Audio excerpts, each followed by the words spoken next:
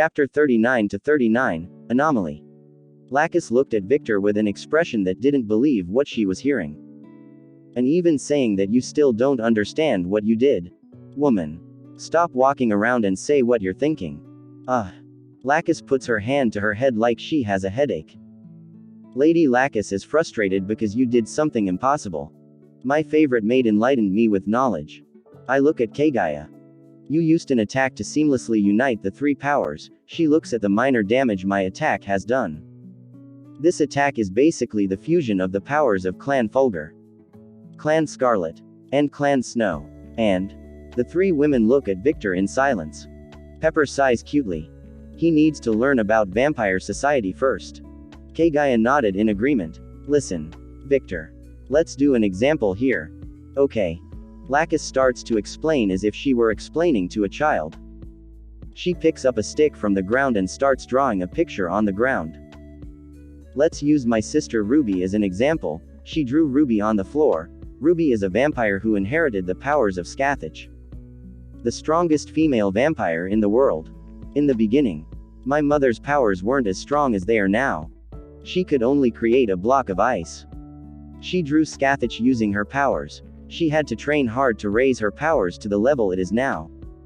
And over the millennia, she managed to increase that power. And then, at some point in my mom's life, she decided she wanted to have a daughter. At first, she was just bored. And she decided that on a whim. And, like every strong female vampire at the time, she did the obvious.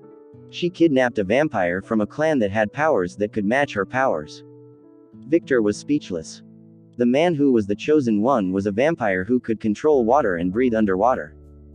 Mom used the vampire until she became pregnant. And even went through the ritual and married the vampire. She did all of this to ensure that her child had greater potential than she did. A few years later, when Ruby was born, she killed her husband and raised Ruby on her own. And Ruby inherited the powers of both parents perfectly. She drew Ruby using her powers. Ruby could control water and ice. And she could also breathe underwater. She could also combine the two powers like you did now. Because of this peculiarity of our race, vampires are feared. After all, with each passing generation, vampires have the potential to surpass their parents. But unfortunately, that potential is wasted. She sighed and continued. Since she was little, Ruby has always had great power because of what happened in the past. She has the potential to surpass Scathach. But she needs to train a lot. She looks at Victor and says, what you've done now is literally impossible. You have the three powers of the strongest clans in the vampire world. And you've combined the powers perfectly. She looked at me. Do you understand? Yes. My mother-in-law is crazy. And you draw really bad. And my wife has better potential than my mother-in-law. And can surpass her in the future. And you draw really bad. Victor nodded with his head, indicating that he understood. That's not it. I mean, that's it. But it's not that. Lacus yelled in frustration as she held her head. She looked at Victor. And no need to say that I draw bad twice. Victor displayed a small smile when he saw Lacus' reaction. In the world of vampires, Kagaya started to explain. And I look at her. Then, realizing I was paying attention to her, she continued. All clans that hold the title of noble vampire these days have done something like that in the past. With each generation that passed, they'd make their children train to the limit. And then they'd find a partner who matched the clan's powers. And made their heirs have children. 2,000 years of selective breeding. Just to create a vampire with stronger potential than the parents. Although that kind of practice is quite limited because vampires have low fertility. Then she continues. And suddenly, boom. She made an exaggerated gesture with the same stoic expression on her face. You showed up and used the three powers of the clan of vampire counts. And you're neither a son nor an heir of those clans. You basically ignored the whole history of the clan of vampires when existing. Because of that, she said that what you did it's impossible. Lord Victor is an anomaly. His potential far surpasses most vampires out there. Victor opened his mouth in shock. And then he looked at his fists as he thought. So having these powers is considered abnormal. Victor was feeling weird. He didn't consider himself special or anything like that. But it wasn't a bad feeling. With this potential, if I train like crazy, maybe in less than a few years, can I get to my mother-in-law's level? I really want to fight her. I get it. Thank you, Kagaya. I smiled gently and patted her head. Kagaya exhibited a small smile on her face. Selective breeding, huh? I put my hand on my chin. So my wives' families did that too. Huh? Pepper suddenly exclaimed in surprise. Why did you understand her confusing explanation and not mine? Lacus yelled. Victor ignored Lacus. Kagaya suddenly said, your wife's clan doesn't need to do this. Let's use Ruby as an example again. Countess Scathach was already a powerful woman when she decided to have a daughter. And when she had a daughter, the daughter was born with the potential to surpass her own mother. In the end, it all depends on the parents themselves and the children's effort. After all, the children have a better start than the parents had. I see, I don't understand something. If vampires have this quirk as a race, why aren't they stronger than other factions? Well, there are noble vampires with the same personality as Corneliu. Kagaya explained. Who? Victor thought. Confused. 80% of vampires worldwide are like that man. Lazy, proud, and never train. I just looked at Kagaya with a blank expression. But don't despair. 19% of vampires are workers. And only 1% are crazy about training like Lady Scathach. Vampires are fucked. 80% of the vampire population is just useless. Victor thought. Just out of curiosity. My wife Violet's mother. And my wife Sasha's mother. Are they just like Scathach? Victor's eyes gleamed for a moment. They're not the same. Lady Violet's mother is narcissistic and obsessed with her husband. She tried to find better words. But in the end, she just gave up. Lady Sasha's mother. She is obsessed with gambling. And rarely trains. But with the two women living over 1900 years, they are powerful. But they are not on the same level as Ruby's mother. Oh. Victor looked disappointed for a moment. Why this sudden curiosity with the two women? Lacus was about to ask something. But suddenly Pepper yelled in a cute voice. Are you ignoring what he just said? Huh? Lacus looked at her sister. Didn't you hear? He just said, my wives. She mimicked Victor's voice perfectly at the end. Oh. Lacus looked at Victor. Do you have any more wives? She asked curiously. Yes. I replied with a gentle smile. Who are they? Lacus asked with the same curiosity. Victor was going to answer the question. But, didn't you hear? Pepper yelled again. He was talking about Violet and Sasha. Kya. I need to tell my friends. The 3 flowers of the vampire world have been taken by a stranger. Lacus looked at her sister and said.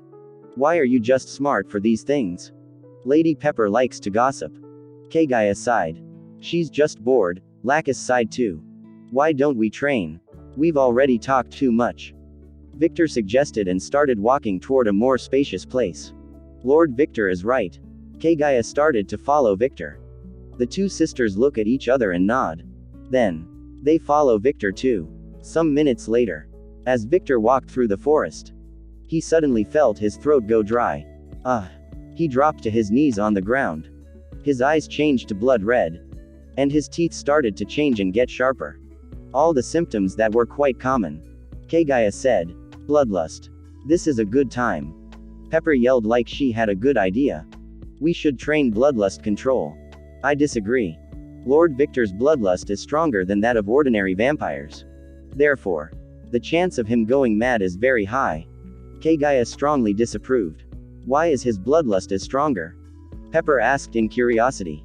Something happened in the past that made him like this. Kagaya spoke ambiguously. Pepper looked at Kagaya with a cute look. So, what are we supposed to do? Lacus asked. You don't need to do anything, I'm fine. Victor stood up and forced a gentle smile on his face. But it failed miserably because his sharp teeth were showing. Kagaya looked at Victor with a stoic expression. Lord Victor. Are you sure everything is alright? Hasn't your bloodlust gotten stronger compared to before? Yes. It got stronger. Victor kept walking. Then he explained. Even if I wanted to quench my thirst, my wives aren't around now. And it's impossible for me to quench my thirst with common blood. That's true. Because of that nuisance. I don't want to get married. Just imagine being dependent on someone else's blood for eternity. No thanks. Lacus snorted. Victor ignored Lacus and continued walking.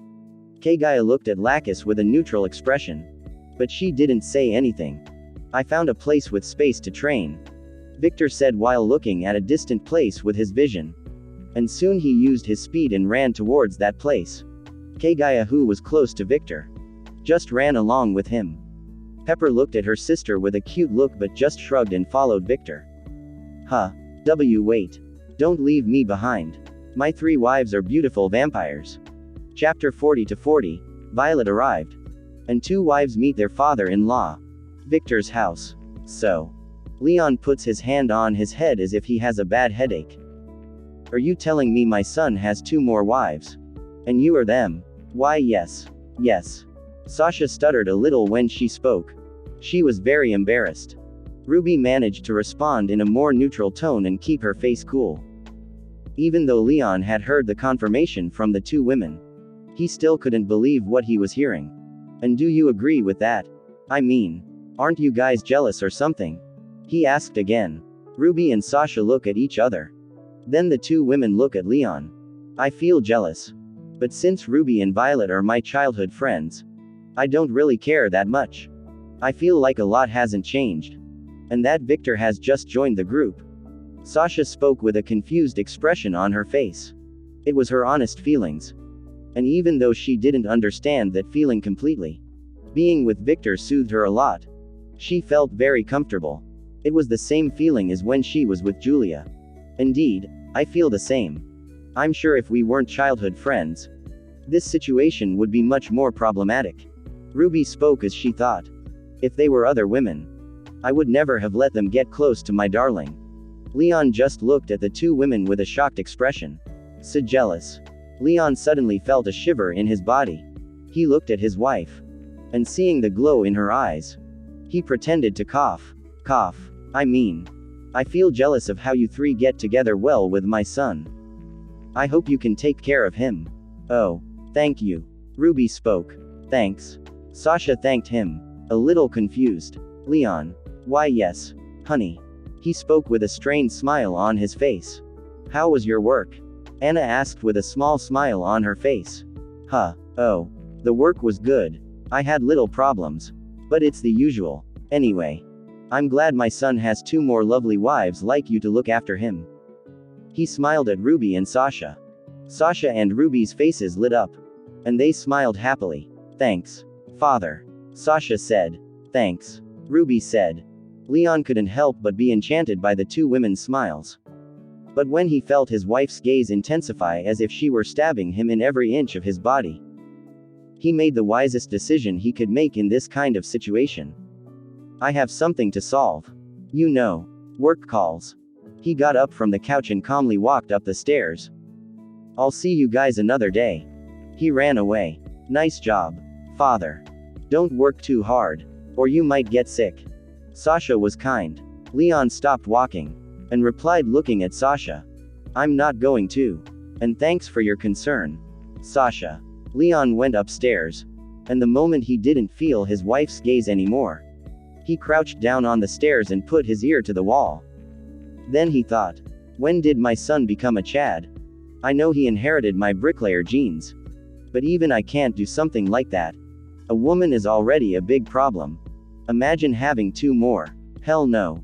After the initial problems and Anna's shock to learn that her son has 2 more wives, she accepted this situation more easily when she found that the 2 personalities of the women were quite agreeable. Ruby was very quiet and had a cold expression on her face all the time. But she could see that there was a very kind woman behind that cold face. Sasha was more talkative than Ruby. But she was more easily embarrassed by heartfelt compliments. And when she called Sasha her daughter, Anna thinks she's found a new hobby of teasing Sasha.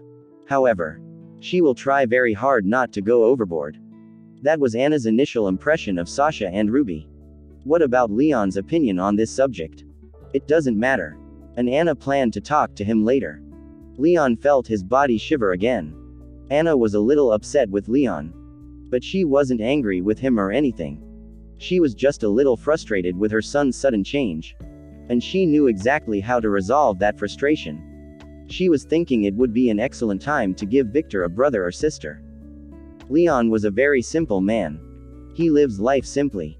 And if he likes something, he accepts it.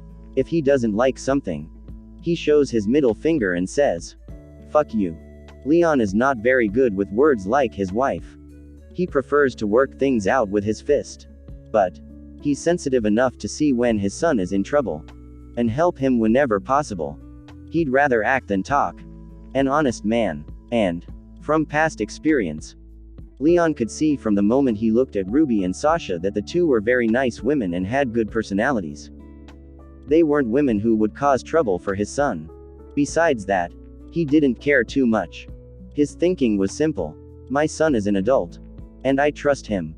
But if I see he is going down a wrong path, I will advise him. And that same thought was shared by Anna, Victor's mother. Basement of Victor's house. Somehow it worked out. Sasha sat on the couch. She was mentally drained.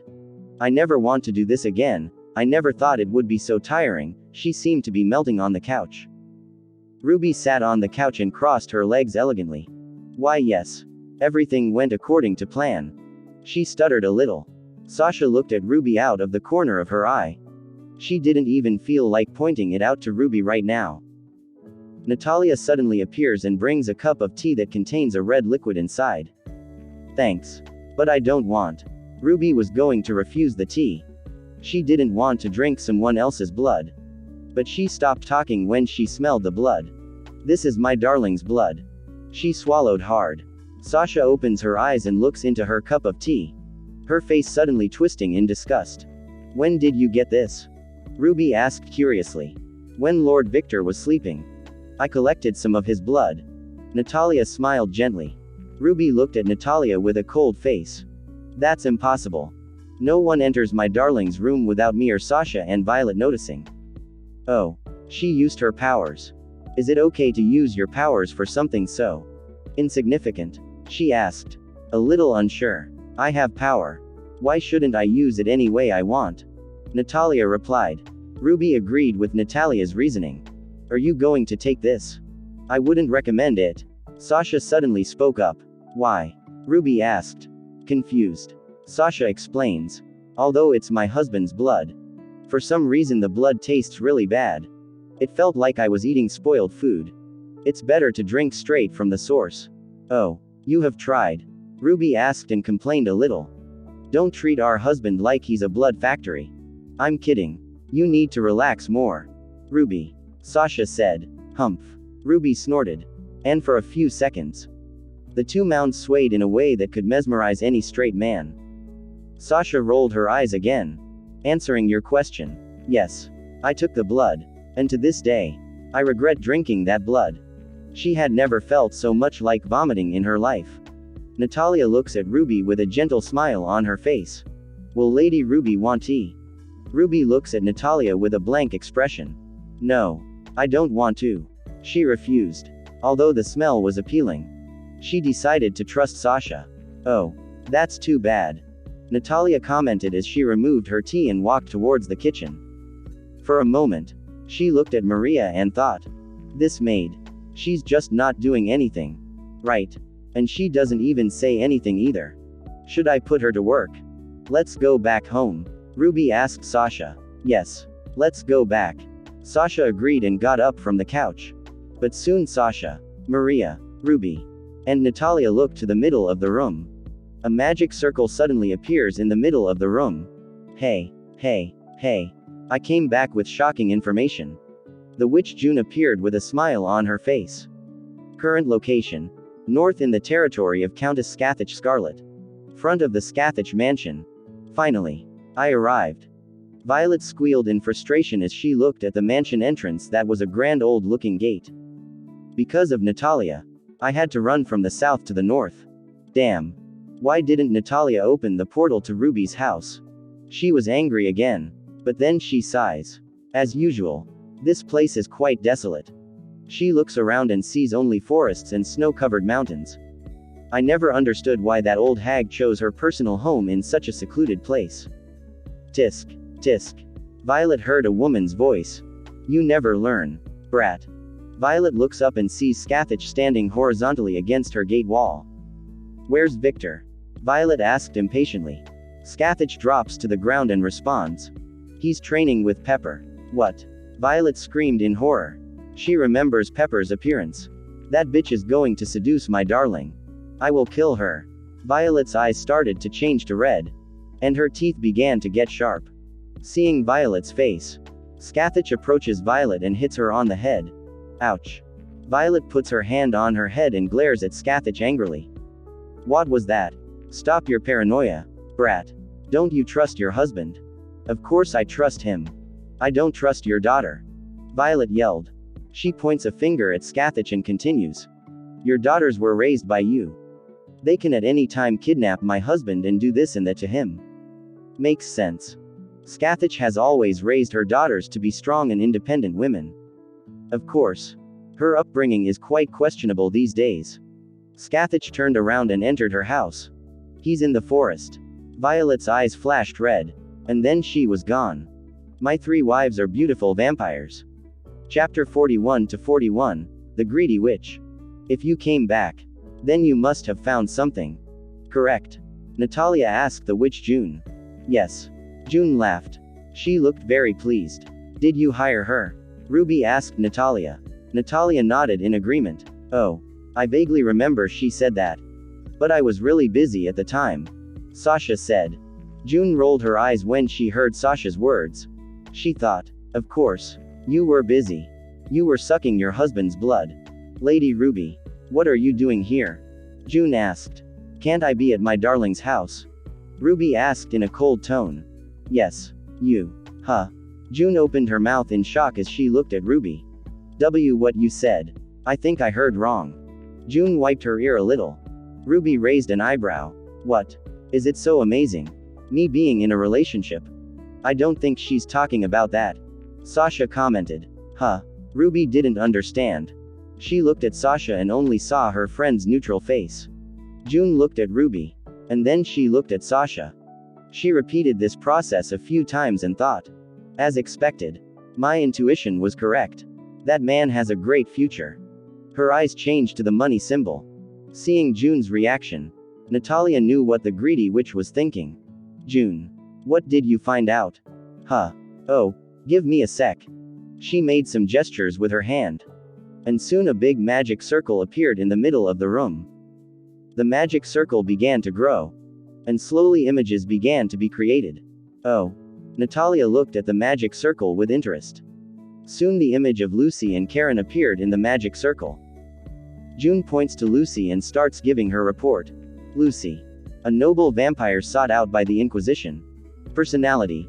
Liar. Cautious. Cunning. Proud and hardworking. He has a love affair with his partner Karen. A vampire who pretends to be Lucy's subordinate. But the woman's true identity is a noble talent scout. The image shifted and focused only on Karen. Oh. Ruby is interested. She looks at Karen. Which clan does she serve? June looked at Ruby. She serves Clan Horseman. Who? I've never heard of it. Ruby said. Neither have I. Sasha added. Excuse my rude words. But. Are you living in a cave? June commented in disbelief. Well. We've been busy these days. Sasha didn't mind and replied. Yes. A lot happened in a short time. Ruby added. June sighed. This information will be free. Consider it a kind gesture. She looked at Sasha. The Horseman clan is the family that took the title Vampire Count from Lady Sasha's family. Sasha opened her eyes wide. Ruby's eyes cooled further. And she looked at June. How do you know that? That was supposed to be confidential information. Natalia asked curiously. Ha. There's no such thing as a confidential subject when it comes to witches. June snorted. In the witch world, anything can be bought with money. Even that kind of information. She smiled and continued. It cost me a lot of money. But I managed to get in touch with the witch the Horseman clan hired. And she sold all the details. Natalia just continued with the same gentle smile on her face and didn't answer anything. Witch. I have a question for you. June felt her body shiver as she heard Ruby's words. What? Did you sell the information on my darling? The air around Ruby began to grow colder. And slowly her eyes began to change to blood red. Answer me. No. I didn't sell any information about Victor. I am not a fool. I don't want to provoke that crazy woman. June quickly spoke. Ruby continued to stare at June. She was looking for some lie in the witch's face. But all she saw was genuine fear. Sasha has woken up from her stupor and looks at June with neutral eyes. You also know about Scathach kidnapping my husband. Yes. I know. A few hours ago, I received a contact from an informant who spotted Countess Scathach carrying a man like a sack of potatoes to her residence. And, from the characteristics of the man the informant gave me, I could deduce that it was Victor. Although after that, I lost contact with this informant. Give up on this informant. He's probably buried 7 feet under the earth now. Ruby spoke in the same tone of voice. She controlled her emotions. And soon the air around her started to return to normal. June nodded in agreement. She knew Scathach's personality. The crazy woman was just too famous. He probably died. Sigh. I need to find another informant in the vampire world. June is a talented witch. Few witches can do what she did now. Natalia complimented her, smiling gently. Thank you. June flashed a satisfied smile. Ruby and Sasha just rolled their eyes when they saw June's smile. So, what did you find out about Lucy? Natalia asked. June makes a few gestures with her hand. And slowly the image of Lucy and Karen changes. And soon a huge coffin appears. The coffin was pure white. With a black crucifix symbol in the middle of the coffin. What is that? Sasha asked. This is the finger of Saint Mary. June replied. Then she continued. A sacred church artifact. That's all I know. I couldn't find anything else. For me to know the contents inside that coffin, I would need to take more risks. I would also need more money and connections that I don't have right now. This job is way above what I'm able to offer. I don't want to risk my neck and provoke the Horseman clan. The money offered is just too low for me to take that risk. She thought. As Lady Natalia paid a high price, I compensated these services with all of Lucis' information and what he's planning to do. She took a flash drive from her pocket and threw it in Natalia's direction. This is all I can do with my current abilities. She was surprisingly honest. You did more than enough. June. Natalia spoke with a gentle smile on her face. She takes a cell phone from her pocket, types something on the cell phone, and says, done. June feels her cell phone vibrating in her pocket. She quickly takes her cell phone. When she sees that the money has fallen into her account, she starts drooling while staring at the number on her cell phone screen. 10 digits. Holy fuck. She cried out in emotion. June.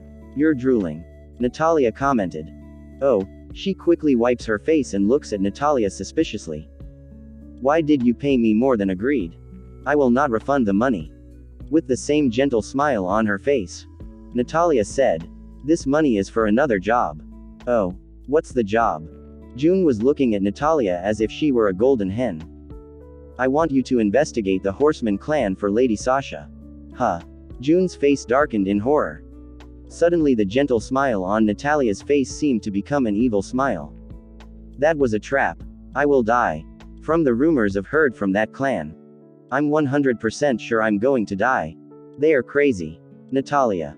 Sasha didn't understand why she did it. Natalia looked at Sasha.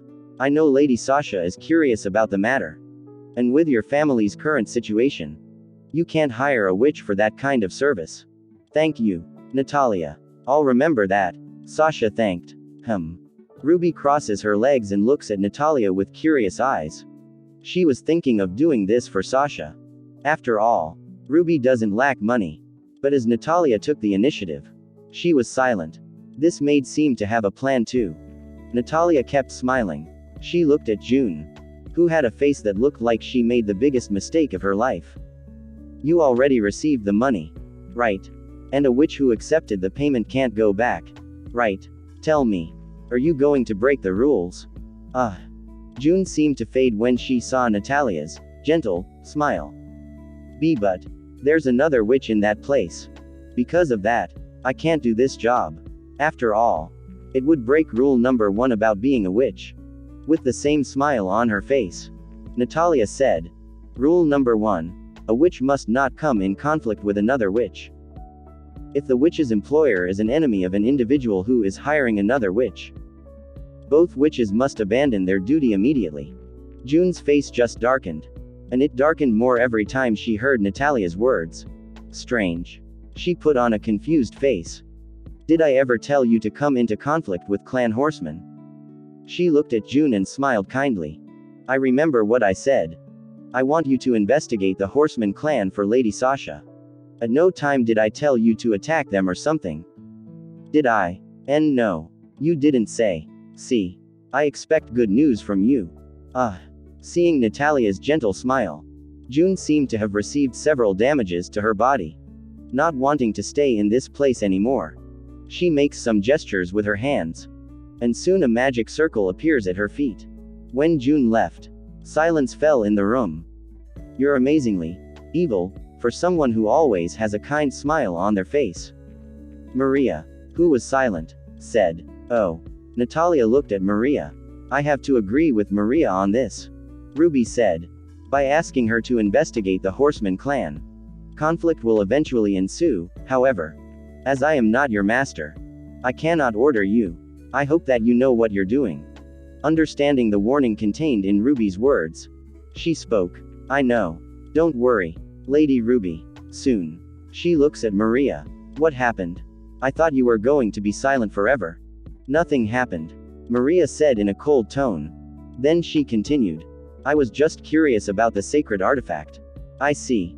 Natalia said and then walked towards a table and, when she got close to the table, saw a laptop she used when she was bored.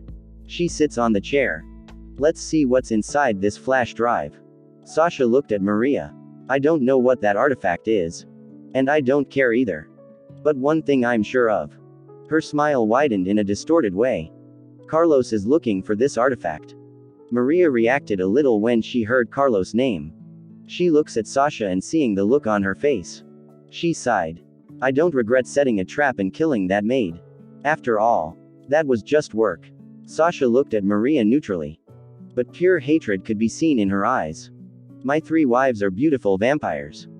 Chapter 42 to 42. Now you understand me. Maria looked at Sasha and continued. I don't know about the other vampire hunters. But for Carlos and me, we just treated it like a job. We had no personal grudge or special reason to hunt vampires. Carlos and I grew up in a poor area of New Jersey, Camden. We were both orphans. Ruby and Natalia looked at Maria with curiosity. 2 orphans surviving on the street. We could barely survive day to day. And to make matters worse, I was a girl. She spoke the last part with a bit of hatred. What would eventually happen to me was obvious. I could only maintain my purity because Carlos defended me tooth and nail. He was always more developed than the people around. Despite being only 10 years old, he was stronger and faster than an ordinary human. At the time, I didn't know. I just came to find out what this abnormality of Carlos was in the future. He was a man who had the potential that the priests talked about so much. He could more easily access the energy of God. To access this power, you need to have faith in something. I don't know what Carlos's faith was when he was younger. He never told me. But one thing was undeniable. He was strong. She sighed. We survived on the street.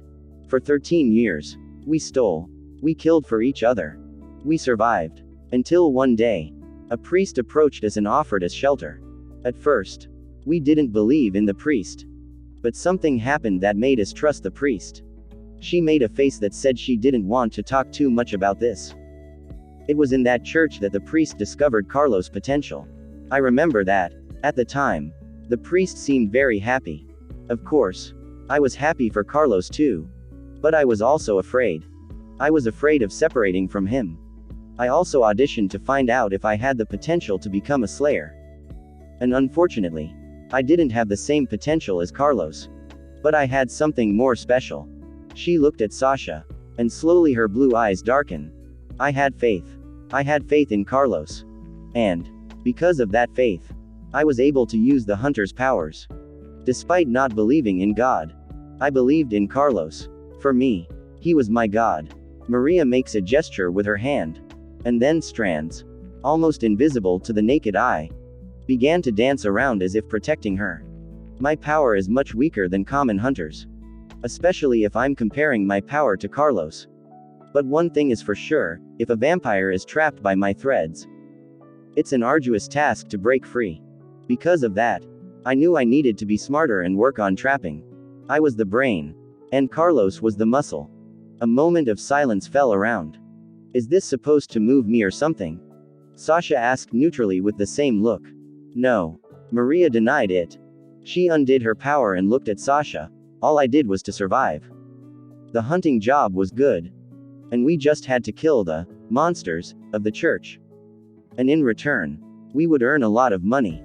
But living a little with you and observing your daily life, I could see that you are no different from humans. Sometimes, a thought pops into my head. Could I have done things differently? She spoke and continued. But when I look back on my living conditions, I realized that I had no other alternative. Either I would become a hunter and earn enough money to be independent, or I would enter the criminal world. After all, I already had hands stained with human blood, and I don't regret the decisions I made. I did what I did just to survive. And now, I'm suffering the consequences of my actions. But, she bites her lip. Just don't kill Carlos. Please. He's all I have left. Small tears threatened to fall from Maria's face. Sasha looks at Maria with a neutral face.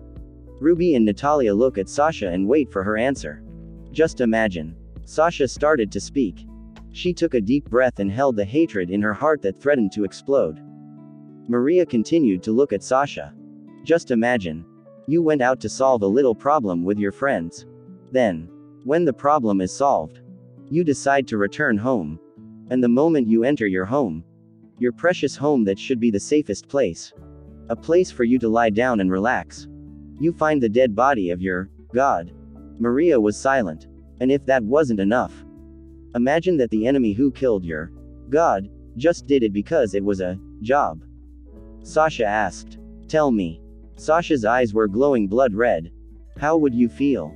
Maria remained silent. She bit her lip and didn't answer Sasha's question. Unable to hold the hate in her heart, lightning began to cover Sasha's body. And she roared. Tell me. How would you feel? Ruby and Natalia put their hands over their ears when they hear the lightning's noise. Maria bites her lip harder and responds in a troubled but honest voice. I would feel hate. I would feel a sense of loss. I would feel empty. She replied. Would you forgive the murderer of your precious God? I wouldn't. Maria clenched her fists tightly. But in the end, she just sighed and felt very tired. See. Now you understand me. Sasha spoke in a neutral tone with a distorted smile of hate. Maria didn't answer anymore. She just turned and walked towards the kitchen.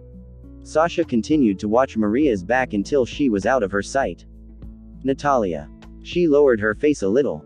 And her blonde hair covered her face. Yes. Lady Sasha.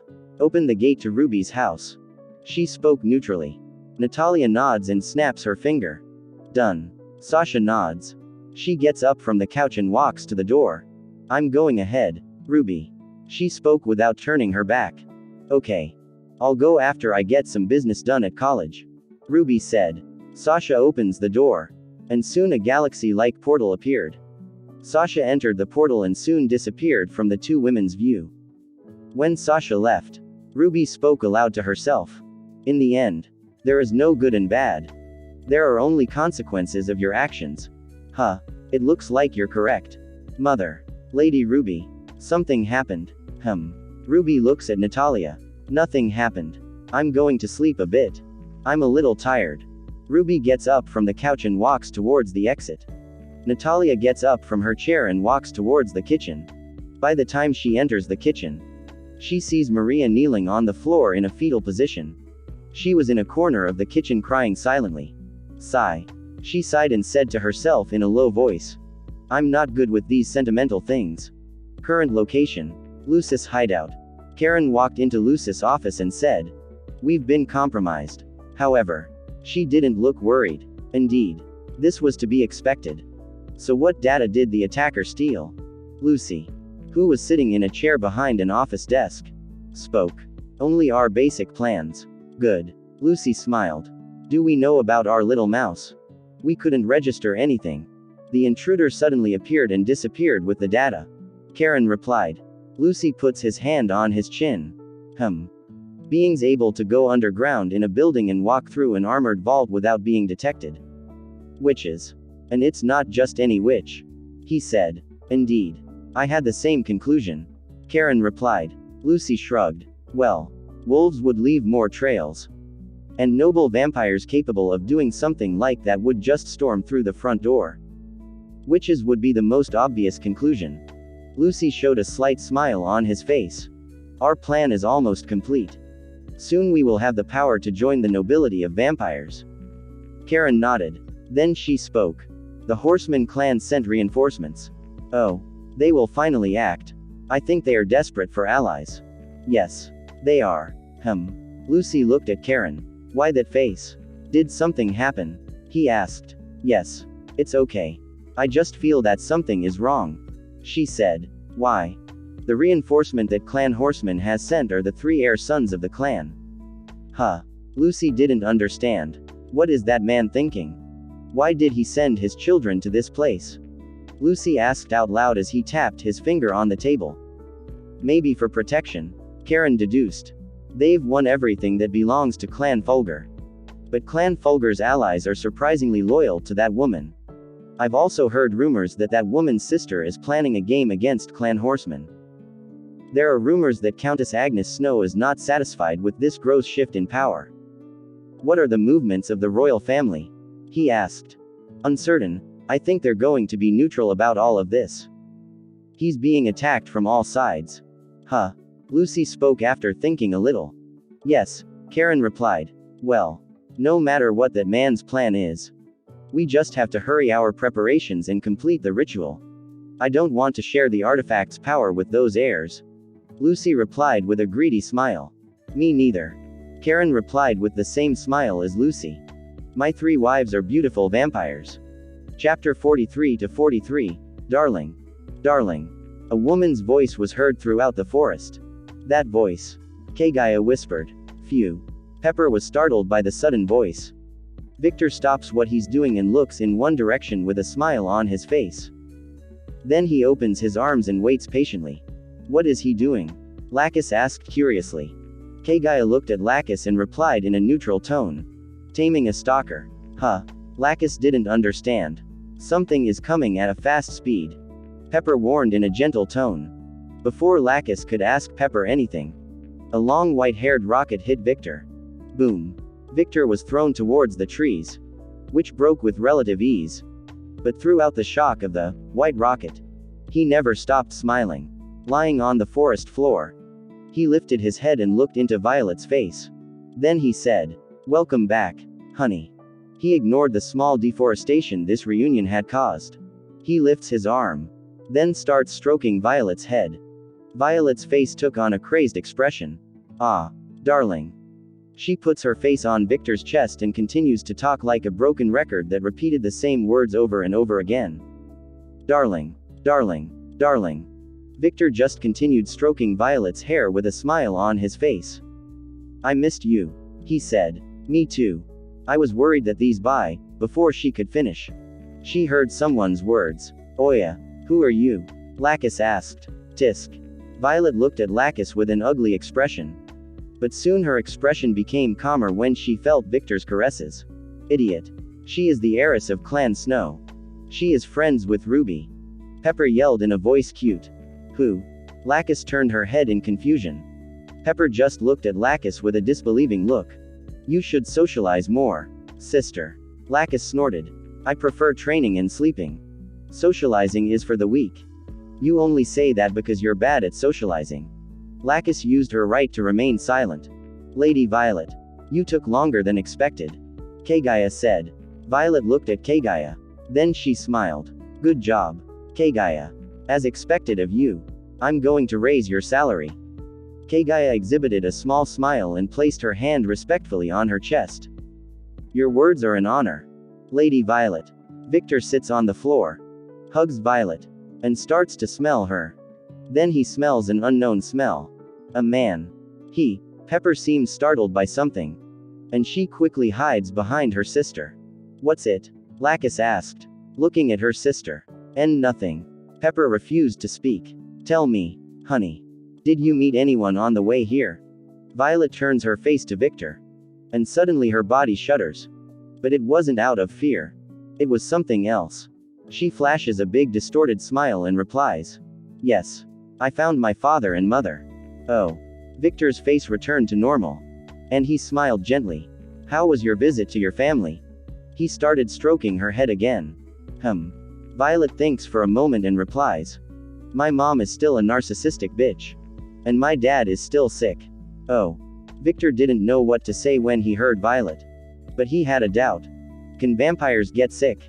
And my dad wants to meet you, is that okay with you? She looked a little hesitant. It's alright. This is a good opportunity to meet your family. He spoke lightly. I see. She flashed a happy smile. But before that, I should get back to training. Victor stood up while holding Violet like a princess. Then he leaves her on the ground and looks at Lacus. Let's continue. Lacus exhibited a thirsty smile and said, of course. Victor walks to where he was, with Lacus following him. Did I miss something? Violet asked as she looked at Lacus with dark eyes. Lady Violet. Calm down first. Kagaya said. I'm calm, look at my face. I'm calm. Alright. She smiled with her sharp teeth bared. Sigh. Kagaya took a long breath and placed a hand on her brow. Lord Victor is training with Lady Lacus. We found that the best way for him to learn the basics is through fighting. Kagaya began to explain. Oh. Explain more. Violet was interested. We did a lot of tests with Victor. But in the end, he can't learn by logic. Pepper replied in Kagaya's place. Violet looks at Pepper and, when she looked at Pepper's breasts, clicked her tongue in annoyance. Why does all that witch's family have these big breasts? They're not even her real daughters. Darling. Isn't stupid. Why isn't he learning by logic? Violet asked as she tried to ignore Pepper's melon swaying with every simple move she made. Darling. Pepper's face turned red and, as smoke started to come out of her head, she began to mutter at supernatural speed. She seemed to enter her own world. Violet didn't understand Pepper's reaction. Yes. Lord Victor is not stupid. But he is very different from ordinary noble vampires. Kagaya continued. I know he's not normal after all. He's my darling. Violet displayed a proud smile. Kagaya holds back the urge to sigh again and continues. When noble vampires go to do an action that, for our species would be commonplace, they succeed naturally. Right. Yes. Violet remembers that it was the same with her. Lord Victor doesn't work like that. If he tries to do a simple action, some explosion of power will always happen. He looks like a battery that contains a lot of power and never gets discharged. Because of that, he can't control his power to learn the basics. Boom. Victor was suddenly thrown into the sky by Lacus. Ha. He seems to be enjoying himself. Violet was a little annoyed. While he was in the sky, he suddenly made a move. Victor kicked the air and launched himself towards the ground. And, when he did that, Violet could see that pure fire had gone out as he kicked the air. And when he was falling towards the ground, his body started to be covered by lightning. And when he landed on the ground, a little ice explosion happened. What in the seven hells was that? Violet asked in disbelief. As Lady Violet can see, any small actions Victor does, he unconsciously releases his powers and, because of that, he can't learn the basic skills of a vampire. Kagaya looks at Victor, struggling with a small shock in her heart. Didn't he notice? He's combining his powers perfectly. Is that what people call a genius? Victor went into combat again with Lacus. The red-haired vampire had a slight smile on her face as she used only her physical strength to fight. Although sometimes, she had to use her fog powers to defend herself from the flames Victor unleashed. After all, these flames were dangerous even to her, who was a vampire that was over 400 years old. Unlike Pepper and Ruby, Lacus didn't have the power of water or ice. However, Lacus had the power to control the mist. And she generally uses that power to confuse enemies and flee. Small explosions can be heard when Victor and Lacus engage in combat. He always seems to be at full power and never gets tired. So we decided he should get tired first. Pepper recovered and spoke in a cute voice. As Lady Lacus had nothing to do, we decided she should fight Victor. But while the two of them were fighting, we found that he learns faster by fighting than explaining. Kagaya finished explaining. In the beginning, he wasn't managing to keep up with Lacus. But slowly, he started to get used to his body. Now, he can give Lacus a decent fight. He's getting better really fast. Kagaya said. As expected from my darling. Violet spoke with pride. He reminds me a bit of my mother. Pepper commented with her finger on her cheek as she looked at Victor, who had a big smile on his face. How rude. He's not crazy. And an old hag. Violet huffed. That was not what I meant. Pepper yelled. Seeing that Violet ignored her, cheeks starting to turn squirrel-like. Then she turned away. Humph. Boing. Boing. Veins started popping in Violet and Kagaya's heads. This bitch. Is she teasing me? Violet growled. Calm down. Lady Violet. We must not commit murder here. We must take her to a dark alley first. Kagaya suggested with a stoic expression. Oh. That's a good idea. Violet smiled dangerously. Pepper felt a shiver in her body. And since her instincts had always been good, she decided to slowly back away from Violet and Kagaya. Silently, she whispered as she walked away. But she didn't expect a big body to fly towards her. Kya! She screamed in fear as her body collided with Victor's. Oh. I'm sorry, sister. Lacus said a little regretfully. Ouch. Victor puts his hand on his head. This power to become mist is annoying, he spoke annoyed. But the smile never left his face. Every time I go to hit her, her body turns in fog. And she runs away. It's very slippery. I feel like I'm doing something wrong. But I don't know what it is.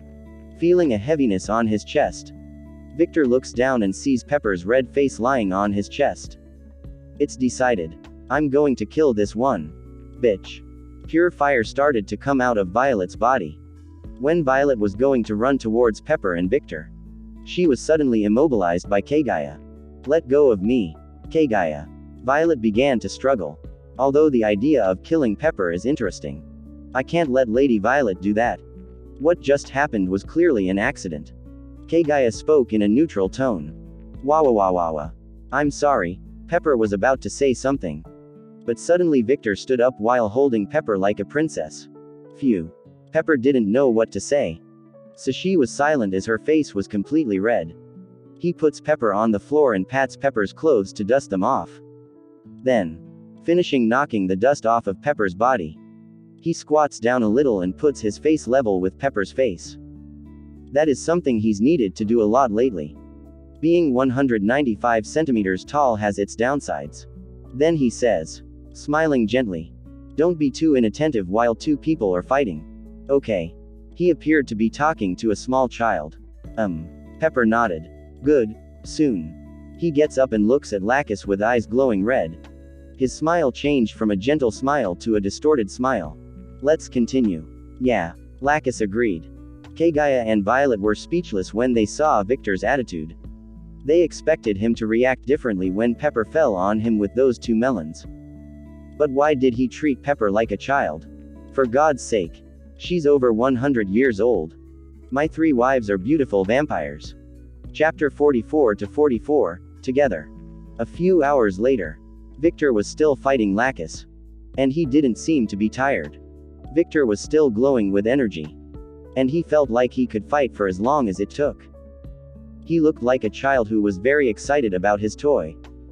He's getting better too fast, actually. He's making fewer useless moves. How is this possible? He never fought from what I remember. Violet spoke as she placed her hand on her chin. She watched Victor for a long time. And she clearly remembers that he never practiced martial arts. Self-defense training with that wolf doesn't count as martial arts. After all, that's just self-defense. I don't understand this absurd progress. This is not as unusual as you think. Violet is startled by the sudden voice. And she looks up. Old witch. Don't scare me like that. Scathach's face distorts for a few seconds. She suddenly moves at a speed Violet can't react to. Then she hits Violet's head with her fist. Ouch. Violet held her head. What are you doing, witch? Scathach hits Violet's head again. You never learn. Huh. Do you have chicken brains? Respect your elders. See. You. Yourself. Said you were old. Violet stuck out her tongue. Scathach looked at Violet with a neutral expression. You're actually a lot like your mom when she was younger. She looks at Victor and continues. Although your mom never had eyes for potential, you seem to be different. Of course. My darling has potential. He's my darling. Scathach looks at Violet's smug face with a blank expression. I take it back. You really are just like your mother. Hua. I'm different from her. She was about to say something. But suddenly she turned her face towards Scathach's mansion. Oh. Scathach flashed a curious smile when she saw Victor stop his training and look toward her mansion. Sasha. Victor and Violet spoke in unison. Huh. Why did you stop, Victor? Lacus asked curiously. Interesting. No matter how many times I see it. This is really something curious. Due to the magic in the ritual, their connection must have gotten stronger. And it seems that it wasn't only the connection that got stronger. Scathach's eyes seemed to glow blood red for a few seconds as she looked at Victor. Victor ignores Lacus, closes his eyes, and senses Sasha's messed up emotional state.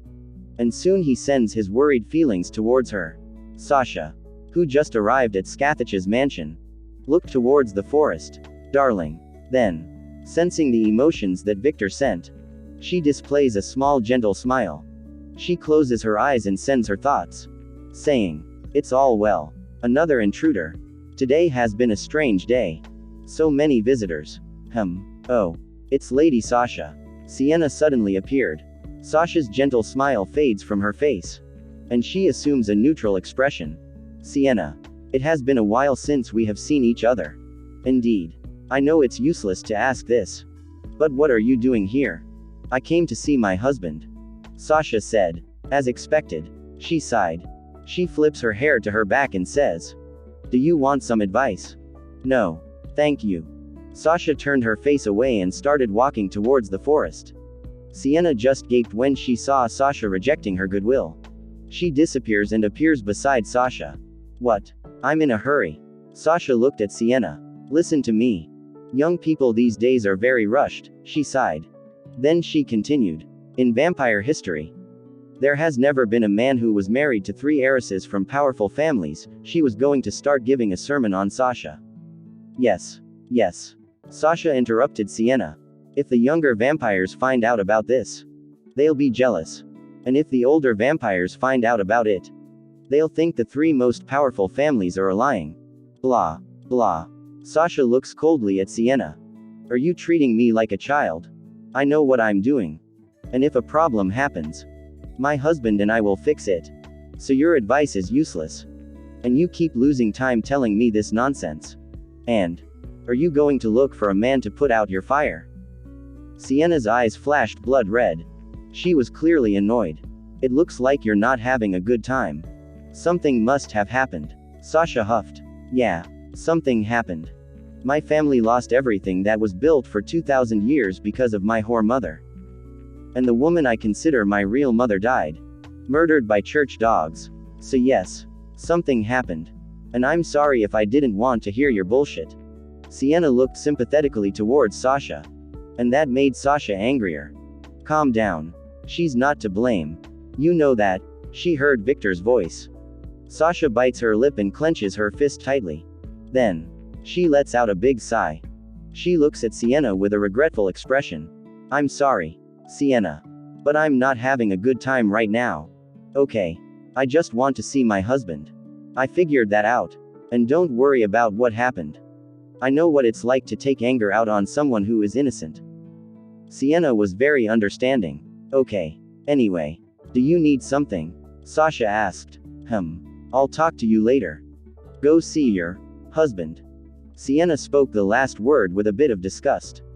Sasha's eyes changed to blood red as she saw the obvious contempt for Victor.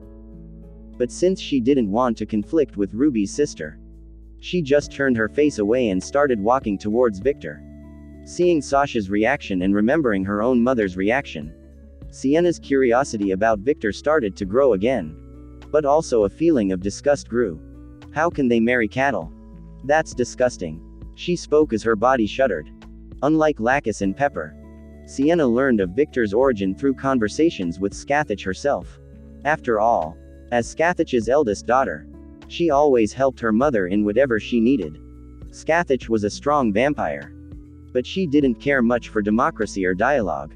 She wasn't like that in the past. But she started to get numb the longer she lived. Now, she doesn't like to waste time on dialogue. And generally, she just does what she wants. Because of that, Sienna's assistance was needed. Scathach needed someone to take responsibility for her territory and someone to clean up her mess whenever she needed it. And, since Sienna has a lot of respect for her mother, she did this job with a smile on her face. Besides, it's not like this job was bad. She has all the power that someone with the Vampire Earl title can have. And that influence is something she liked. I need to get back to work. Sienna spoke aloud as she started walking towards a place. Hey, witch. What do you mean that this is not unusual? Violet said as she was looking at Victor, who was fighting Lacus. Scathach looked at Violet with a tired expression. Sigh. Is your brain really rotten? She sighed. Violet ignored it and continued. I know my darling is awesome. After all, he is my darling. She smiled proudly. But I also know that what he's doing isn't normal. I think. Scathach rolled her eyes. And then she looks at Victor. What he is doing now. Fighting and learning while fighting. Is not uncommon. Many warriors in the past have done this. And I can count on my finger the warriors who had this ability. Warriors like Cuchulainn, Hercules, Arthur Pendragon, Lancelot, etc. Violet looked at Scathach in disbelief. You are really old. Scathach makes a fist and hits Violet on the head again. Ouch. My head. She holds her head in pain. Scathach looks at her fist. Now that I think about it, maybe I'm to blame for your being so stupid. Hitting you on the head since you were a little girl must have caused it. And there's your mother's genes in your blood too. Stop hitting my head. Violet grumbled. Countess Scathach seems to have a very high opinion of Lord Victor. Kagaya said curiously. Scathach ignored Violet and looked at Kagaya. The ritual changed him. He was turned into a vampire. But not an ordinary vampire. Because of his blood, he became something else. She looked at Victor with a distorted smile on her face. And at the same time, he received the potential of 3 bloodlines. Clan Snow, Clan Scarlet, and Clan Fulgur. Kagaya said. We can ignore Clan Snow and Clan Fulgur. After all, one is a stupid woman. And the other is a useless woman who likes to bet. And in the end, she always lost the bet. Scathach spoke in disdain. With just my bloodline alone, he could become very powerful. But, as he has these extra bloodlines, he can become even stronger. And, to improve his personality, he reminds me of me when I was younger. Her smile seemed to distort even more. Ah, I'm looking forward to the future. Seeing Scathach's distorted smile, Kagaya couldn't help thinking it was a bad idea to let Scathach find out about Victor. Huh. I agree that my mother is a useless bitch. But my father is in my clan too. Scathach looks at Violet with a disinterested expression. A man who has been exploited all his life. A man with the only quality of being handsome. A man who exists only to satisfy his mother's vanity. Boring. My 3 wives are beautiful vampires. Chapter 45 to 45, Insanity. Wrong. I'm sane. Violet wasn't offended by what Scathach said. She was used to the woman's dirty mouth. But she couldn't help asking. You seem to know my father. Of course I know that man. In the past his mother asked me to save him from 2 strong women. What were their names again? I forget. They are not important anyway. Violet started to think about what she heard. She had suspicions that something like that happened to her father in the past. After all, he was very handsome. And that powerless beauty was just a curse. The 2 women were strong. But I couldn't even enjoy myself for very long. Well, seeing your mother, who was a psycho bitch, bending over to me for my help. was a satisfying thing to see. She smiled with some amusement. I'd like to see that. Violet flashed a smile. Kagaya looked, with an expressionless face, at Violet, and she couldn't help but comment. Is Lady Violet really Countess Agnes' daughter? Violet looked at Kagaya. Yes, I am. But my mom is a very narcissistic woman. I grew up hearing the same words about how she was beautiful. How she was hot. It was fucking annoying. Thinking back to the past. Kagaya nodded in agreement. I feel bad for you, Skathich commented with a small smile on her face. It was obvious she was enjoying herself. Humph. Violet snorted. Victor. What is that? Hearing Pepper's curious scream, the three women looked towards Victor. Soon they see something that shocks them. Victor was covered in lightning. His right arm was covered in pure ice. And his left arm was covered in fire. It worked. I knew something was wrong. Thank you, Lacus. Victor said, smiling at Lacus. Lacus was confused. But I didn't teach you anything. I just hit you. I learned a lot by watching the way you use your fog powers. He explained. Lacus looked at Victor in shock. Interesting. Skathich suddenly appeared beside Victor and looked him up and down as if sizing him up. Did you manage to find your balance? She spoke as her eyes glowed red. Wrong. Victor shook his head. My powers aren't balanced. I'm using 80% of the lightning all over my body and 10% of the fire and ice in my arms. Oh. Skathich's smile grew a little. While I was fighting Lacus, I discovered several things about my own power. Victor's body suddenly returns to normal. And soon his body starts to catch fire. Fire is a very easy power to control. But if I just use fire, I start to feel angry. And any little things that happen, I get easily irritated. Victor was giving a much more intense feeling than usual as he spoke those words. This is normal, Violet said as she walked to Victor's side. What do you mean? Lacus asked curiously.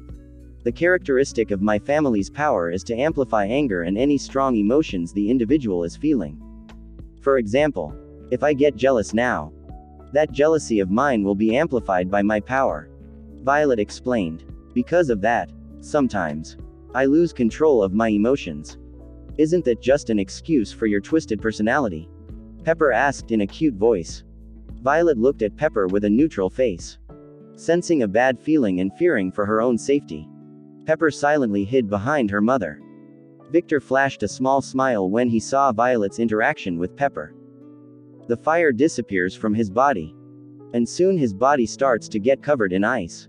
Secondly, ice is very difficult to control. And if I use it too long, I start to feel a feeling of indifference. I become very listless. He spoke in a cold, indifferent voice. Well, that's the hallmark of my power. Though it doesn't affect me that much. Skathich spoke with a small smile on her face. Violet rolled her eyes. Of course. It doesn't affect you. You're a crazy bitch. Hearing someone approaching footsteps, the group looked at the individual. Welcome back, Lady Sasha. Kagaya greeted Sasha. I'm back. Sasha was going to say something, but her words caught in her throat when she saw Victor's body become covered in lightning. What?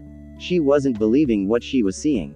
From her reaction, I think she doesn't know about Victor's powers. Does anyone mind letting her know about it? Lacus asked. Pass. Kagaya said. Boring. Skathich said. Laziness. Violet said. I'm tired. Lacus said. All the women looked at Pepper. Phew. Pepper looks at the women. Then a pout appears on her face. And she says. Fine. I will do it. Pepper approaches Sasha and starts explaining to her everything that happened. Thirdly, lightning is a very unique power. It greatly increases my speed. And because of that, I can't control it very well. But compared to the other two powers, lightning is more neutral. You're wrong, husband. Sasha suddenly stopped talking to Pepper and interrupted Victor. Victor looked at Sasha. My power was originally supposed to harm the vampire greatly. But, thanks to my father's bloodline, this effect is negated. And the hallmark of my power is to amplify recklessness. She explained. Even though she didn't understand how Victor could use her lightning, she didn't want him to misunderstand her power. I thought he could only use Violet's power. She thought. Recklessness. Victor spoke. Yes. You're more likely to do reckless things when you use lightning too much. Sasha added. But soon she goes back to talking to Pepper. Oh. But I guess that doesn't apply to me. Victor spoke as he stopped using his power. That's because Darling is already so reckless. You get too lost when you're having fun. Violet smiled. Oh. That's true. Victor can't deny it. Lord Victor has been training for over 21 hours. And you probably didn't even feel the hours go by. Right. Kagaya spoke. Well. My timing is impaired because of this endless night. Victor looked up at the full moon. I was having a lot of fun too. He flashed a big smile. Looking at Victor's smile, Kagaya sighed. Sigh. I feel like I'm going to sigh a lot in my life. She had a feeling her words were correct. I see. Scathach placed a hand on her chin. You haven't found a perfect balance. You're just using the powers in a way that doesn't impair your ability to think while fighting. Victor looks at Scathach. I've lost control of my actions twice in the past. I don't intend to make that mistake a third time. That's a good mentality. She praised him with a small smile on her face. Thank you. He smiled a little. Darling. Violet climbed onto Victor's back. Victor looked at Violet. You need to get some rest. She flashed a smile as her eyes glowed blood red. Understanding what she wanted, Victor agreed. You're right. Aren't you going to train anymore? Lacus asked with a pout. I will train later. He replied. Sorry. But that won't happen. Scathach flashed a distorted smile. Huh. Lacus looked at her mother in disbelief. I have a bad feeling about this. Kagaya whispered in a low voice. I could see what you are capable of doing today. And I know what kind of training is right for you. Her smile seemed to grow disproportionately. Rest for 3 days. You'll need it. Scathach turned. And soon everyone could just see the woman's silhouette. While running in the forest. Scathach said. Ah. How long has it been since I have trained someone with such potential? I think it's been 1800 years. Well. It doesn't matter. She stopped thinking about it. But when she remembered she was going to train a man with so much potential, her body trembled in ecstasy. Ah. I'm excited. Then, without realizing it, her cheeks turned a little red. And her breathing became gasping. Her eyes glowed blood red. And she flashed a big smile that showed all of her sharp teeth. This is going to be fun. She was having so much fun. Hearing Scathach's crazy laughter in the forest, Victor felt his body shiver. He was excited. Lacus and Pepper also felt their bodies shiver. But they weren't excited. They were scared. Well. Lacus looked at Victor with a sympathetic expression. I hope you don't get traumatized. Sniff. Sniff. Pepper starts to get watery eyes. And she falls to the ground. I don't want my new friend to die. It's okay. Sister. Lacus massaged Pepper's back. Victor won't die. I fought him. And I know he's strong, he'll just be a little traumatized. But that's normal. Sasha looked incredulously at Pepper and Lacus. Aren't you exaggerating? They are not exaggerating. Violet spoke with a lifeless face. She seemed to be thinking about something. That crazy witch is very Spartan. Remember, she is over 2000 years old. Her training is not ordinary for today. Violet still remembers the time when she came to visit Ruby after training. Her friend had dead eyes. And when she heard Ruby narrate her training, Violet felt her body shudder. Unconsciously, she hugged Victor's back tighter. Sasha was worried. She looked at Victor. But she was surprised when she saw the big smile on Victor's face. Why are you smiling? Violet looked at Victor. Huh. He put a hand to his face. Confused. I don't know. But I just find it all so much fun. Indeed, this is so much fun, ha ha ha ha. He puts his hand on his face and starts to laugh. Sasha was speechless. Maybe. Just maybe. I need to take my husband to the psychologist. She was taking it seriously. This kind of reaction is way beyond ordinary madness. My 3 wives are beautiful vampires. Chapter 46 to 46, A Beautiful Night. Some hours later, Violet, Sasha, and Victor separated from the group. And they started walking through the forest until they found a massive tree. Looking at the tree, they decided to sit under it. By the time Victor sits down on the ground, Violet can't hold back any longer. She climbs into Victor's lap and bites his neck. Feeling Violet sucking his blood, Victor began stroking her hair while keeping a gentle smile on his face. Sasha sat on Victor's right side. As usual, she's in a hurry. Ha ha ha. If she wasn't like that, she wouldn't be my lovely Violet. He chuckled a little. Violet felt her body shudder as she heard Victor's words. Then, slowly, she stopped sucking his blood too hard and got more comfortable in his lap.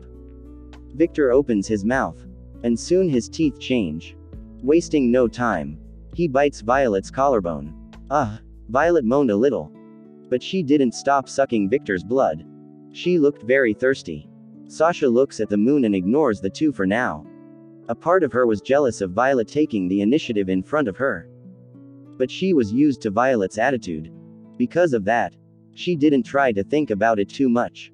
A few minutes later, Violet stopped biting Victor and licked the blood from her lips.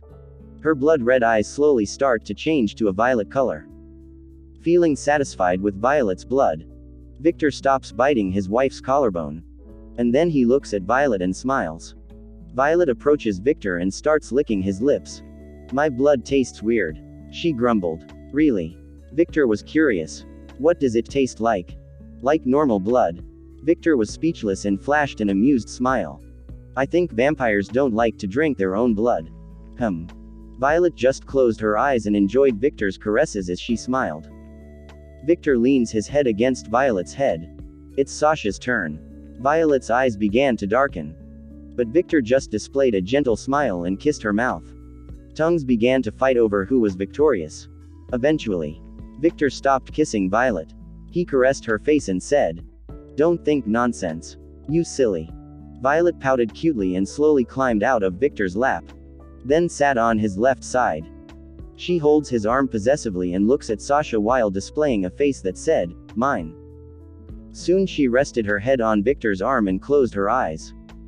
Sasha rolled her eyes when she saw Violet's attitude. Victor chuckled. And, with his right hand, he patted his thigh. Looking at his gesture, Sasha's face turns a little red. And slowly she crawls and sits on Victor's lap. Now that I got to see you more closely, you've really gotten taller. Sasha commented in an attempt to avoid her embarrassment. Indeed. My evolution gave me a lot of things, Victor laughed. He tugs at Sasha's waist with his right hand. And then he feels Sasha's body brush against his.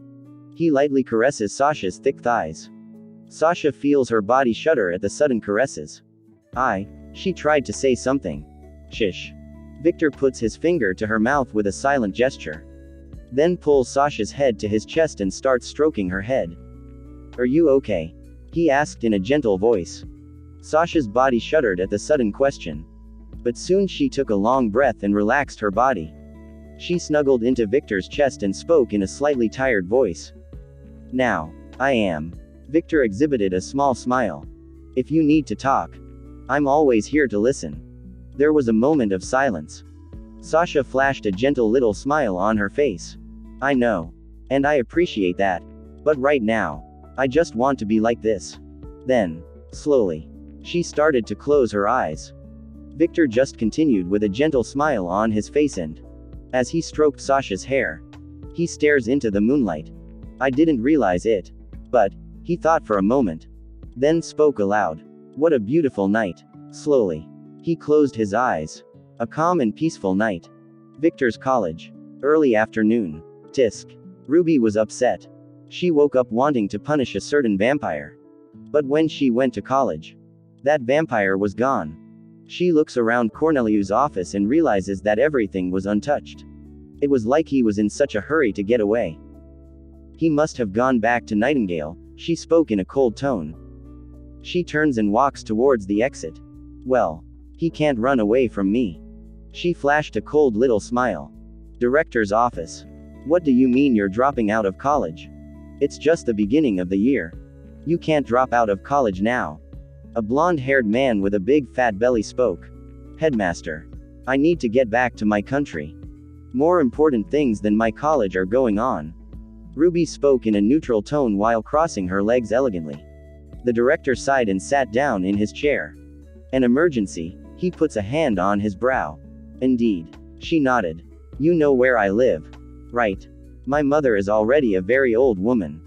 And I need to go back to take care of her. Well, it's an emergency. The principal sighed again. It's a shame he's going to lose one of the most talented students in the college. But the student had a life of her own. He couldn't force anything on her. All right.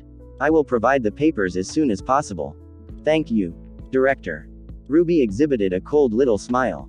Then, slowly, her eyes changed to red. And she continues. Can you do the same procedure for the student named Victor Walker? Huh. The headmaster didn't understand.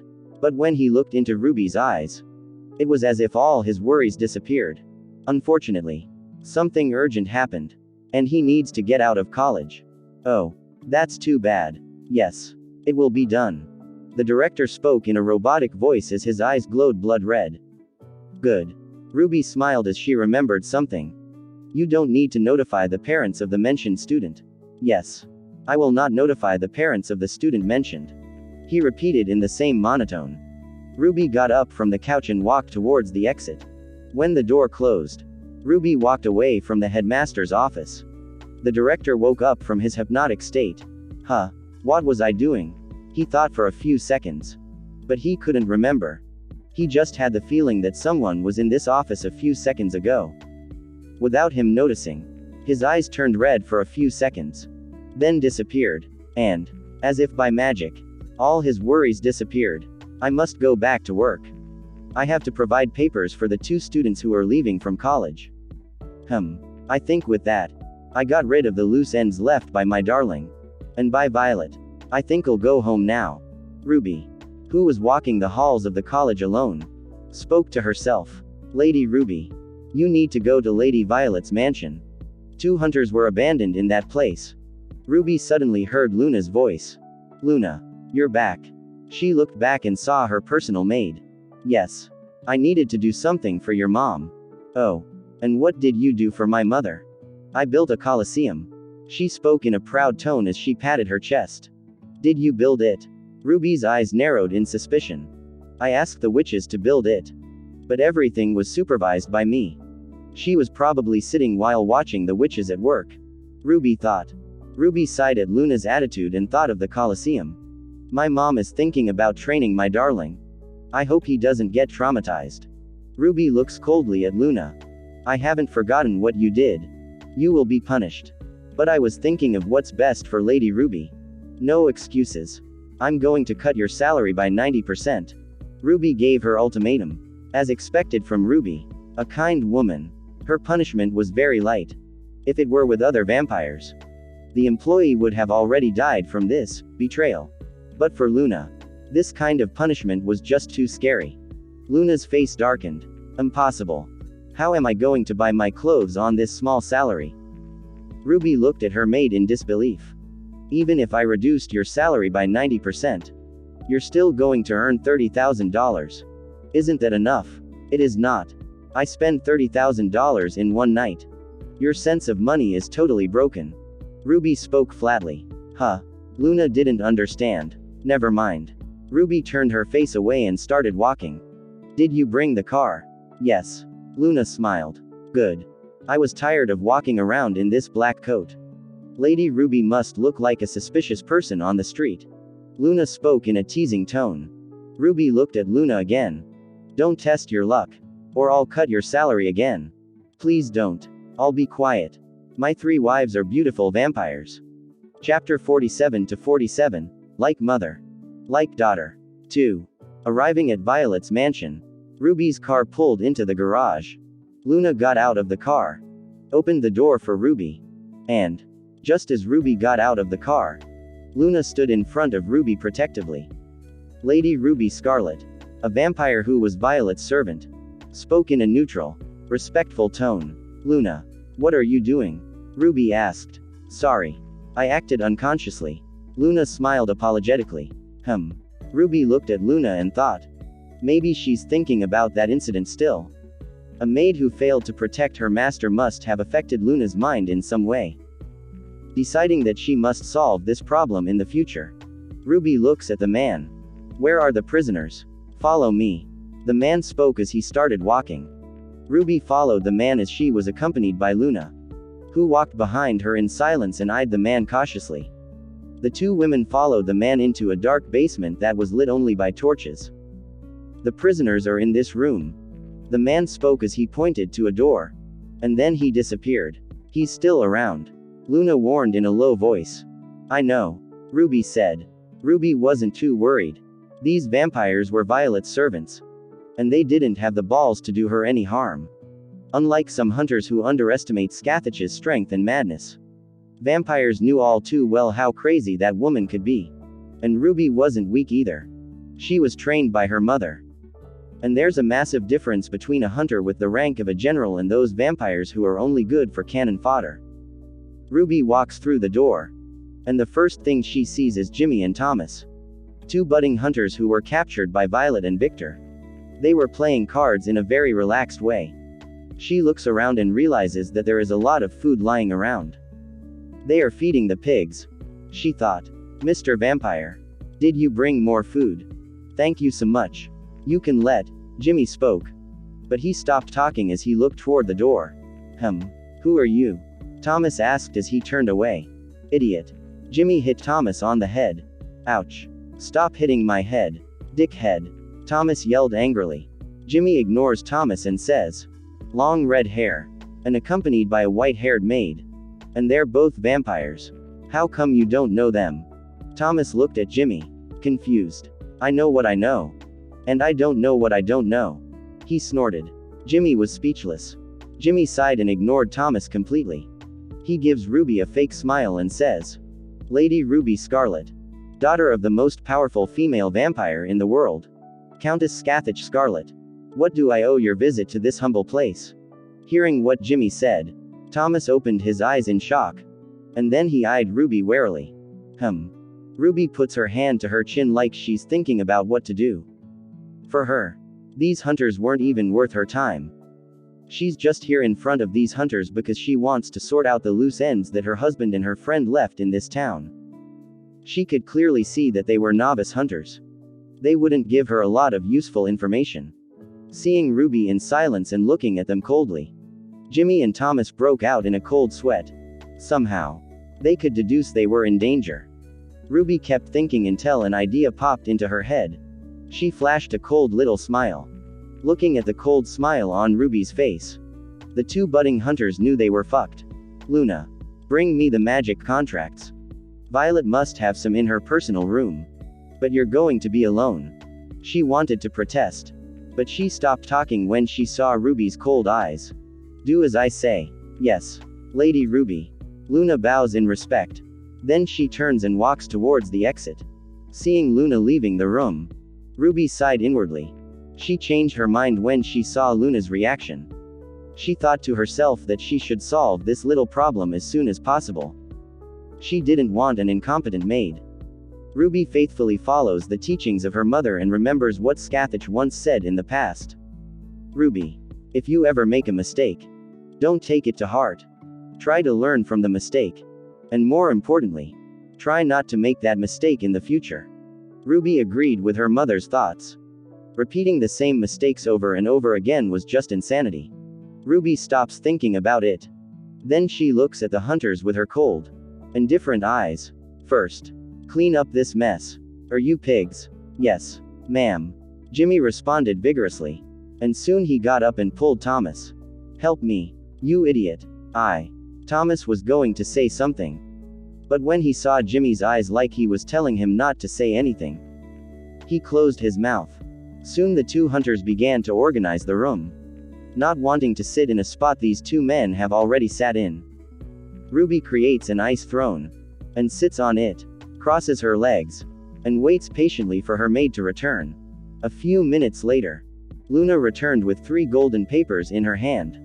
These were magical contracts made by the witches. She handed the papers to Ruby and waited patiently beside her. Ruby took the papers. 3. I didn't find any more magic contracts. I think Lady Violet only had these. Unexpected. I thought she would have more. After all, she has frequent contact with that witch. Ruby commented. Then she continued. Well, 3 is enough. She stands up, bites her finger, and a drop of blood falls on a paper. The paper starts to glow slightly. And then Ruby starts speaking in Latin. Primo clausula, perdition et mortem. Translation. First clause. Betrayal and death. When Ruby spoke these words, the gold paper began to float, and letters began to be written on the paper. Listening to what Ruby said, Jimmy, who had already tidied up the whole room along with Thomas, said, "Fuck, we're fucked." His face darkened. Huh? Why are we fucked? Jimmy looked at Thomas with a tired face. Sometimes. I'm envious of your simplicity. He sighed. Thomas didn't understand. Jimmy wasn't in the mood to explain. And he just looked at Ruby with a tired face. He seemed to have given up on trying to resist. He was already in the vampire's lair. What could two mere budding hunters do? Ruby flashed a cold little smile. Secundi clausula. Magister et secreto. Translation. Second clause. Master and confidentiality. Great. Just great. Jimmy already understood where this was going. Sometimes. Being a smart guy is a curse. Tertium clausula. Exploratorum. Translation. Third clause. Spy. The gold paper has stopped glowing gold. Ruby raises her hand and takes the paper. Then she looks at Thomas. The contract is simple. Be my spy. If you betray me, you die. If you leak information about this conversation, you die. If they find out you're under a magical contract, you die. This is basically a slave contract. Jimmy wanted to scream. Do we have choices? He asked. Ruby looks at her healing finger. No. You don't. Sigh. Jimmy sighed. He looked very depressed now. Thomas looked at Jimmy curiously and asked, "Hey Jimmy. Why are you so depressed?" Something happened. This motherfucker. For a moment, Jimmy almost exploded with rage. But he swallowed that rage and tried to control his emotions. Just be quiet. Okay. Don't make our situation worse. He spoke in a low voice as he bit his lip. Thomas nodded. Jimmy knows it was Thomas's fault that they were in this situation. He warned him several times to come back and stay close to the more experienced hunters. But he was obsessed with looking for the vampires alone. And, in the end, they both got stuck in this situation. But, despite knowing that, he couldn't lose control of his emotions right now. He needed to think about how to get out of this situation. The witch's contract can only be cancelled by another witch. We can cooperate with that vampire now. And the first opportunity we meet a witch in the future, we ask her to void that contract. But cancelling the contract requires an exorbitant amount of money. Fuck. Damned mercenary witches. Have you finished thinking? Ruby asked in a disinterested voice. Can we try to negotiate the terms of the contract? He asked. A little unsure. Ruby looked at Jimmy. Jimmy felt his body tremble with fear when he saw Ruby's cold gaze. You seem to be getting something wrong. She spoke in words that made both Jimmy and Thomas's spines go cold. You two are of no use to me. Or to my husband. I just didn't let the vampires of this house feast on your guts only for the reason I believe anyone can be helpful with a little encouragement. Death. It's a good incentive, right? She exhibited a small smile. The two hunters were silent. And they didn't dare say anything now. Then, what are you going to do?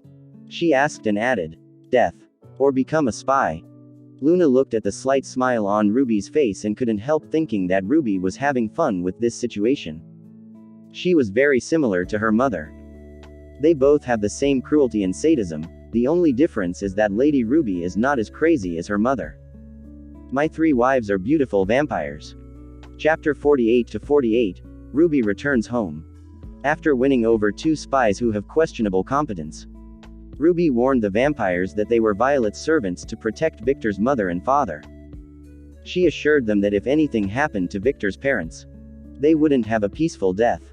Soon after that, she returned to the basement of Victor's house. Natalia. Is everything ready?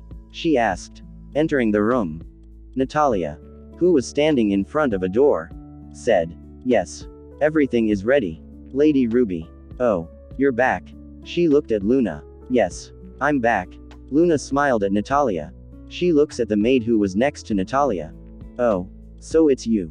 By looking at the woman's characteristics, She can instantly deduce who the woman was. Yes. Yes. The hunter who killed the vampires. The great villain of the story. Maria spoke in a sarcastic tone. Ruby narrows her eyes a little when she hears Maria's words. She looks at the maid, focusing her attention on Maria's lifeless eyes, and notices something.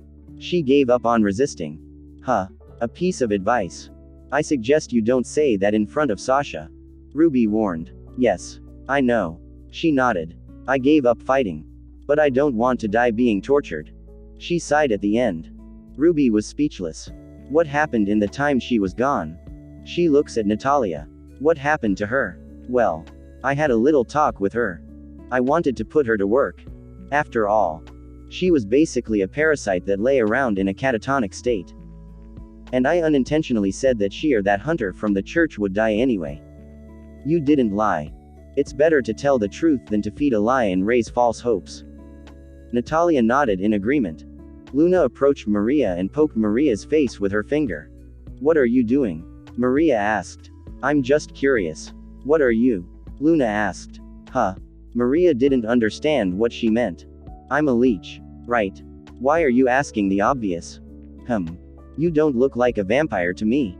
She spoke as she looked Maria up and down as if assessing. You look like a dead human to me. Aren't vampires dead? It's not that.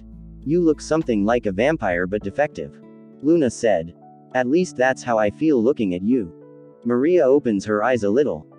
And soon she remembers Sasha's words saying she was going to be a defective vampire. According to the words of Mai. She bit her lip. She didn't want to say the word. But in the end, she had no choice. Master. I'm a defective vampire. Sasha did the ritual without the necessary materials. Ruby's face showed a slight annoyance. What was that woman thinking? She wasn't thinking about anything. She just wanted revenge. Natalia said. Ruby agreed with Natalia's reasoning. I hope this doesn't get out of hand. Or I'll have to kill this woman. The race she has become is a hard curse to be exterminated if left unchecked. Ruby thought. Feeling a bad feeling about this. Maria asked Ruby. What do you mean? What have I become? Luna looked at her master curiously. Ruby was silent. You became a ghoul. Natalia spoke for Ruby. Ghoul. Maria tries to remember the church records. Ghoul. A vampire subspecies. The failed result of a vampire.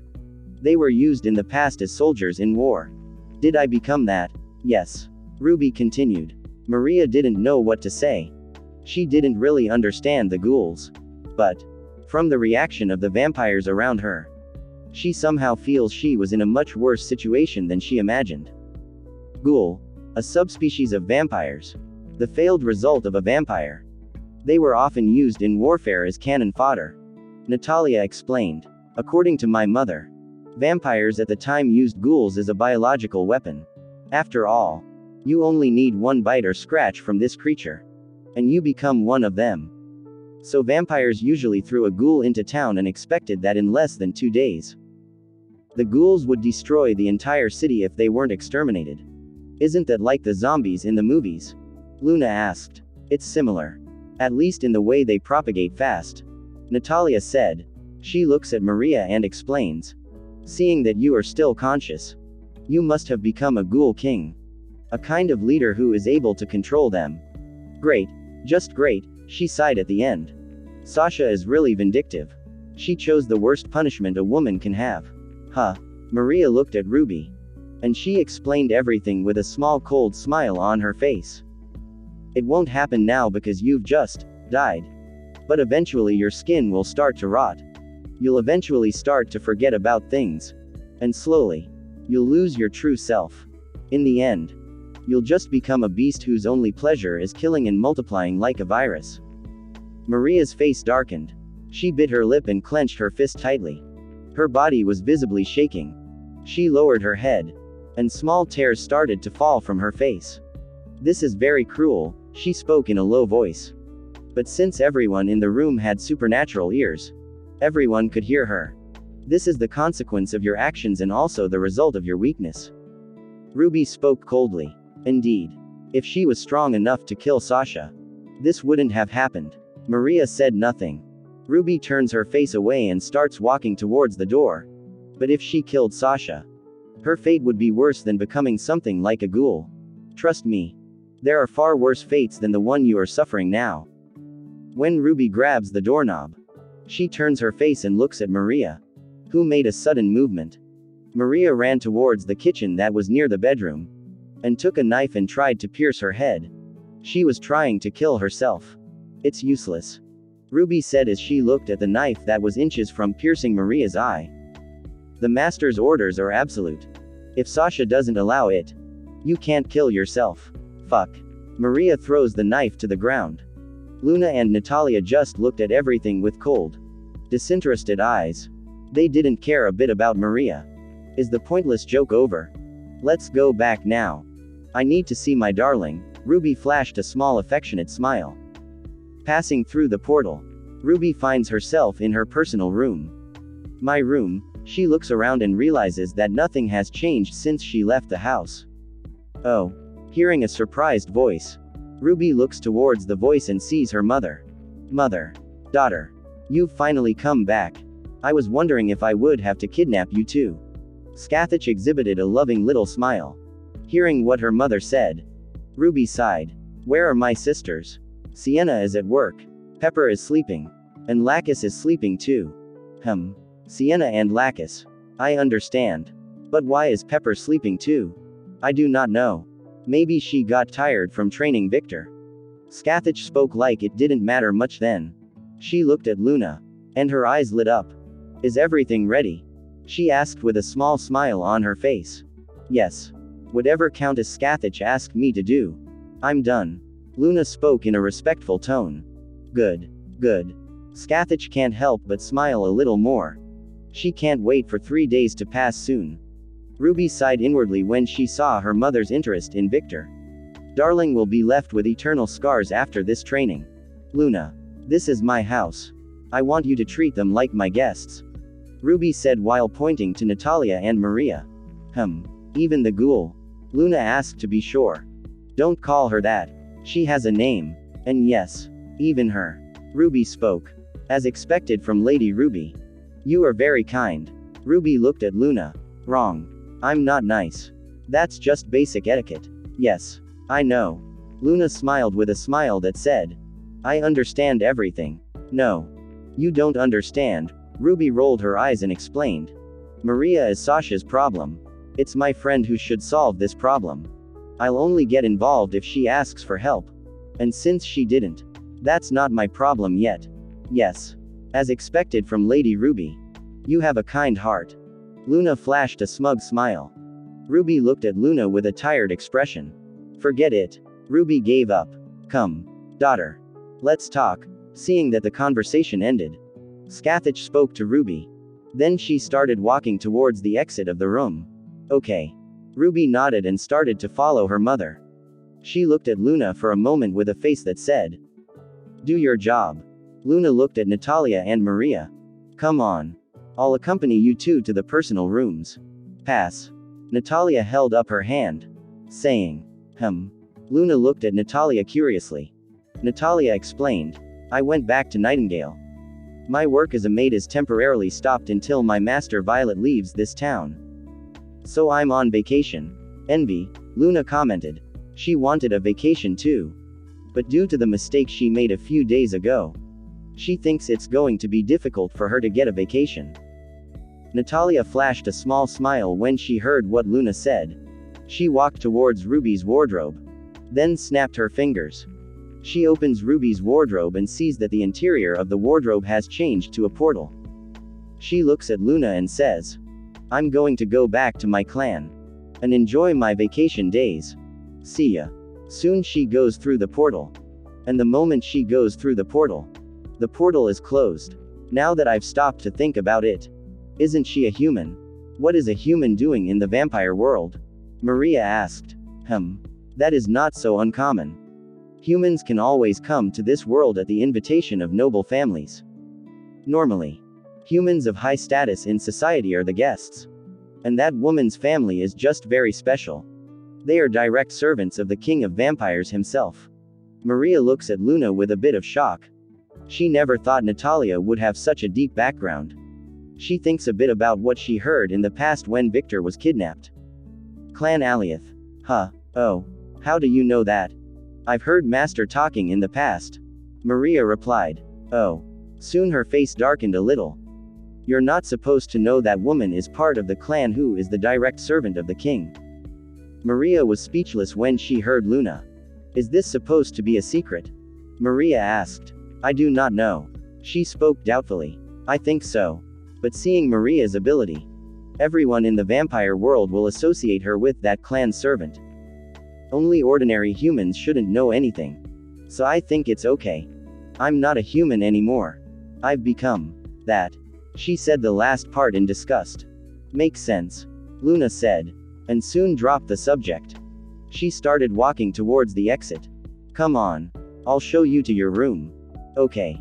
My 3 wives are beautiful vampires. Chapter 49 to 49, Mother and Daughter. AN. 1 million views in a new original novel that only has 49 chapters. Let's fucking go. You guys are awesome. You have no idea how happy that makes me. Thank you very much for the support you are giving me on the Allnovelful website. On the porch of Scathach's mansion, 2 women were enjoying the tranquil mood of Nightingale's endless night. If strangers looked at them, they would think the women were sisters because of their identical appearance.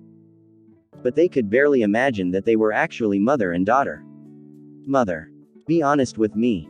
Ruby spoke in a neutral voice. Scathach looked at her daughter. Why are you interested in my darling? She looked into her mother's eyes for answers. Ruby knew that her mother was interested in people with great powers. An example of this is Sienna, her eldest adoptive sister. In the past, Sienna showed great potential, and because of that, her mother adopted her. Victor's potential is obvious. This is undeniable. Ruby still remembers the day that Victor assumed the form of Count Vampire, with only the awakening of powers. This kind of potential only appeared in the children of the King Vampire and Count Vampires. But if it were a small interest, Ruby would understand. But her interest in Victor is very abnormal. She went so far as to build an entire Colosseum just for Victor. Building a Colosseum was not cheap. And especially hiring witches for the service. Scathach's neutral face suddenly changed into a big smile. Ah. My sweet and beloved daughter. My precious little Ruby. You really have no idea what you've got yourself into. Huh. Ruby didn't expect this response from her mother. Scathach gets up from the chair she was sitting in. And slowly she walks to the front of the chair where Ruby was sitting. She kneels in front of her daughter and lightly touches her daughter's face. Look at you. So young. So innocent. So pure. Like a little red flower that's just growing. I always had concerns that someone might try to deceive you. She started to caress her daughter's face. Mother. Ruby didn't understand her mother's sudden reaction. Because of that, I was always overprotective of you. Who knew I could feel like this soon? Scathach placed a hand on her chest. And her face showed a little disdain. In the past, I hated that feeling. But it's not so bad. Ruby looked at her mother's expression without understanding anything. In moments like this, when she was frustrated with herself, she always said that she understood her mother. But in the end, she couldn't understand anything. Mother. Are you running away from the question? Ruby asked. Scathach exhibited a gentle smile. She looked at her daughter and stroked her face again. Who knows? Maybe I am. You know. Right. I'm an old person. And I get emotional easily. Ruby looks at her mother's smile with neutral eyes. Again. She always evades questions. She's like a slippery eel. She never gave me a satisfactory answer. How can I try to understand her if she doesn't say anything? I'm not psychic. This is frustrating. Since she was a little girl, Ruby has always felt like this. Just when she thought that she understood her mother, something happened that made her realize that she really didn't understand anything about her mother. For a child who wanted to be closer to her mother, it was frustrating. That was annoying. And most importantly, that was lonely. Scathach flashes a loving smile and tugs on both of Ruby's cheeks. Fua. Stop. Scathach lets go of her daughter's chubby cheeks. My little Ruby. Don't try to understand me. You'll end up going crazy just like me. She strokes her daughter's head. Ruby looks at her mother. And she thinks, oh, I already know this pattern. She's going to say something like, a being who has lived for 2,000 years on this earth always has screws loose in their head. A being who has lived for 2,000 years on this earth always has screws loose in their head. Ruby repeated her mother's words in unison. Scathach exhibited a surprised face. Ruby flashes a slight smile. It's the same pattern. When you don't want to say something to me, you keep throwing these confusing phrases in an attempt to distract me. Scathach's smile began to grow. PFFT. Then, unable to take it, she started to laugh. Ha. And that laugh only made Ruby's brain stop working again. Scathach laughed as if finding something very funny. After a few minutes of laughing, she looks at her daughter with a gentle smile. Ah. Since Victor appeared, I seem to be laughing more. Ruby looked at her mother with a wary look. Mother. Seeing her daughter's gaze, she understood something. Oya. Are you thinking indecent things? You're already that age. What a perverted daughter I have. Ruby's face turned pure red. She never imagined her mother would tease her. Ha ha ha. You're so cute. Scathach pulls her daughter's head to her chest. And soon she starts stroking Ruby's head. It's different from darling, she thought when she felt her mother caress her head. Ruby sighed wearily and snuggled her head into her mother's breast. It's frustrating. I'm your daughter.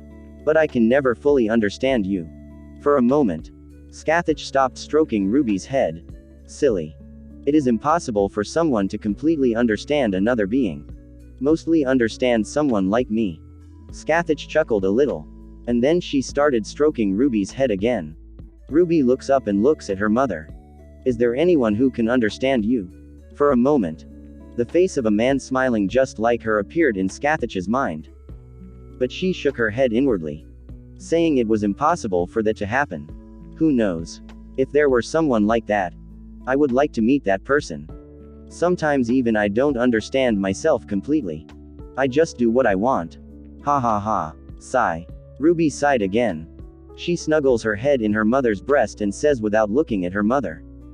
One day, I'll understand you completely. She made a promise to herself. Scathach didn't say anything. She just kept stroking her daughter's head. Then, slowly, she turns her face to the moon and thinks. Ah, my beloved daughter. I really wish that day will never come. After Ruby's conversation with her mother, the redhead decided it was time to visit her darling. Ruby was walking through the forest with an annoyed face. It was only when she left her mother's presence that she understood something. Sigh. Ruby sighed again. She tricked me. She stomped the ground in frustration.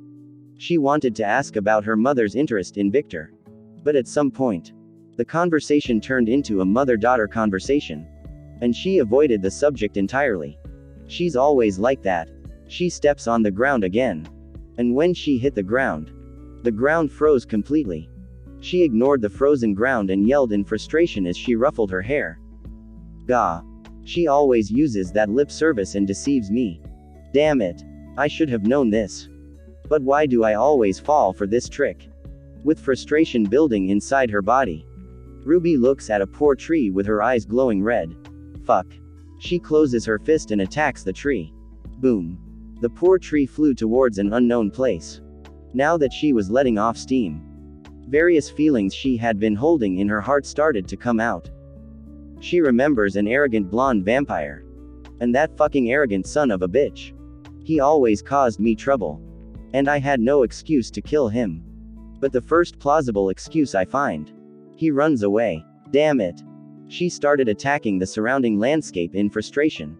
Stones, trees, sand, plants.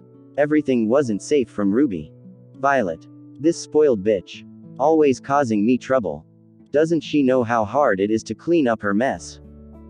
Especially in that incident where she blew up a damn building in the middle of New York. She created ice out of nowhere and attacked a rock. I mean, I know she was angry at being harassed.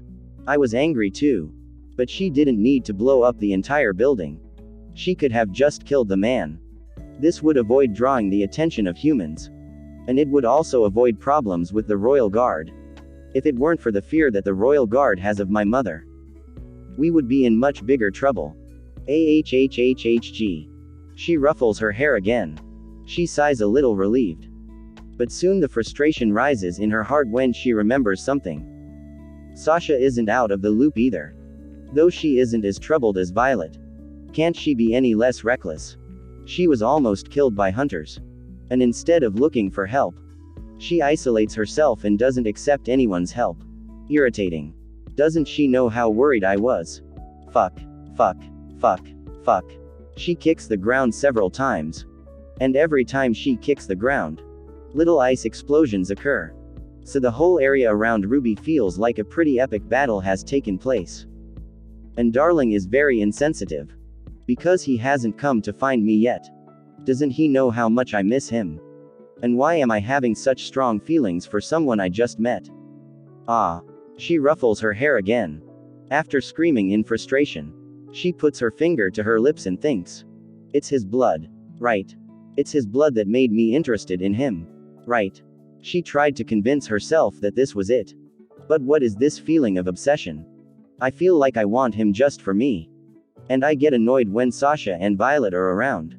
I want to kidnap him and lock him up in a basement. I want him just for me. Ah. What are these feelings? She was very confused. She lays on the ground and looks at the moon for a long time. She sighs. Then she says, "It's all Violet's fault. Yes. It's all Violet's fault. She always loses sight of what's important when she's angry. And I have to clean up her mess later. If it was not." She was going to say more but stopped when she heard something. Whistle.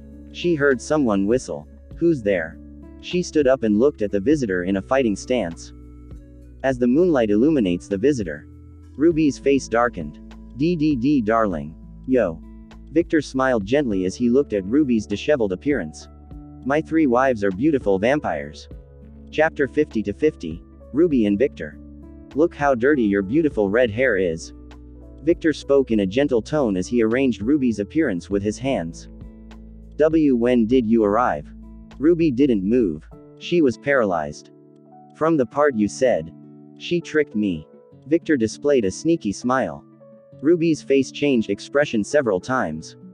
Victor watched with curiosity as Ruby's face changed to a shocked expression. Then an embarrassed expression. Then an angry expression. And finally a resigned sigh. Sigh. If you were there. You could have called me. She had a very dejected expression. Finishing fixing Ruby's messy hair, Victor spoke with a big smile on his face. Hell no. Ruby didn't expect that answer. I didn't want to miss this show. Victor spoke as he pointed to the landscape around him. A rare moment of my wife who is usually cold and aloof venting her emotions. I will never miss this opportunity. Look. I even recorded it to see in the future. He takes out his cell phone and shows Ruby the video. Ruby's face immediately turned crimson red when she heard Victor's words. And her face turned completely red when she saw the video Victor recorded. Delete. Now. Ruby yelled. Victor showed his face in horror. It was as if Ruby had asked him to do something inhumane. I wouldn't commit such blasphemy. I need this video to show my children in the future how cute their mother is. CC child. You. This. She was trying to say something. But because of Victor's words that caught her off guard, she wasn't managing to form a coherent train of thought. Victor felt his heart being hit by an arrow when he saw Ruby's face. Ah. My wife is so cute. Victor suddenly hugged Ruby. Ruby's face got redder when she heard Victor speak. Instinctively when Victor hugged her, she started to struggle. She didn't even know what she was doing. She just wanted to get out of here and hide in a hole. She was so embarrassed. Let go of me. Never. Victor spoke with a conviction that shook Ruby completely. Ruby stopped struggling and looked at Victor. Seeing Ruby's cute face looking at him, he unconsciously displayed a gentle smile and kissed her. Not expecting this surprise attack, Ruby was completely melted in Victor's arms. She couldn't gather the strength to do anything else. Ah. Why am I fighting? He's my darling. I'm just supposed to accept everything. She thought with her mind a little shaken. Then she wrapped her arms around Victor's neck and kissed him back. A few minutes passed. And Victor stopped kissing Ruby. When he stopped kissing Ruby, a bridge of saliva connecting the couple's mouth formed. He looks at Ruby's red eyes and Ruby's erratic breathing. He understood what she wanted. Displays a gentle smile. And shows his neck. Eat. Ruby wasted no time. Her teeth changed into sharp fangs. And soon she bit Victor's neck. Victor held back the moan as he felt Ruby's fangs pierce his neck. And, if that wasn't enough, he felt two mountains that were quite soft against his chest. He holds Ruby by her ass. And when he felt Ruby's entire body, he thought, this body is just very unfair. It feels like I'm hugging a very seductive succubus. I feel like I'm going to lose myself in lust if I don't control myself. Having sucked the blood from Sasha and Violet, the only one left was Ruby to quench Victor's thirst completely. Soon a primordial desire began to rise in Victor's body. His eyes changed to blood red. And sharp fangs replaced his teeth. He pushed Ruby's shirt back a little and bit down on his wife's collarbone. Ruby moaned very loudly. For some reason, her legs were feeling very weak now. She also felt a clear liquid that was leaking from her secret place. This liquid was making a mess with her pants. Victor didn't understand why she reacted so strongly. But he didn't have time to think about it when the taste of blood touched his tongue. Unconsciously, he tightened his grip on Ruby's thick ass. Ruby wraps her legs around Victor's waist. When she does this, she feels something thick touching her intimate place. Darling, she looks up at the sky with unfocused eyes. She seems to be very ecstatic. She licks the blood that was running from her lips. This blood is very tasty. Ruby's eyes begin to glow blood red. Darling. Again. She bit Victor's neck. A few minutes later, when the couple was completely satisfied. Ha ha ha. Look what a mess we made, Victor chuckled when he saw the messed up state of his and Ruby's clothes. Ruby looked at a specific region of Victor's body. He reacted to me. For some reason, she was very happy. Seeing where his wife was looking, Victor flashed a sly smile. Are you curious? Do you want to see? He held his pants like he was going to take them off at any time. And no. I do not want to. Ruby turned her face to the side. Hey. Victor appeared beside her. Are you sure? Yes. Despite saying this, unconsciously, she looked again at the hard member. Victor added information. When I evolved, I noticed that all the muscles in my body grew and became denser and stronger. And as that limb is a muscle, he didn't need to continue. After all, Ruby was an intelligent woman. Swallows. She swallowed hard. And indecent thoughts began to form inside her head. Just imagining her being ravaged by Victor. A sense of anticipation began to grow in her heart. Victor's smile grew. He approached Ruby and lightly pulled the tip of Ruby's nipples that were hard as stones. Ruby's face turned red. And she pulled away from Victor quickly as she covered her breasts. What are you doing? Teasing my wife. Ruby's face turned completely red. Then she turned her face away again as she pouted. Victor appears beside her again. I can't help it. My wife, who is usually cold and distant, is showing so many reactions. Somehow, I feel like my sadistic side is waking up. He blows in Ruby's ears. Ruby walks away again. Stop. Despite saying this, her face was completely red and panting. Okay. I'll stop. Victor backed away and spoke. Still smiling. Ruby didn't expect this answer. Somehow she got.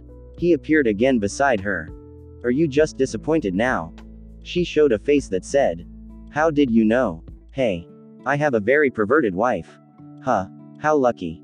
Ruby's face starts to turn completely red. And soon, a small explosion happens in her head. Idiot. She screamed. When Ruby tried to run away from this situation. You can't run away.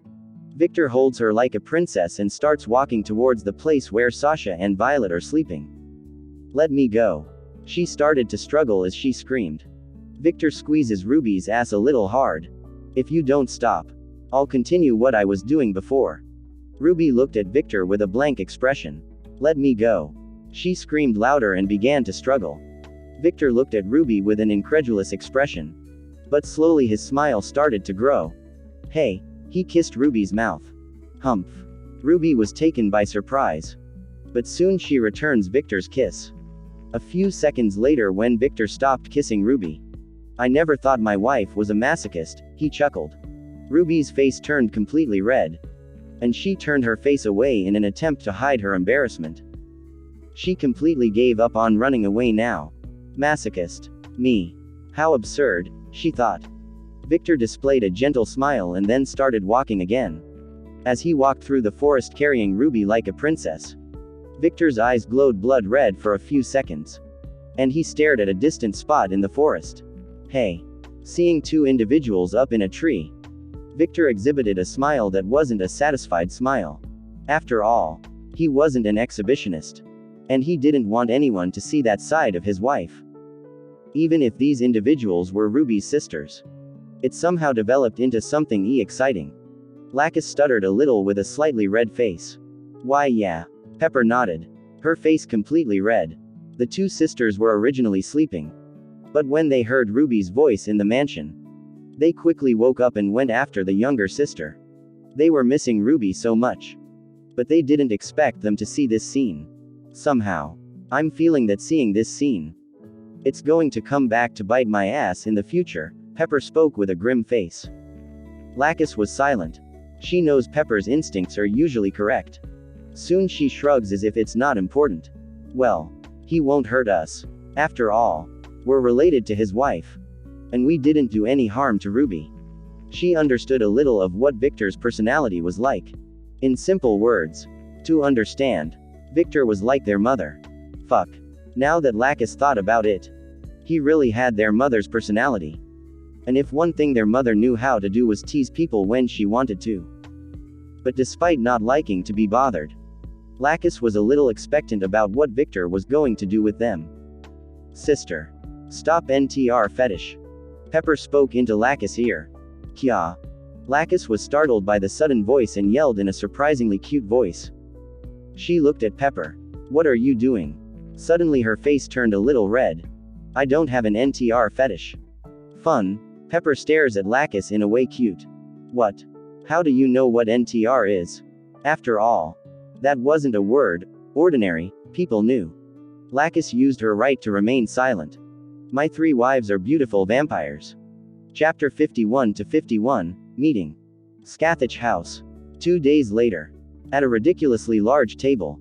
Several people were seated. And, not far from the table, Luna, Kagaya, and Maria were waiting to take any requests from their respective masters. Victor. I'm really wondering if it was the right decision for my mom to bring you here. Sienna asked. She was sitting next to Lacus and Pepper. Oh. Scathach looked at her daughter with curious eyes. Victor. Who was sitting on a couch next to Violet? Ruby. And Sasha. Looked at Sienna with a disinterested look. Question. He continued with the same disinterested look. Then he added. Are you the owner of this mansion? No. Sienna denied. Then why are you poking your nose in matters that don't involve you? Pepper broke out in a cold sweat when she heard what Victor said. Violet and Sasha looked at Sienna with a neutral gaze. Hey. These past 2 days. All you've done is just play with your wives. She wanted to offend him. But she didn't want to offend his wives. Who were her friends? In the end, she didn't know what to say. I can't sleep because of the noise. I'm doing what your mother asked me to do, Victor flashes a sneer. I'm relaxing. Sienna frowned. If you're so upset, why don't you move somewhere else? Or rather, why don't you ask your mother about it and throw me out? Crack. Unconsciously, Sienna broke the wood of the table. Moving to another place. That is impossible. She always wants to be close to her mother. Question her mother. She would rather die than do something like that. She respects her mother a lot. Sigh. Ruby sighed.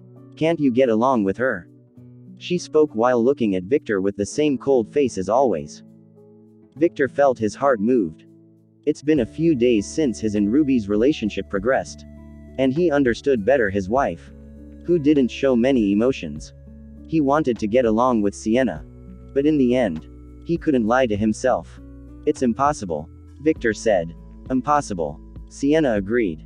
She looks at me like she's looking at a cattle. I don't like that, Victor said.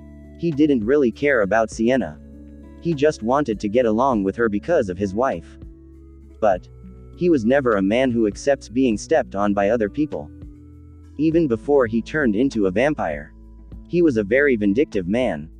And he doesn't care if she's Scathach's daughter or Ruby's sister. An eye for an eye. A tooth for a tooth. And blood for blood. That's how he thought before. And that way of life has only been enhanced by his evolution to a vampire. But isn't that what you are? A cattle. She smiled disdainfully. But soon her expression changed to neutral as she felt the air of the three women standing next to Victor change. Bitch.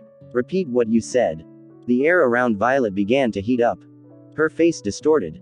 And she looked at Sienna like she was going to pounce on her neck at any moment.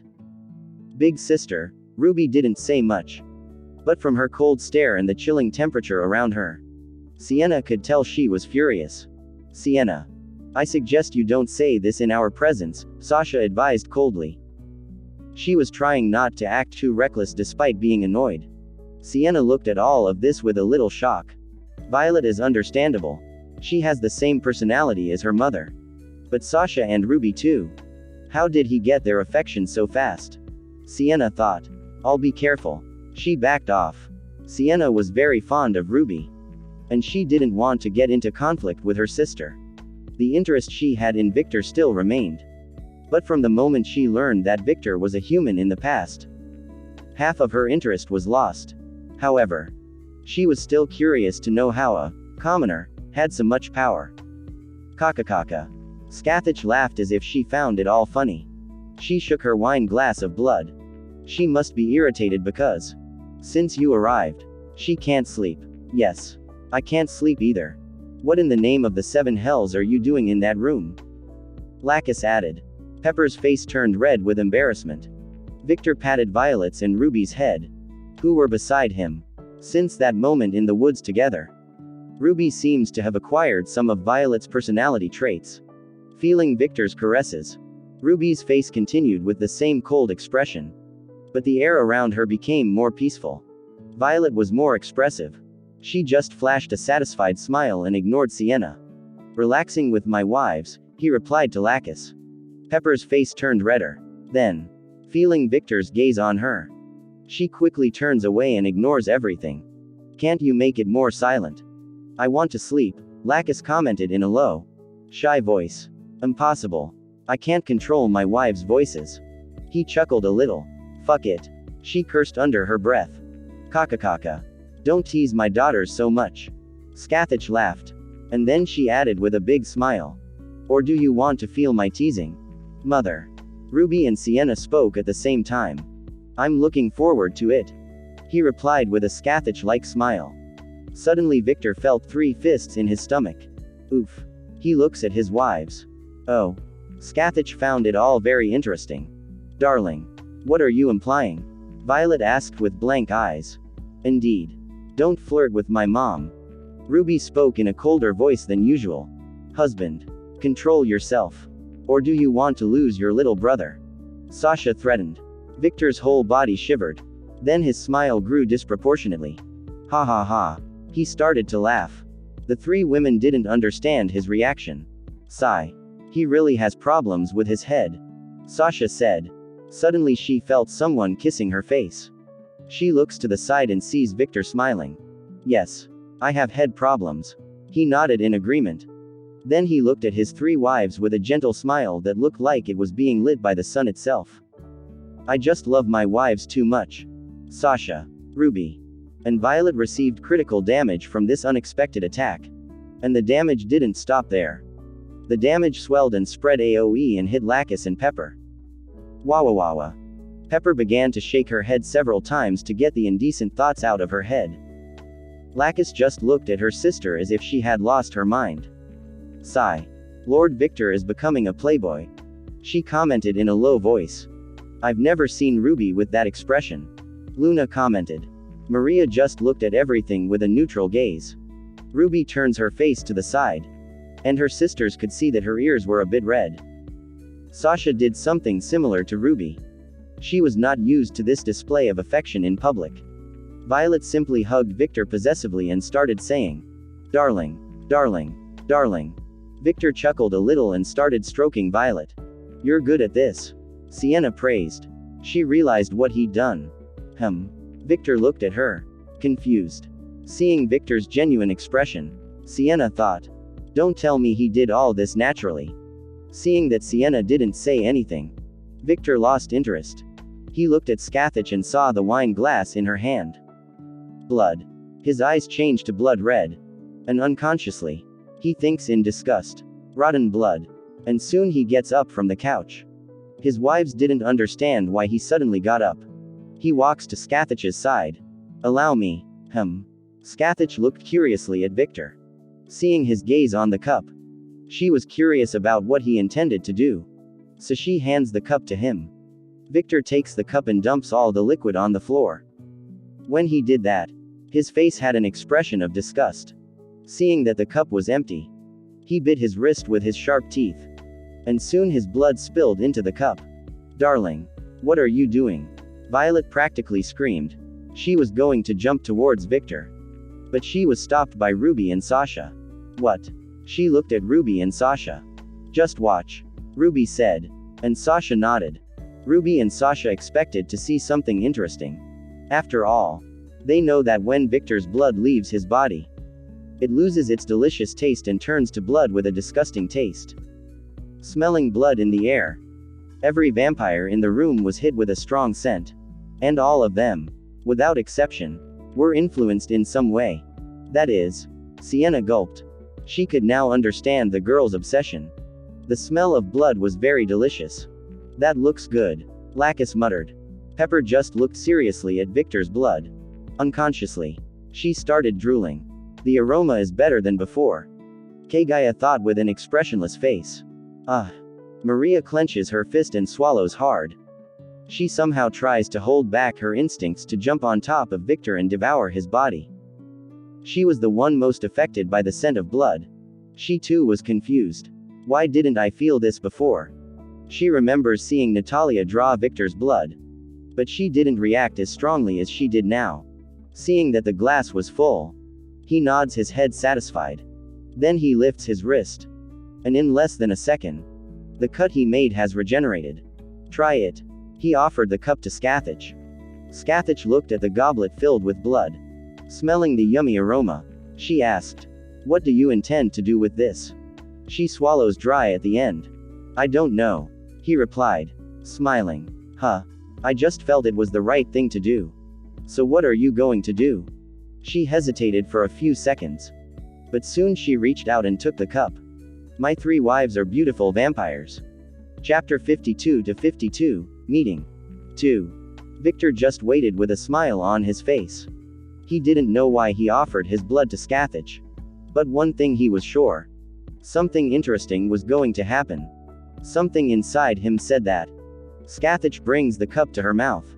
And slowly, she drank. The moment Victor's blood touched her tongue, Scathach's eyes glowed pure red. And soon she had turned the cup over. Gulp, gulp. She drank the blood like she was someone who found water for the first time in her life. She was dying of thirst. Sienna, Pepper, and Lacus didn't believe what they were seeing. Lord Victor made another mistake. Now this madwoman is going to get even crazier. Kagaya sighed as she spoke in a low voice. Oh. Who are you calling crazy? Maid. Your owner. Of course. Or isn't she crazy? Luna didn't know how to answer that question. After all, she knew it was true. Kagaya looks at Maria, who was slowly looking like someone who would lose control at any moment. Slowly her darkness began to spread and cover Maria's shadow. Just in case. How did she manage to drink that bad-tasting blood? Sasha commented. She thought she was going to see something interesting. But she didn't expect that. Explain. Violet didn't understand. She was angry because other people drank Victor's blood. I think his blood is only bad for us. After all, we're used to drinking straight from the fountain, Ruby deduced. So, for someone like Scathach who has never drunk straight from the fountain, his blood is delicious. Sasha looks around and notices the vampire's reactions. The scent of his blood is very effective too. Although it doesn't affect us. Maybe it doesn't affect us because we're not thirsty. Ruby said. They had spent 2 whole days feasting on each other's blood. Huh. What is happening? Explain now. Seeing Violet's irritated face, Ruby and Sasha sighed and then began to explain what Natalia had done. As this happened, Victor flashed a small smile as Scathach drank all of his blood. He heard the sounds of chains from somewhere. He looked around and even used his vampire vision. But he couldn't pinpoint where that sound came from. Realizing that Scathach had finished drinking his blood, he stopped looking for the sound of the chain and focused his attention on his mother-in-law. What do you think? He asked. Scathach lowers the cup, drops it to the floor, and hears the sound of glass breaking. But she doesn't care. She starts breathing heavily and erratically. It was like she was intoxicated by something. Her cheeks get red, and she looks at Victor with her eyes glowing blood red. Look how you got dirty. Victor approaches Scathach and uses his hand to wipe the blood from her mouth. Don't drink so fast next time. You might choke. For a few seconds, silence dominated the room. It was as if everyone forgot to breathe. They were just too shocked to see Victor treating Scathach like she was some kind of kid who needs help. Boy, she took a moment to control her breathing. But soon she spoke in a serious tone. You're playing with fire. Don't worry. I'm immune to fire. He continued to smile as he stroked her cheek. Scathach's smile grew, and an obsessive look began to appear on her face. How are you feeling? Victor asked as he backed away. He was feeling 3 stares piercing his back. Seeing Victor walk away, Scathach's eyes lost their intensity and became calmer. And, after a few seconds, her eyes returned to sapphire green. I'm feeling better. And my head isn't hazy like it used to be. But, her eyes went back to blood red. That's still not enough. Yumu. Bloodlust. Huh, he said. Side effect of losing the husband, she spoke dismissively. Yes. I heard. Victor laughed and continued. Apparently. You killed your husband. Oh. Were you scared to hear that? Scared? PFFT. He shrugs nonchalantly. If you killed him, you probably judged him as pointless. Or impotent. Hey, how are you so sure about that? It could be something else that led me to kill him as an important reason or something. Don't talk like you know me. Victor rolled his eyes. Scathach. Please. Don't treat me like a fool. I may have only known you for a little while. But one thing I'm sure of. You're not crazy, well. Not totally. He chuckled a little at the end. Scathach continued to look at Victor neutrally. Victor's smile grew. His eyes changed to blood red. And his teeth changed to sharp fangs. You were bored, right? He approached her face. Slowly.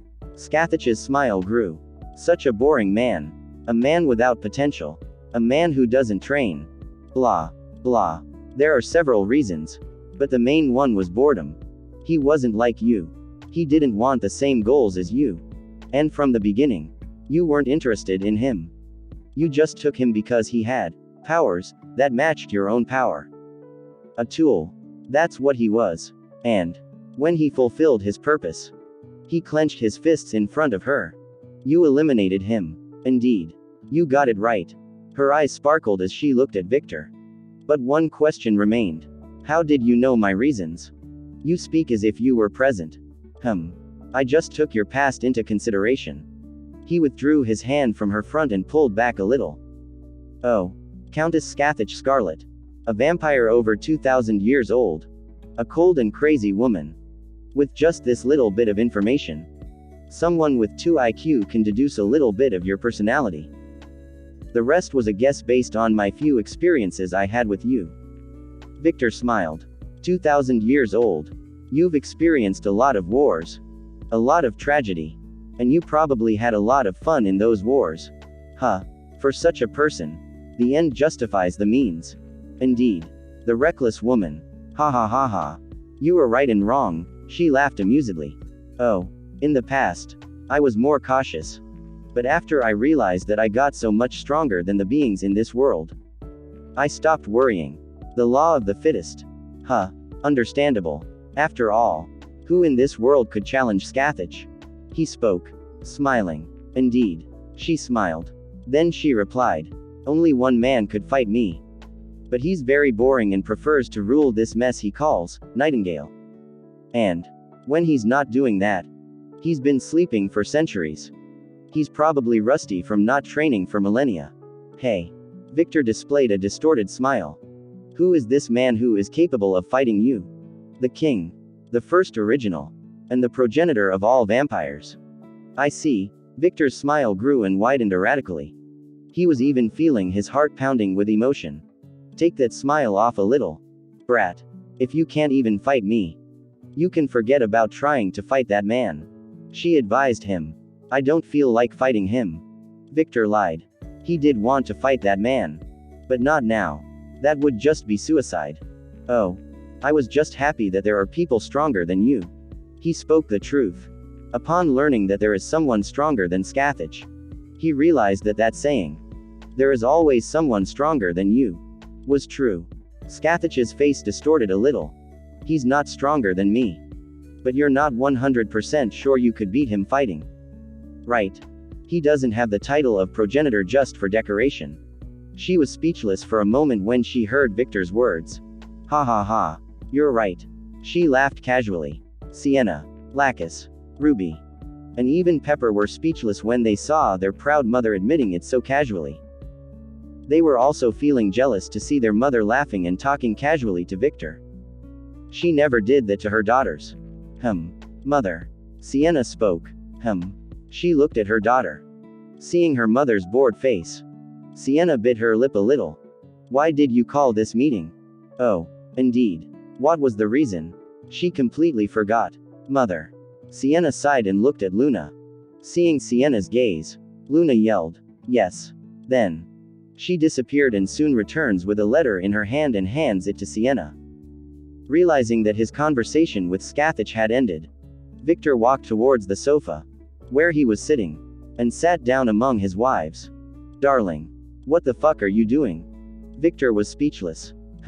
Talking. He answered honestly. To me. It looked like you were flirting with my mother. Are you crazy? Ruby spoke in a cold tone of voice. Treason is not allowed. If you betray me, I will kill you. Sasha warned in a serious tone. Weren't those my sentences? Violet looked at Sasha, who completely ignored her. Being honest with herself, Sasha couldn't kill Victor like Violet. She'd just lock him away somewhere so he could be safe. Victor wore a genuinely confused face. Sasha, seeing Victor's confused face, was speechless. Is he doing this unconsciously? She focused on her connection and saw Victor's superficial thoughts. Why are they angry? I was just talking normally. Where in the seven hells is this normal? She practically screamed. The women in the room looked at Sasha. Sorry. Her face turned a little red. She looked at Ruby and Violet. Use that. Oh. I forgot about that. Violet said. Oh. Ruby just opened her mouth a little. The two concentrate and look at the superficial thoughts of Victor. Who was looking at them? My wives are so cute. I want to do XXXXX. XXX. The two women's faces turned pure red. And soon they turned their faces to the side. Victor didn't understand their reaction. Sasha was curious. She focused on the connection she had with Victor and saw his thoughts. Cute. She didn't understand why Violet and Ruby were reacting like that. What are you doing? Pepper asked curiously. She was looking at her sister, who had a red face, and was acting suspiciously. And nothing. Ruby stuttered a little. Fun. Pepper glared at her younger sister. What? Are you practicing dual cultivation here? Lacus and Ruby's faces turned pure red. This next chapter was uploaded by author. It's not the continuation, it's the author want to tell us about this next upload. But I will put it here in audio too so you will not miss any chapter. My three wives are beautiful vampires. Chapter 53. Not today. I've been without internet since last night. Because of that, I couldn't send the chapter to my editor to edit so I could post it today. I spoke with the internet company. And apparently, some pole caught fire. And the internet wires burned. The reason for this burnt post is too much illegal wire stealing energy. If the problem persists until tomorrow, I will have to do something to try and write the chapters and post. And for those who will ask, yes, I have the chapter ready. But it has a lot of grammar mistakes. And I don't want to post the chapter here and lose the quality I've always had. Sorry guys for all the problems. If you are interested, I always keep my personal life updated on Discord. I also have representative images of characters, places, etc. Back to the story. My 3 wives are beautiful vampires. Chapter 54 to 53. What will you do? Dual cultivation. Victor, Violet, and Sasha were confused. Somehow Ruby and Lacus sighed in relief when they realized they were the only ones who understood. Pepper, stop talking nonsense. Ruby spoke. Awawawawa. I'm sorry. But you blushed. And you were acting weird. I thought. Stop. Okay. We understand. Lacus closes Pepper's mouth. HMMHMMMM. Pepper tried to say something. But only strange sounds came out of her mouth. Don't let her say anything. Ruby ordered. I know. Lacus spoke. Enough. Sienna said, trying to bring order to the situation. She looks at her mother. What is it? Sienna. I was having fun, Scathach said. For her, a bored person, watching her daughters play with her son-in-law was something nice. Mother. Why did Lady Victoria declare war? Sienna asked in a serious tone. Hearing the familiar name, Sasha reacted. Aunt. What is my aunt doing? Oh. She proposed a game with Clan Horsemen to regain Clan Fulgur's lost count title. Scathach replied. What? Sasha was shocked. She never thought that selfish, narcissistic, proud aunt would do something like that. She's pretty sure her aunt isn't doing it to help her clan. The Horseman clan accepted. What were the bet this time? Sienna asked. Horseman clan. I've never heard of this clan. Violet questioned. I want to know too. Victor said. Oh. I'll let you two in on the subject. Ruby started to explain to Violet and Victor who Clan Horseman was. Victoria just wants the title of Vampire Count. And she's staked all her riches. Sienna was speechless. Is she crazy? Her equity is absurd. It's more than $3 trillion counting on illegal and legal businesses. Why would she give it up for just one title? Sasha spoke. Pepper and Lacus, realizing that the conversation was becoming boring, decided to close their eyes and go to sleep. They were too lazy to think about it. You don't know why since you're just a member of the clan. But the title of Vampire Count is very important, Sienna said. And Scathach nodded in agreement. What do you mean? Sorry. I can't say. Only the leaders of the clan holding the title of Count can know this information. Sasha frowned. Then she looked to Scathach for answers. Don't look at me, brat, she said and continued. This is something that even I can't talk about. Tisk. Sasha doesn't like it. She looks at Sienna. And how do you know that? Oh. It's because I took on Count's duties in my mother's place. Is this allowed? If the king approved, then yes. It's allowed. Sienna smiled. Sasha frowned in annoyance when she saw Sienna's smile. For some reason, she didn't like that smile. I see. Victor spoke when he finished listening to Ruby's entire explanation about the Clan Horsemen. Why didn't my mom tell me about this? This is an important issue. Violet asked herself. You probably left the house and didn't even want to talk to her. Right. Ruby spoke. Violet was silent. She knew Ruby was right. Scathach. Tell me the situation of Sasha's family. You should know more about it. Right. Victor said in an unnaturally serious tone. Oh. What will you do if you know? Scathach smiled. All the women looked at Victor, waiting for his answer. Even Pepper and Lacus, who decided to sleep, were a little interested in Victor's answer. It depends on the situation. Victor started to speak. If Sasha is being owned by someone else because of a stupid bet made by her idiot mother, he looks at Sasha. Sorry for the offense to my mother-in-law. It's okay. She's a fucking idiot. Everyone knows that. Violet and Ruby were a little surprised to hear Sasha use such inappropriate words. Then, what will you do? Scathach looked more interested than usual. Victor spoke in a definitive tone as if it were an absolute truth. Training. Getting stronger. And no matter how long it takes. I will slaughter that entire clan. Nobody touches my wives and gets away with it. Scathach's smile grew. She seemed to like the answer. Victor, Sasha smiled. Maybe I'll make my mom lose a bet too. Violet said. She got jealous. Slap. Ruby hits Violet on the head. Ouch. Violet holds her head in pain. What are you doing? Bitch. Stop talking nonsense. Didn't you realize that when he said, wives? He included us too. Oh. Violet opened her mouth. And what are you going to do if Sasha doesn't belong to anyone and her family just lost the count title? Sienna asked a little curiously. Victor looks at Sienna and replies in a disinterested tone. I won't do anything. Huh. Sienna and Sasha spoke in unison. Sasha is fine. And for me. That's what matters. Now. If she wants to get that stupid title back, I'll support her. And if she wants my help, I'll help her. But other than that, I won't intervene. It's not like since she's lost the title of Count Vampire, she would be poor. Stupid title. Sienna was trying not to strangle this man. You believe in your wives a lot, Scathach said in a neutral tone. Victor looks at Scathach and displays a gentle smile. If I don't believe my wife, who will? I always believed in them. From the beginning.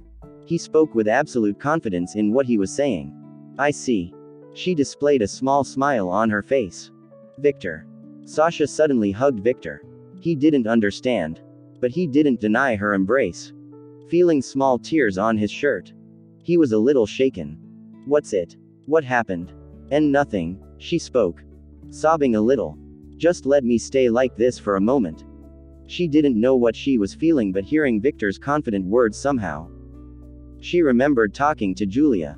When did I get so emotional? I was not like that. Yumu. You can hug me all you want, he chuckled. Then he started stroking her head. Unfair. This bitch. Violet suddenly had her mouth covered by Ruby's hands. Read the mood. Damn it. Ruby spoke in a low voice. HMHMMMH. She tried to say something. But Ruby didn't understand. Satisfied. Now. Explain it to me. Victor said. Looking at Scathach. Brat. You must have more. Sienna was going to say something. She was already annoyed to see Victor treating her mother so casually. Victor looked at Sienna as his eyes glowed pure red. Shut up. You are annoying. Sienna felt her body tremble. She tried to say something. But her mouth couldn't move. She couldn't move her body. Yes. I will be quiet. She spoke in a monotone. Good. He nodded with satisfaction. Finally. She was silent. He thought. Oh. Scathach looked at it curiously. She remembers seeing it in the past. Kagaya also remembered a similar situation that happened to her. That again. Doesn't he realize what he just did? She thought when she saw Sienna's reaction. Violet's violet eyes sparkled a little when she saw Sienna's reaction. She remembers that something happened in the past with the two budding hunters. Big sister. Why are you standing like a robot? Pepper asked curiously. She pinched Sienna's cheek. But the older sister wasn't moving. Lacus. Who saw everything that happened. Just looked on with eyes shining with curiosity. Scathach looks at Victor and says. Sasha's situation is exactly the second situation. She totally ignored her daughter's condition. Oh. The Horseman clan requested a game with Sasha's mother. And the bet was the title of Count Vampire. She explained and then added. The Horseman clan was betting on something very unique. Something that even a vampire who's lived over 1900 years, and is bored as fuck, would be curious enough to bet the Count title for. She puts on a face of disgust. They were betting a hybrid. The whole room was silent the moment they heard what she said. Lucis underground base. It's a success. Lucy smiled satisfied. He was looking at an open white coffin with the symbol of the Black Cross. And on the floor were several red magic symbols. The symbols seemed to have been made with blood. Yes. All we have to do now is fill the coffin with the blood of the innocents and noble vampires. If everything goes as we planned, we will become noble vampires. Indeed. Lucy nods with satisfaction. Spending almost his entire fortune to hire a corrupt witch seems to have been worth it. What did you do with the sacred artifact? That one spear seemed to be quite strong. Karen asked. I threw it in the trash. Lucy replied. Karen was speechless. She even thought she had gone deaf for a few seconds. What did you do with the sacred artifact? She decided to ask again. I threw it in the trash. Lucy replied. Lucy looked at Karen. And when he saw her expression of disbelief, he explained. The only ones who can use these artifacts are the hunters. If I sell them to the witches, those whores will sell information from me to the hunters. So the artifact was useless. And I threw it in the trash. Couldn't you keep the artifact or something? Keep. Where? He asked. Karen couldn't answer. And I'm also not a fool who would keep a deadly weapon that I can't even use in my house. Lucy snorted. Because of that, I threw it in the trash. Makes sense. Karen didn't find arguments to refute Lucy's decision. And the spear had an ancient look. In fact, the item didn't even have the appearance of a weapon. It looked like white wood in the shape of a spear. Where did you throw the spear? In Violet's territory. Somehow Karen had a bad feeling about this. Couldn't you throw it somewhere else? At sea or something? The hunters would retrieve the spear if I did that. They somehow managed to track that object. You remember, right? Every time we would go somewhere, there were hunters waiting like they knew where we were going. Yes. If it weren't for that corrupt witch, we'd be lost. See. As the witch's spell ran out, I threw the spear into Violet's territory. If the hunters find the spear, they will automatically link the incident to Clan Snow. Karen started to think. And after a few seconds, she said, I think you made a stupid decision. Huh? Did you forget they know you stole the artifact? Hey. Lucy opened his eyes. Then he said, of course I didn't forget. But they don't know who I was working for. Is your brain melting? Hunters aren't dumb. They can hate vampires and blame all the shit they do to us. But that's just dumb. First, you stole the artifact. And they know that. Everyone knows that. Second, that princess of Clan Snow has already met the hunters. And they must know she doesn't have the artifact. Third, did you see the Vatican incident? That was probably retaliation from that crazy bitch. Some stupid hunter must have hurt her daughter. The hunters must know that the 3 noble clans that were in that incident are not involved in this theft. Come on. What would a count vampire who is over 1500 years old want with an artifact like that? They are basically useless to them after all, like you said. Only hunters can use that weapon. Realizing the important points she made, Lucy said, a Karen with a brain, this is new. Hooah. Karen's face distorted into anger. Okay. Lucy backed off.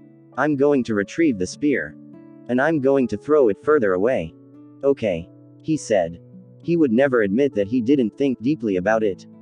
Lucy was so excited about his plan working that he totally forgot about that detail. Throw the artifact as far away as possible. Preferably under the sea or something. Karen suggested and adds with a serious look. Don't fuck with us now. We're almost close to completing what we've wanted for so many centuries. Okay. Lucy picks up the phone and dials a number. Then he puts it in his ear. Johnny. I have a job for you. My 3 wives are beautiful vampires. Chapter 55 to 55, Digging Your Own Grave. I will start training Victor from today. Suddenly Scathach disappears and appears in front of Victor. Not that again. Victor instinctively jumped back. You're still too slow to avoid me. Scathach appeared behind him and lightly attacked his neck. But a small block of ice stopped her hand on Victor's neck. Victor covers his body in lightning and kicks Scathach towards her face. Every time he made these moves, he had a big smile on his face. Oh. You have good instincts. I like it. She grabs Victor's leg. The lightning striking the ground was heard all around. And even the pressure of the wind made a hole in the wall behind Scathach. It just shows how much force Victor put in his attack. But it's still not enough. She decided to put on more strength. She squeezed Victor's foot tighter and pulled towards her. Crack. Victor grits his teeth and tries not to react to his foot being broken by Scathach's grip. He placed an ice shield on his stomach. But this time, Scathach easily passed through the ice as he felt the punch connect with his stomach. Cough. Realizing he was losing consciousness, he quickly bit down on his tongue. As soon as he felt his consciousness return, he quickly kicked the ground and backed away from Scathach. Ha ha ha ha. Scathach started laughing when he saw Victor's reaction. She seemed to be enjoying herself. She lets go of Victor's leg and allows him to step away. Darling. Husband. Victor raises his hands to his wives in a stop gesture. And he looks at Scathach with a big bloody grin on his face. You don't have to do this to try to get me to go with you. I'll gladly follow you. I told you. Right. I won't run away from you. Scathach's body visibly trembled. Her cheeks turned a little red. And her smile grew. Good. Good. That's the spirit I want. Follow me. As soon as she disappeared, Victor used his eyes and continued to keep his senses focused on Scathach. And he said without turning around, I'll train. Lacus, Sienna, and Ruby are just speechless. As Scathach alumni, they know it's not easy to do what Victor has done now. He suddenly turned to Sasha. Don't do anything reckless. Okay. I won't. Don't worry. Husband. Sasha said with a small smile. You too. Violet. Huh. But I never do anything reckless. Violet felt a little sad to be parted from Victor. Everyone in the room rolled their eyes. Victor walked up to Ruby. And he patted her head. Take care of them. Okay. I trust you. Victor displays a gentle smile. Then he disappears. The three wives clench their fists tightly. Phew. Where is Kagaya? Pepper asked as she looked around. She was sure Kagaya was beside Maria. But suddenly Kagaya disappeared. And as a maid wouldn't leave without the master's permission. She thought it was weird. The three wives were speechless. But soon they exhibited a small smile. As expected of her. They spoke in unison. Huh? What do you mean? Pepper asked. Nothing. The three spoke in unison. A moment of silence descends into the room. Then Violet opens her mouth.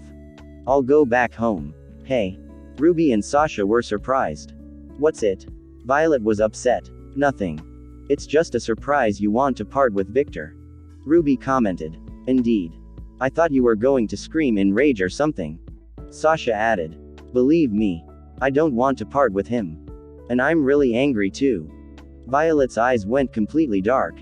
But as long as that old witch is with Victor, I probably can't find him. Somehow. I'm jealous of Kagaya now. She can be with Darling all the time as if she were his shadow. Ruby and Sasha nodded in agreement with Violet's words. I'm going back home. And I'm going to train. I feel my power steadily increasing. And I don't have the confidence to control it like before. Sienna, Lacus, and Pepper were a little surprised when they heard what Violet said.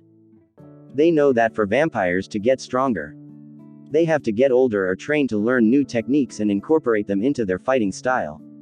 However, Violet just said that her power was steadily growing. That's theoretically impossible for vampires. Violet's powers shouldn't have a power boosting spurt until she's 500 years old. Oh. Now that you mention it. I felt it in me too. But I ignored it because I can control it perfectly. Ruby said. Sasha looks at Ruby with a neutral expression. That's because you're a small monster trained by an even bigger monster. Ruby was a little annoyed. How rude to call me a monster. But that's what you are. You've been trained by Scathach since you were little. You're a little monster. Sasha smiled.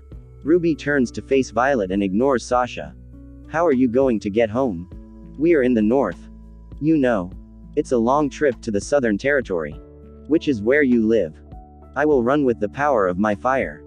I can boost myself to get back faster. Violet spoke. This is stupid. That is just a waste of energy. Ruby said. Why don't you use an airplane or something? It's easier. It's too slow. Ruby couldn't deny it's slow. But it's better than wasting energy. Why don't you call that maid? Speaking of the devil. Where is she? Sasha looked around but couldn't find Natalia. She said she's on vacation until Violet goes back to the human world. Luna said. Explain. Ruby looked at Violet. That maid's contract is only for life in the human world. That's all I can say. Violet spoke neutrally. Sigh. What is your family thinking of getting involved with that clan? Ruby sighed. Although my mother is a narcissistic bitch, she still has a good head on her shoulders. She got a deal with the king to employ someone from that clan as a maid. Why did she risk so much? Sasha asked. She wanted to shop in the human world easier. Sasha looked at Violet sympathetically. She put her hand on her shoulder. It's hard to have a mother like that. Right. Yes, Violet sighed. Ruby didn't say anything. Despite Scathach being the way she is, she was still a good mother, at the limit of the possible. Of course. She was strict, kind, and never let her crazy things affect her daughters. She was also very overprotective of her daughters. And she was always there when her daughters needed her. Overall, Ruby had nothing to complain about her mom. She just had trouble getting close to her mom. She always seemed so far away. Because of that, she feels a little envious of Victor, who managed to bond with Scathach very easily. And that's a thought that is shared by all three of Ruby's sisters. What are you two going to do? Sienna asked Ruby and Sasha. And then she got up from the table along with Lacus and Pepper. I'll train too. Although I don't think I need it. It's always good to go over the basics. Ruby said. Me too. Unlike these two freaks. I'm not a genius. Sasha said. Ruby and Violet rolled their eyes. Train and use the Count Vampire transformation even for a little while. If that's not being a genius. I wonder what is Ruby thought. Not even Ruby could access the Count Vampire form yet. And Sasha and Violet could already do that. Although different from the two women. Ruby had two elements that were essentially the same element. Ruby's ice and water were much more challenging to train than Sasha's lightning bolt and Violet's fire. And you too? Sienna asked Pepper and Lacus. I'm going to watch anime. I saw that a new season was out. Pepper chuckled silly. Ruby reacted to Pepper's words. Tell me a little more about this. She said. Of course. Sienna sighed and looked at her middle sister. I'll go to sleep, she smiled. Then she disappeared. Well, I'll go back to my job. I predict my mom will be confined for 6 months with that man. Sienna smirked. Then she spoke in a shocked voice. Wait. This isn't a bad thing for you guys. After all, you saw what happened, right? I wonder what will happen if my mom is alone with that one for 6 months. The eyes of the three wives began to glow.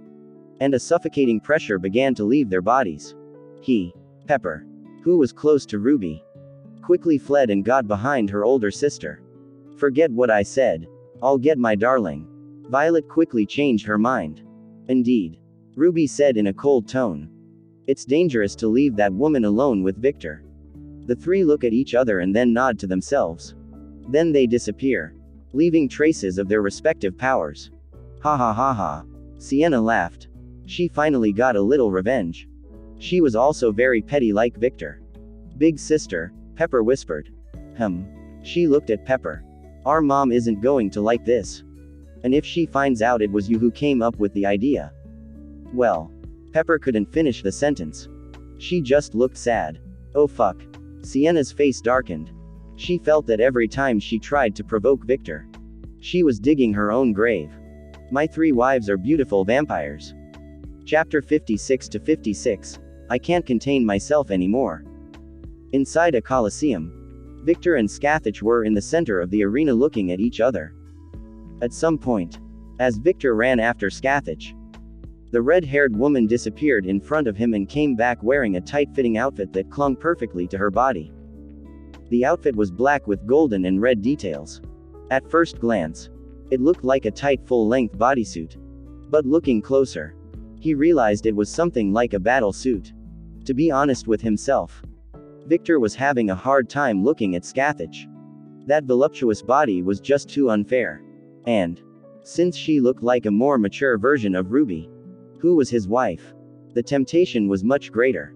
But despite feeling it, he kept a poker face with a slight smile on his face. He didn't want to be rude. His mother always said not to stare at women's bodies too much. After all, they felt the eyes of men. He still remembers her words. Look once. Observe. Appreciate. And commit the image to memory.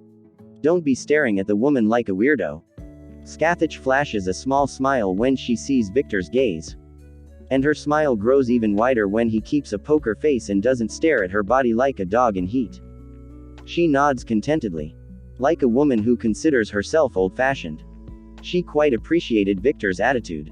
First of all, we should start training your resistance to pain. A small ice stake appears in front of Scathach. Don't dodge. You can take it easily. Right, she said. Soon she throws the stake into Victor's heart. Realizing the stake will pierce his heart, Victor grits his teeth and doesn't move. Soon the ice stake pierced his heart, and he felt pain throughout his body. He felt like screaming, but he gritted his teeth harder and resisted. Good, Scathach complimented. As expected. You didn't disappoint me. Victor takes the ice stake that pierced his heart and pulls the stake out.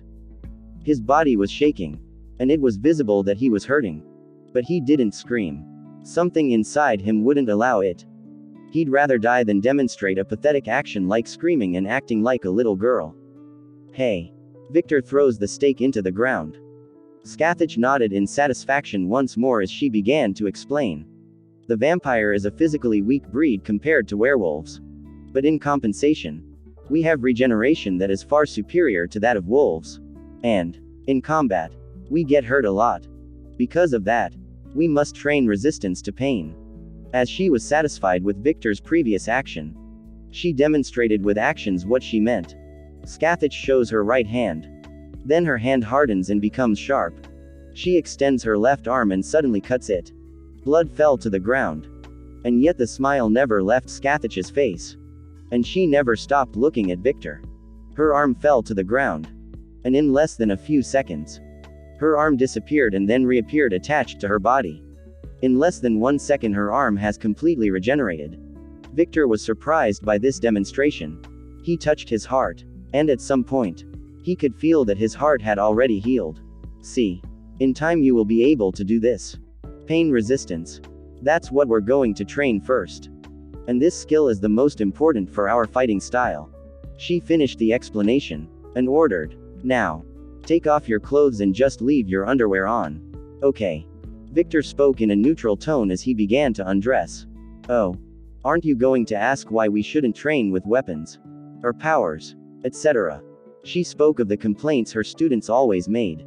He stops undressing and looks at her. He replied in a neutral tone. You are the master here. I just have to follow what you order me to do. She didn't expect this answer. And he smiled a little. I trust you. I know you won't make me do something useless. After all, just like me, you want me to get stronger quickly. Right. When he finished speaking, he started to undress again. Scathach's smile slowly grew distorted. Her eyes were glowing blood red. And her teeth changed and sharpened.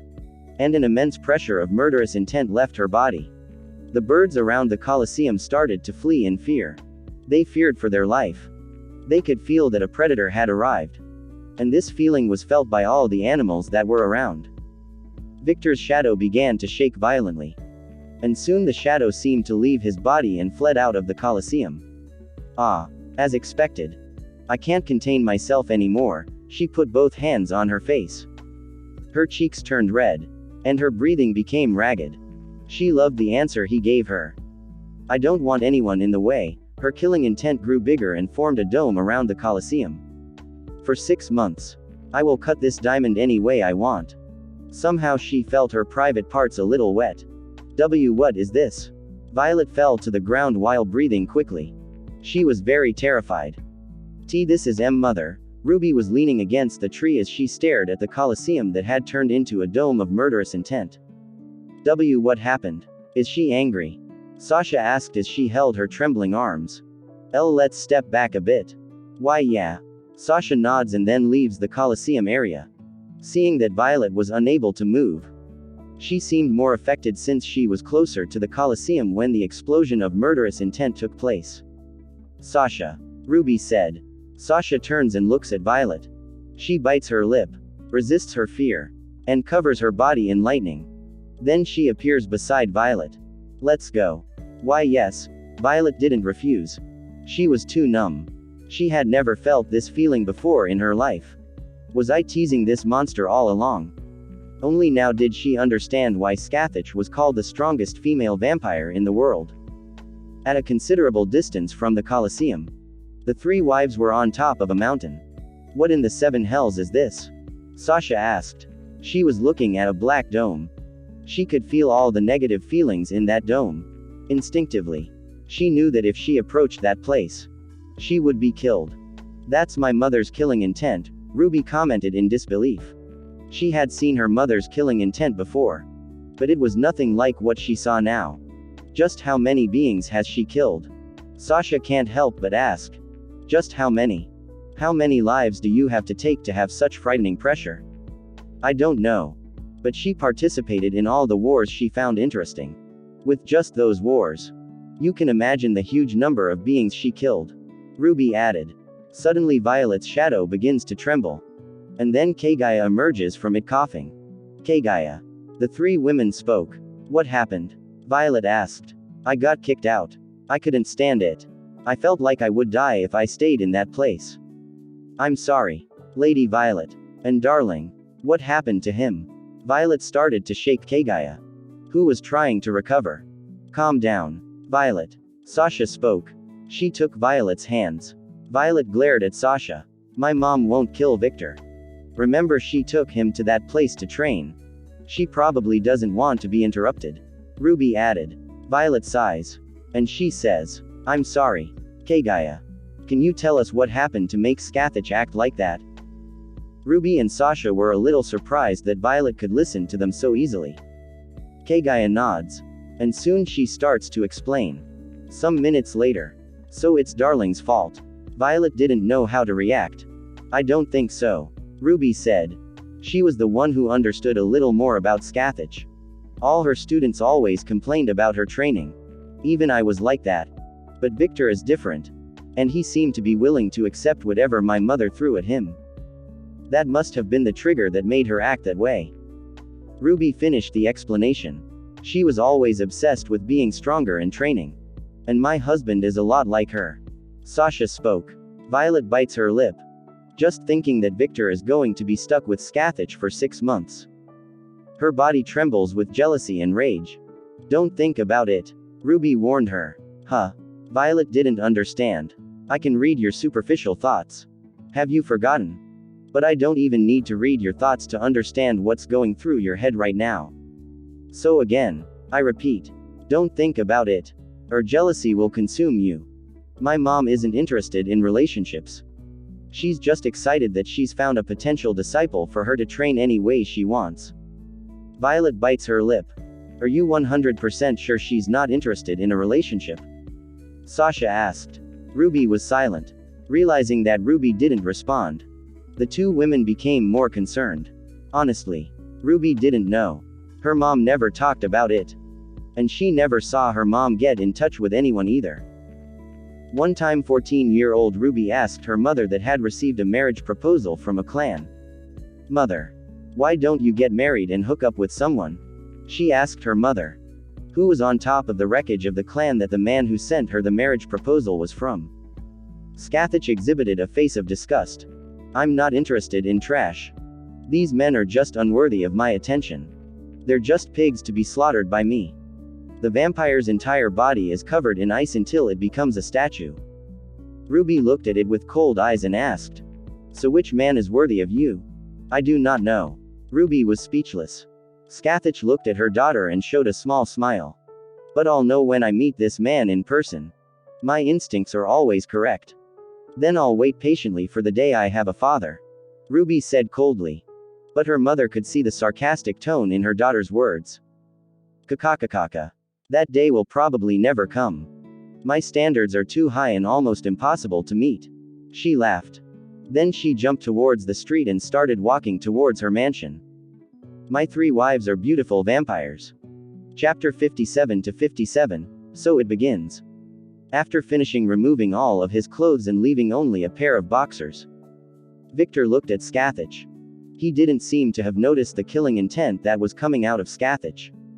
I finished. What now? Honestly. He was wondering why he should just wear his underwear. But that thought died the moment it was born. After all, he wasn't ashamed of his current body. Scathach puts her hand on her chin as if thinking about something. She looks at Victor's body in curiosity. Then, she approaches Victor and touches her fingers to his body. Seeing the firm, well-defined muscles, her eyes gleam a little. She seems to have come to some conclusion. Interesting, looks like you'll take whatever I throw at you. Suddenly, she reaches into her pocket and pulls out a small, old-fashioned cell phone. Well, Victor was going to say something. but he suddenly felt his body being pierced. Cough. He spits blood on the floor. He looks down and sees Scathach's hands across his stomach. Hold on. She spoke in a neutral tone. And then she started to churn Victor's stomach like she was looking for something. Victor gritted his teeth. His body trembled in pain. But he just clenched his fists tightly and held on. Scathach removed her hand from his stomach. And the moment she did, he felt something pulled out of his stomach. Cough. That's. He almost fell to his knees on the floor. But the moment that sensation came, he quickly stomped harder on the floor and stood up. His pride not allowing him to kneel. Your gut. She flashed an innocent smile. Victor was speechless. A few seconds later, something started to happen. Victor's intestines that were in Scathach's hand dissolved into blood and then disappeared. And at the same moment that happened, Victor felt something return to his stomach. He touches his belly region. He doesn't feel pain anymore. And the cut on his stomach has also been restored. Even the blood he spat has disappeared. Impressive, she smiled contentedly as she looked at her cell phone. In less than 10 seconds. You had your whole stomach restored. Is this normal? Victor asked in curiosity. Of course it isn't. She put away her cell phone and began to explain. For an ordinary noble vampire, it takes between 30 seconds to 1 minute to regenerate this type of damage. For a noble vampire descended from a Count clan, it takes around 30 to 40 seconds depending on the individual's potential. This kind of regeneration is only seen in the children of the royal family. For example, the youngest daughter of the king. She is a newborn. And her regeneration is around 10 to 15 seconds. You seem to know a lot about this. Of course I know. All the king's children that are born. I went to check whether they had potential or not personally. By potential, she probably meant beat up every one of them. Huh. Victor thought. They all have good talent. But unfortunately, they are useless. The mentalities of them are not like me. Because of that, though they have great talent, I never took any of them to train personally. She said with annoyance. Victor didn't know how to react to this. After all, he never saw the king's heirs personally. And if Scathach judged them as unworthy, he simply lost interest in them. He considers Scathach too much like him. And, because of that, he strangely trusts her judgment a lot. Scathach exhibited a small smile. You are indeed an anomaly. Your blood has made you special. It has strengthened all your bases. Even your body is stronger than a common vampire noble. Victor exhibited a small smile. If I'm an anomaly, what are you? In less than 1 second, your whole arm was restored. He compared himself a lot to Scathach, which was absurd. She is a vampire who had 2,000 years to train. And he was just born. Follow me. Scathach started walking towards the Colosseum wall. Victor followed Scathach, as he was behind her. Unconsciously he looked at her ass that looked like she was trying to hypnotize him. Thick ass. This outfit is against the rules. Not that I'm complaining. But it's weird looking at your wife's mother like that. I think. He stared for only a few seconds. And then he looked away. He noticed how beautiful the Colosseum was. Which was a lie. He was reviewing what he saw in his mind and comparing it to Ruby. Scathach wins. Although Ruby isn't far behind. Like mother. Like daughter. Huh. Although Sasha's legs are better. Apparently. He had plenty of free time to think about bullshit. And Scathach noticed it too when she felt Victor's gaze on her ass. But she didn't care. She was feeling satisfied for some reason. Stopping at the Colosseum wall, Scathach lightly touches the wall. And soon a new wall with various training weapons appears. Choose a weapon you like. She pointed like a saleswoman who was selling an item. Don't worry. All weapons are tough enough. They've been enchanted by witches. Victor looked at the weapons curiously. He saw that she had several weapons of all varied types. Eastern, Western, and even firearms. Victor didn't think too much. He wasn't experienced in using any weapons. So he just chose what he liked personally. He liked the spear and greatsword. But in the end, he chose greatsword. After all, he still has memories of watching a movie with his father about a barbarian who used a greatsword. And since that day, he has always been fascinated by the greatsword. He looked at the sharp blade of the sword with curious eyes. The greatsword was simply too big. He was currently 195 centimeters tall. And the sword blade was almost the same size as himself. Greatsword. As expected of a man. I think. She laughed. I was in doubt about the spear and the greatsword. But I just chose the one I liked best. He spoke while swinging the greatsword with extreme ease. He even felt like the sword was made of paper. It was so light. Hey. Scathach's eyes sparkled a little when she heard that he liked the spear. Despite being a master of all weapons and having completely mastered them, the weapon she first practiced with was the spear. Since we have little time, your torture training method is simple. A fight to a near-death state. She wasn't even hiding anymore that it would be torture for him. Although Victor doesn't seem to mind. Victor looked at Scathach. His smile growing disproportionately when he heard what she said. As vampires, we're going to abuse regeneration. Huh. Oh. You got it fast, she smiled and explained. Usually, I would start by taking it easy. I would teach you the basics step by step. And I would apply a little torture to get you used to the pain. Just like I did with my daughter. But, she walks to the wall and picks up a spear. She makes some moves with the spear and points the sharp part of the spear at Victor. You woke me up. And now, I want to have fun. Her smile grew distorted. Sharp teeth began to show on her face. And her eyes began to glow blood red. Just like Scathach. Victor's smile grew. Then, what are we waiting for? Let's start. He swings the greatsword horizontally and attacks Scathach. Scathach uses the spear hilt and defended Victor's attack. The swing of the greatsword created a gust of wind. But despite all that strength, the spear didn't even move when receiving the attack. She then used the tip of the spear and pierced Victor's stomach. A small ice shield appears on Victor's stomach but is easily pierced by Scathach's spear. Victor attacks again with the greatsword. But Scathach pulls the spear out of Victor's stomach and slashes his legs at inhuman speed. Lots of useless moves. Try to simplify more. The way you use the power is correct. But, she waits for Victor's legs to regenerate.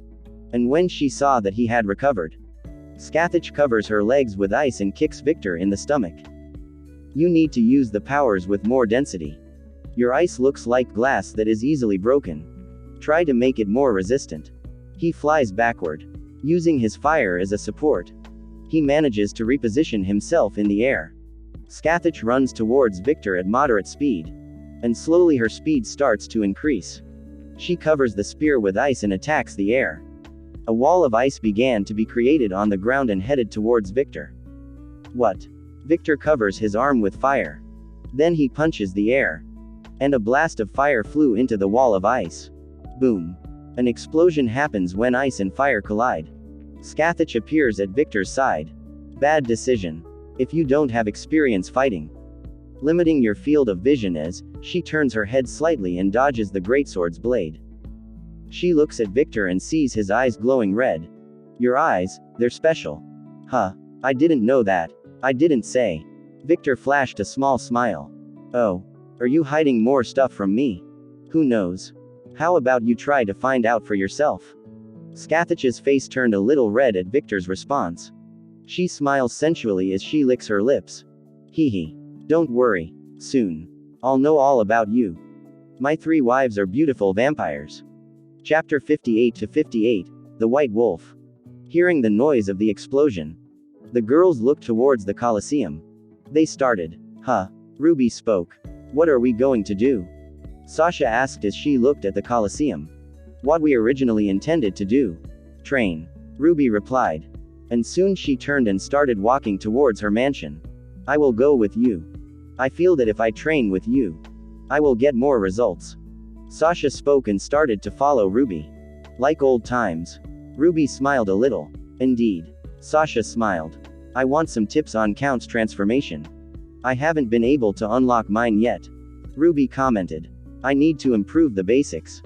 And I think you're really good at it. So we have a deal. Ruby chuckled. Sasha looked at Violet. What are you going to do? Violet bites her lip and clenches her fist in frustration. I'm going back home. Like I said before, I feel my power increasing. And I don't have the confidence to control power like before. I need to complete my training. She gets up off the ground and looks towards a place. Ruby and Sasha seem to have gone deaf for a while. Excuse me. But what? Sasha practically screamed. What do you mean you didn't finish your training? Ruby asked in disbelief. Usually, vampires end their training at the age of 18. And after you turn 18 and finish training, you have to develop powers independently. That's how it happened to her and Sasha. Ruby trained from a young age in martial arts and how to control her powers with scathach. Sasha just trained how to control her powers. After all, vampires are born knowing how to use their powers. They just don't know how to control them.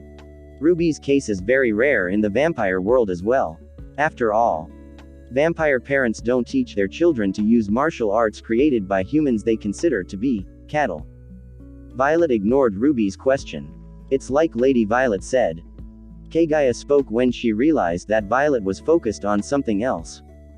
She spent many years watching Victor. And because of that, she didn't complete her training. And how did she manage to use the count form if she didn't even train? Ruby asked. She remembers that in the past, Violet also used this power for a while. I don't know. Kagaya replied. But Lady Violet has always easily controlled her powers. Maybe that's the trigger. Ruby was silent. But inside she just wanted to scream. Bullshit. Kagaya. Violet spoke. Yes. Lady Violet. Kagaya looked at Violet. Violet looks at Kagaya. And soon her violet eyes turn blood red. I'm revoking your status as my maid. Kagaya didn't understand this sudden decision. Violet continues. As of today, you are my darling's personal maid. Kagaya's cold expression broke. And she just couldn't let go of the first word that popped into her mind. Night. Human world. Current location somewhere around Brooklyn in a nightclub called The Lost Club. BAMM. The sound of the club door opening suddenly was heard. And soon everyone could see a dark, muscular man standing 195 centimeters tall. He was wearing black pants with a simple white shirt. And around the man's neck was a necklace with a sharp fang that was very visible. He had short white hair, sapphire blue eyes, and a stern face. The man's body was covered in black striped tattoos. And he had several small scars strewn across his arms. Oh, you came back. How are you feeling now? A woman, who was leaning against the wall smoking, spoke as she looked at the man. The man exhibited a small smile that showed his white teeth, which were strangely a little sharper than usual. Then he started walking. I'm calmer. Just don't make a fuss again. The woman rolled her eyes. He walked past the woman as he spoke. Bitch. Please. I never make a fuss. I am the most peaceful and hardworking man you will meet. The woman rolled her eyes again. Yeah. Then she ignored the man. The man walked down the halls to a door that had a tall man on guard. Johnny. You're forbidden, the guard spoke but was stopped from continuing by a sudden movement of the muscular man. The muscular man puts his arm around the neck of the man who was on guard and pushed him to the wall.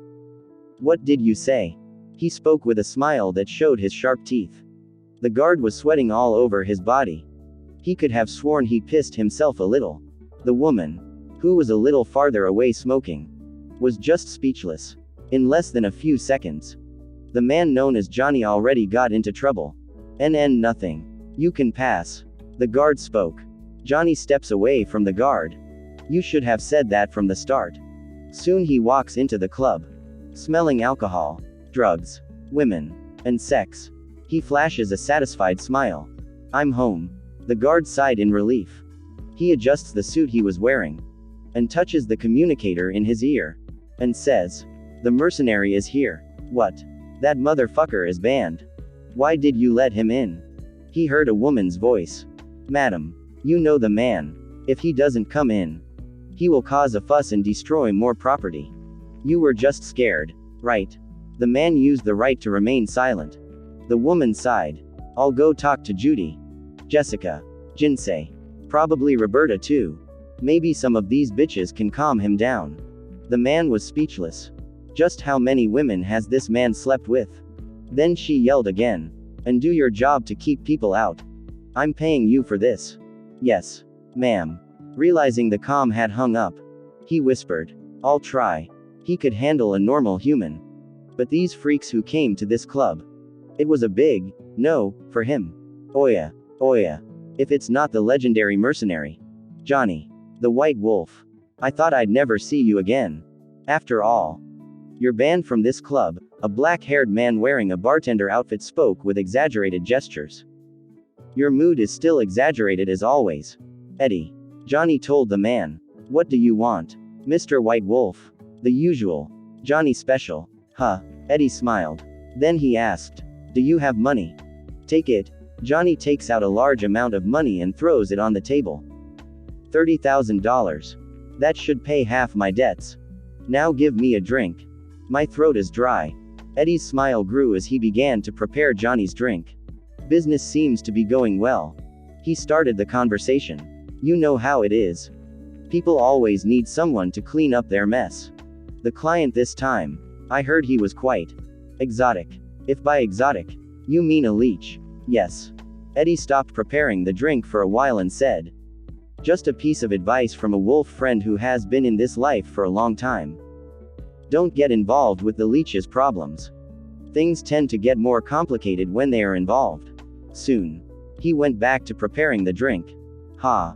When aren't things complicated? And you know how it is. Money is money. These bastards have lived so long their pockets are full of money. And they don't mind throwing that money away too easy. Indeed. They really are the best customers. You seem to know this man. Tell me a little about him. I'll continue if you pay your debt. Tisk. Take it. He throws another amount of money. This should cover all my debts. Yes. Until you decide to make another mess and get in debt again. Ha ha ha. I never caused a fuss.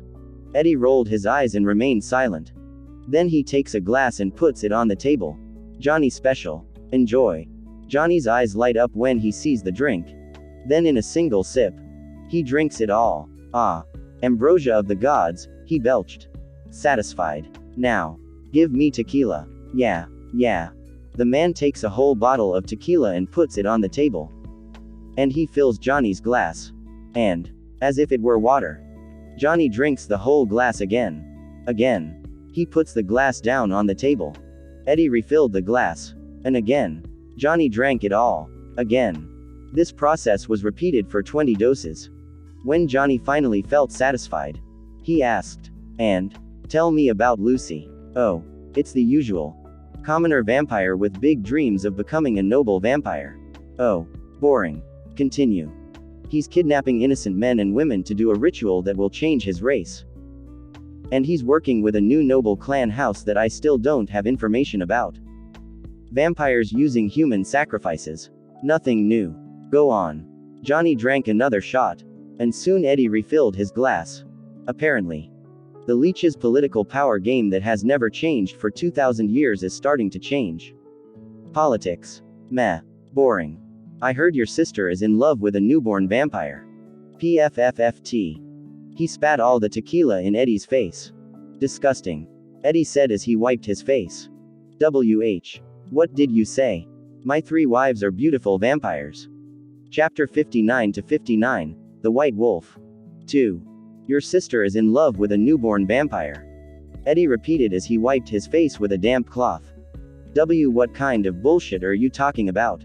Even though he heard it again, he still couldn't believe it. My little sister would never fall in love with anyone. She's just a child. Johnny started to remember his sister. She was so little. And she kept screaming around. Big brother, unconsciously. He smiled like a fool. Johnny. It's been 18 years. She's grown up. Eddie shattered his illusions. Johnny imagined his little sister. Grown up and embraced by a random vampire. His face distorted in anger. I won't allow it. BAAAM. He smacked the wood of the counter. I'll put it on your account. Eddie said with a small sigh. And your sister is already an adult. She can make her own decisions. And this passion won't last long. After all, vampires and wolves can't mix. Oh. What do you know? Spit it out. And give me more tequila. Johnny decided not to comment on what Eddie said. After all, he knows that Eddie's words were wrong. Wolves and vampires can relate. If the two individuals want, nothing can stop them. Only death. Of course. You have money.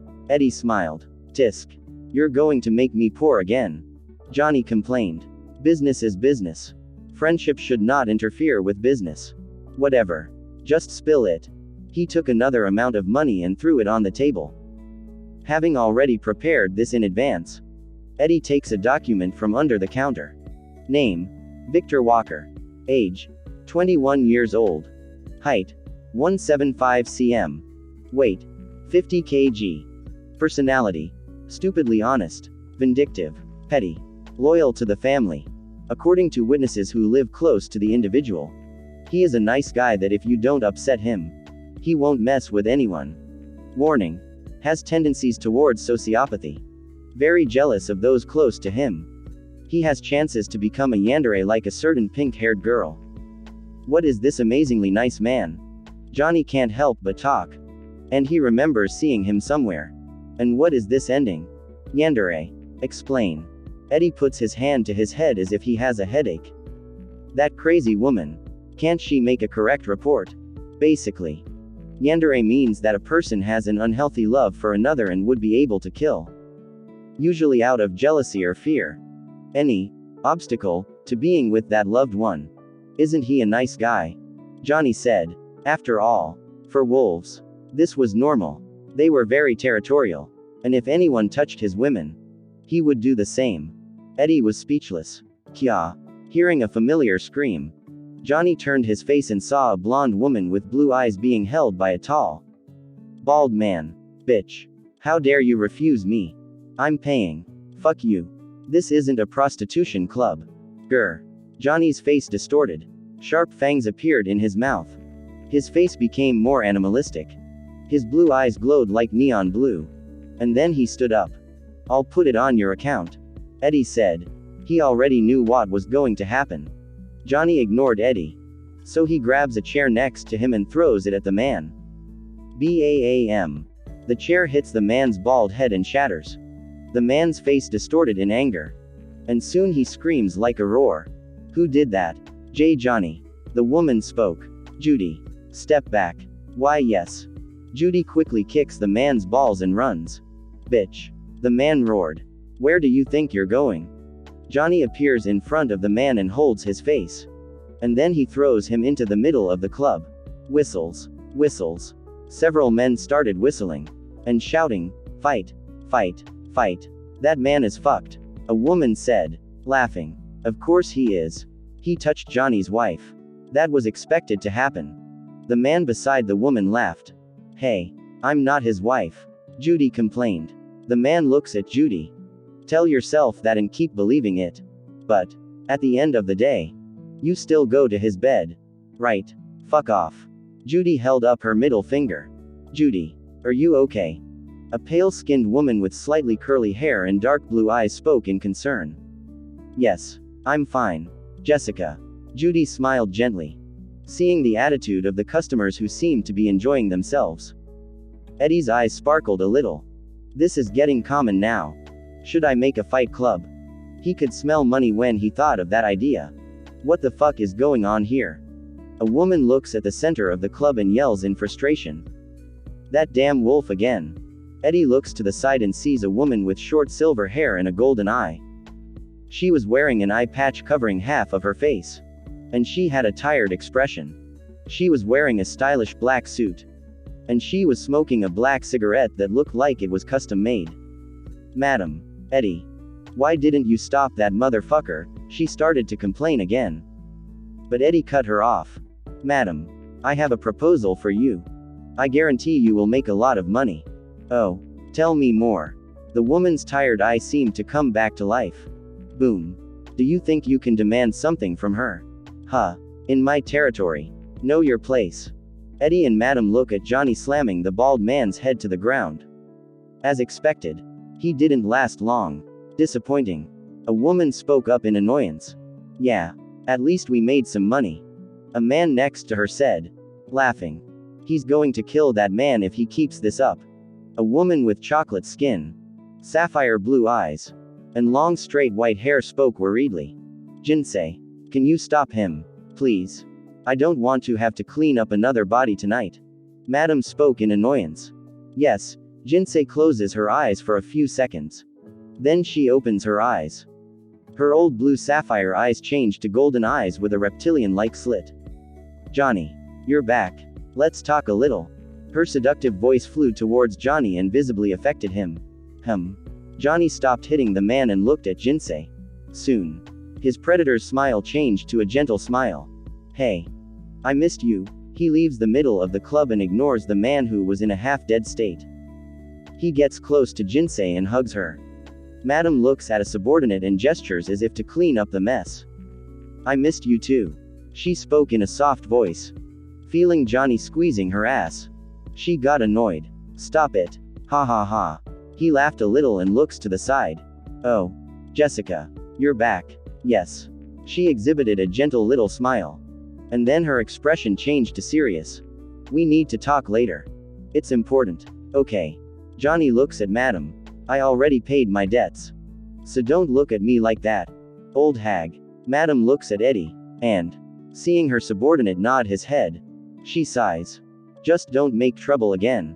Boy. But I never caused any problems.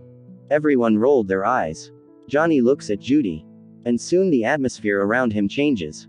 Judy. He growled. Judy's body visibly shook. What? Were you working? Did I already mention that I don't allow it? Do I have to kill every man in this club so you don't work again? Aye. She swallows hard when she senses Johnny's mood. She was scared. But soon her face changes to an annoyed expression. And she growls at Johnny. I wasn't working. You know, since I, stayed with you. Her face turned red. I don't work anymore. That man looked at me coming out of the second floor and started screaming. Demanding services. Johnny smiled when he saw Judy's expression. You're too innocent sometimes for a former stripper dancer. Fuck off. She flipped her middle finger and turned her face away. Madam. That man must not come back here. He said with a serious face. He would never let a man live after talking like that to his wife. Sigh. I'll put it on your account. Madam said. She didn't want to get her hands dirty again today. But money is money. And she knows Johnny always pays his debts.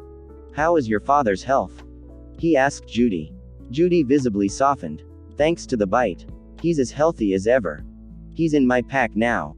But out of consideration for you, I won't force him to do anything. Johnny sat down on the bench and drank another shot of tequila. Thanks, Johnny. If it weren't for you, I'd still have to be working in that disgusting place. As a former stripper dancer, she went through many things that she prefers to forget about. If it weren't for her father's illness that needed a lot of money to treat, she would never have subjected herself to that kind of work. She hates her old profession. She knows and has many friends who had a similar situation like her. Women who needed money. And when they need it most, they had no support from anyone and somehow had to find the money. Pimps take advantage of these struggling women and make them prostitute themselves in exchange for scraps of money. A disgusting market. She hates all of this. And if it weren't for Johnny, she would still have to live this life. No need to thank me. I had a crush on you. And from that moment on, it was already decided that you would become my woman. He drinks some tequila. I couldn't leave my wife in that deplorable place. Jerk. Judy turns her face away in annoyance. Can't you be a little more honest with yourself? Jinsei asked in a gentle voice. Judy threw Jinsei the middle finger. Now that I remember. My sister. He clenches his fist angrily.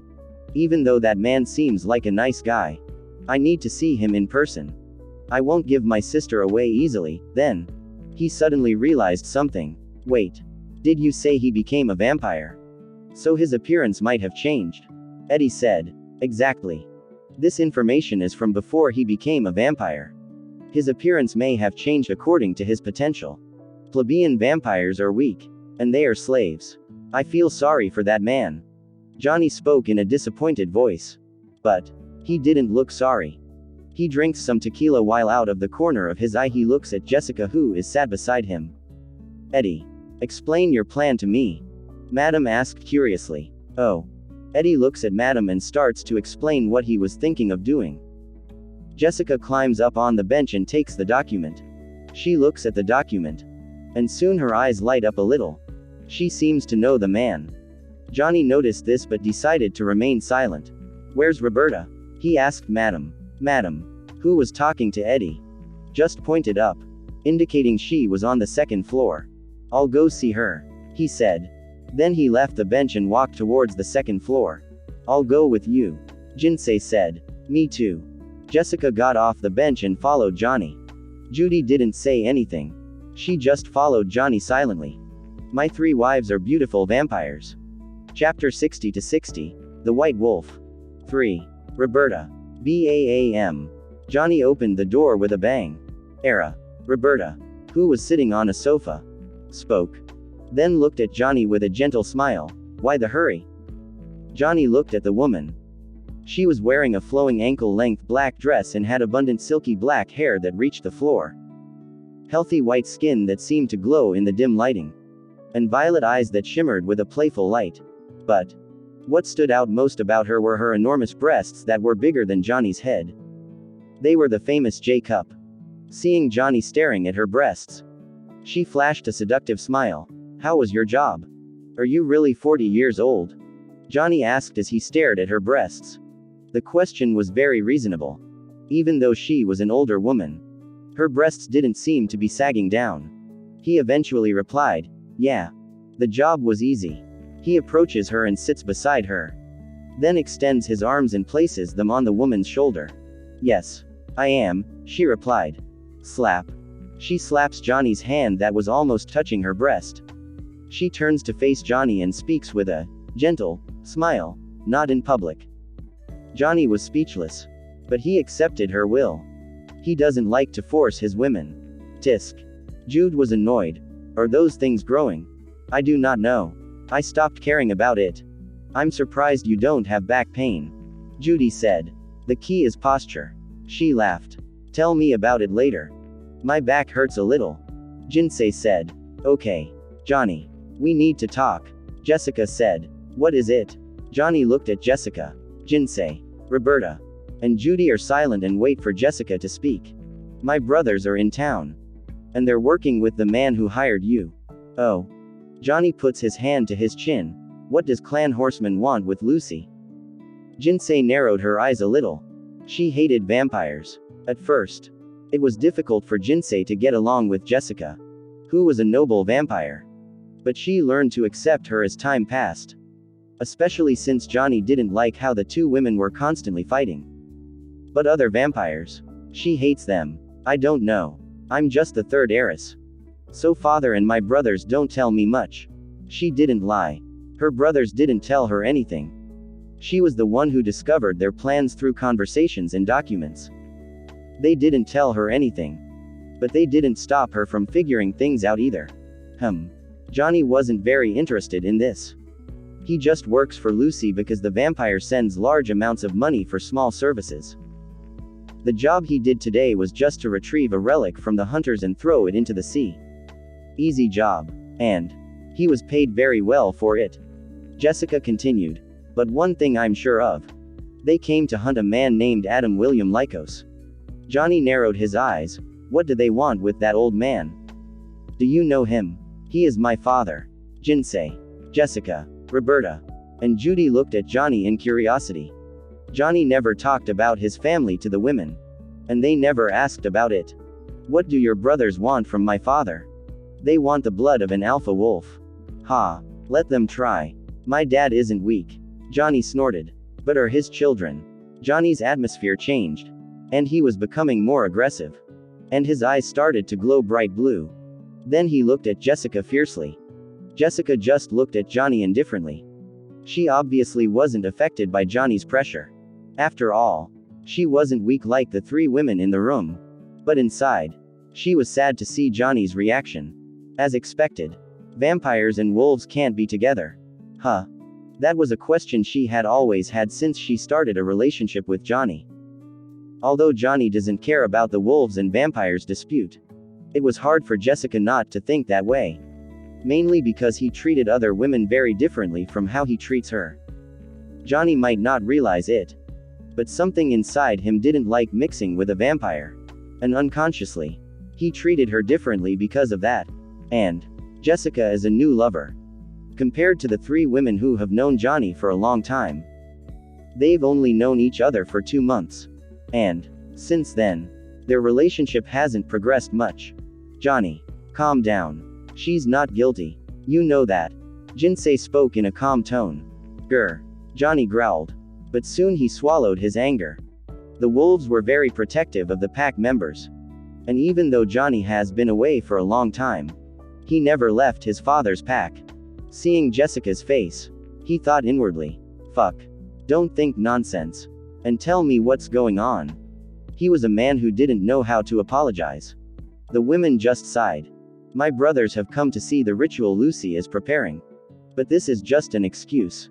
His main objective is to hunt the man named Adam William Lycos. They want alpha wolf blood to use, they probably want to keep that freak stable. Jessica said the last part in disgust. Freak? Johnny asked. Hybrid. Realizing what she said, Jessica's face darkened. By badmouthing hybrids, did she just deny her relationship with Johnny? After all, if they ever had a child, their child would be born a hybrid. Anyway, I just came here to warn you not to get involved in this matter. But now that I know that man is your father, I find it hard for you not to get involved. Just don't die. She got up from the couch, walked towards the door, and quickly left. Johnny didn't stop her from going. All the women sigh at the same time. Johnny, Roberta was about to say something. But Johnny interrupted. I know. You don't have to tell me. Johnny sighed. He knew he wasn't good with feelings. She's a noble vampire. And it's difficult for her to change who she is. Plus, like all vampires, she hates hybrids. That's natural for her species. So she must feel disgusted just being around the hybrid who lives in her house. Jinsei explained. I know. Older wolves are like that too. Johnny said. He didn't particularly care about that. Roberta's eyes glowed violet for a few seconds. You have to talk to her. Or you'll lose her forever. She advised him. Another day. Johnny doesn't listen to her. Instead, he gets up and walks towards an empty spot. And then he takes out his phone, opens the contacts tab, and sees his father's number. Sighing, he clicks on the phone number, then hears, Johnny. Hey, old man. Seeing Johnny's decision, Roberta just shook her head. A little disappointed. He just does what he wants and never listens to anyone. That kind of attitude will bite his ass in the future. But that doesn't matter. As long as he's with me, he'll be fine. Even if all his lovers die. She thought while showing a gentle smile. A week later. Scathach. Why are you sitting? Victor asked curiously as he looked at Scathach, who was sitting on top of a pillar of ice. I'm meditating. And stupid disciple. Call me master. Victor nodded. But he completely ignored the last sentence Scathach spoke. Instead, he looked around and saw several small craters that were starting to regenerate on their own. Magic is amazing, he thought. The training beating was going well. Victor fought Scathach for a week straight. And even now, he didn't feel tired. The only visible sign of tiredness on Victor's body was his sweat. Since he moved around a lot, naturally, he would be sweaty. But that was it. He progressed decently in swordplay and in the martial arts that Scathach was teaching him. Scathach didn't name the martial art he was learning. She just said it's a martial art that she created herself. However, he noticed several moves from famous martial arts like Muay Thai, Taekwondo, boxing, karate, etc.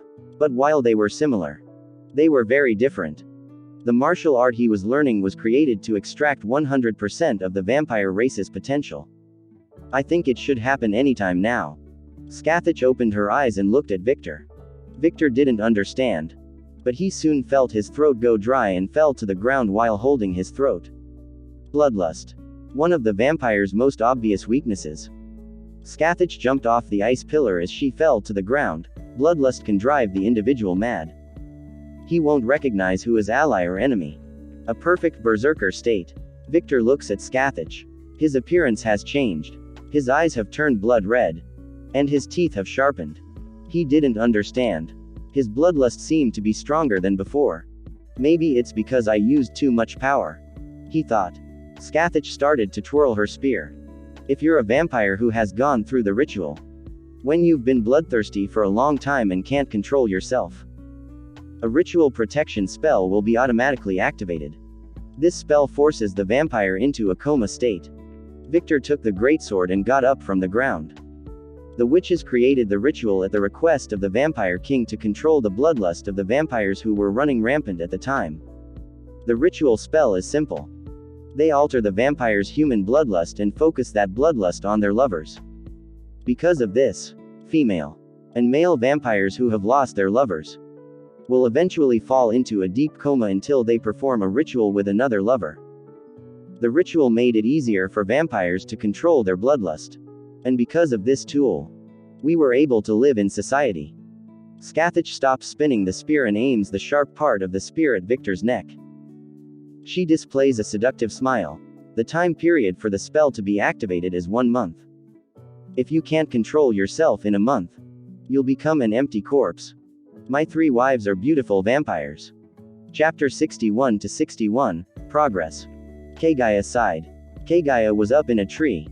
And she's been standing there without moving for a week. She was looking at the Colosseum with a complex look. Sigh.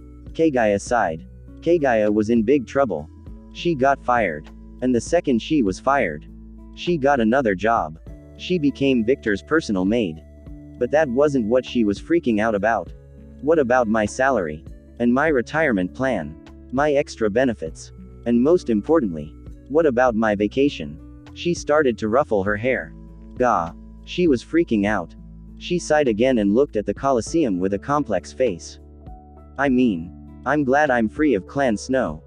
But Lord Victor can't support me. I am a very expensive maid. The perfect maid. She knows that she is not totally free from the chains of Clan Snow. But now that Victor owns her, she will have more freedom. It all depends on what kind of contract Victor wants to make with her. And Kagaya trusts Victor.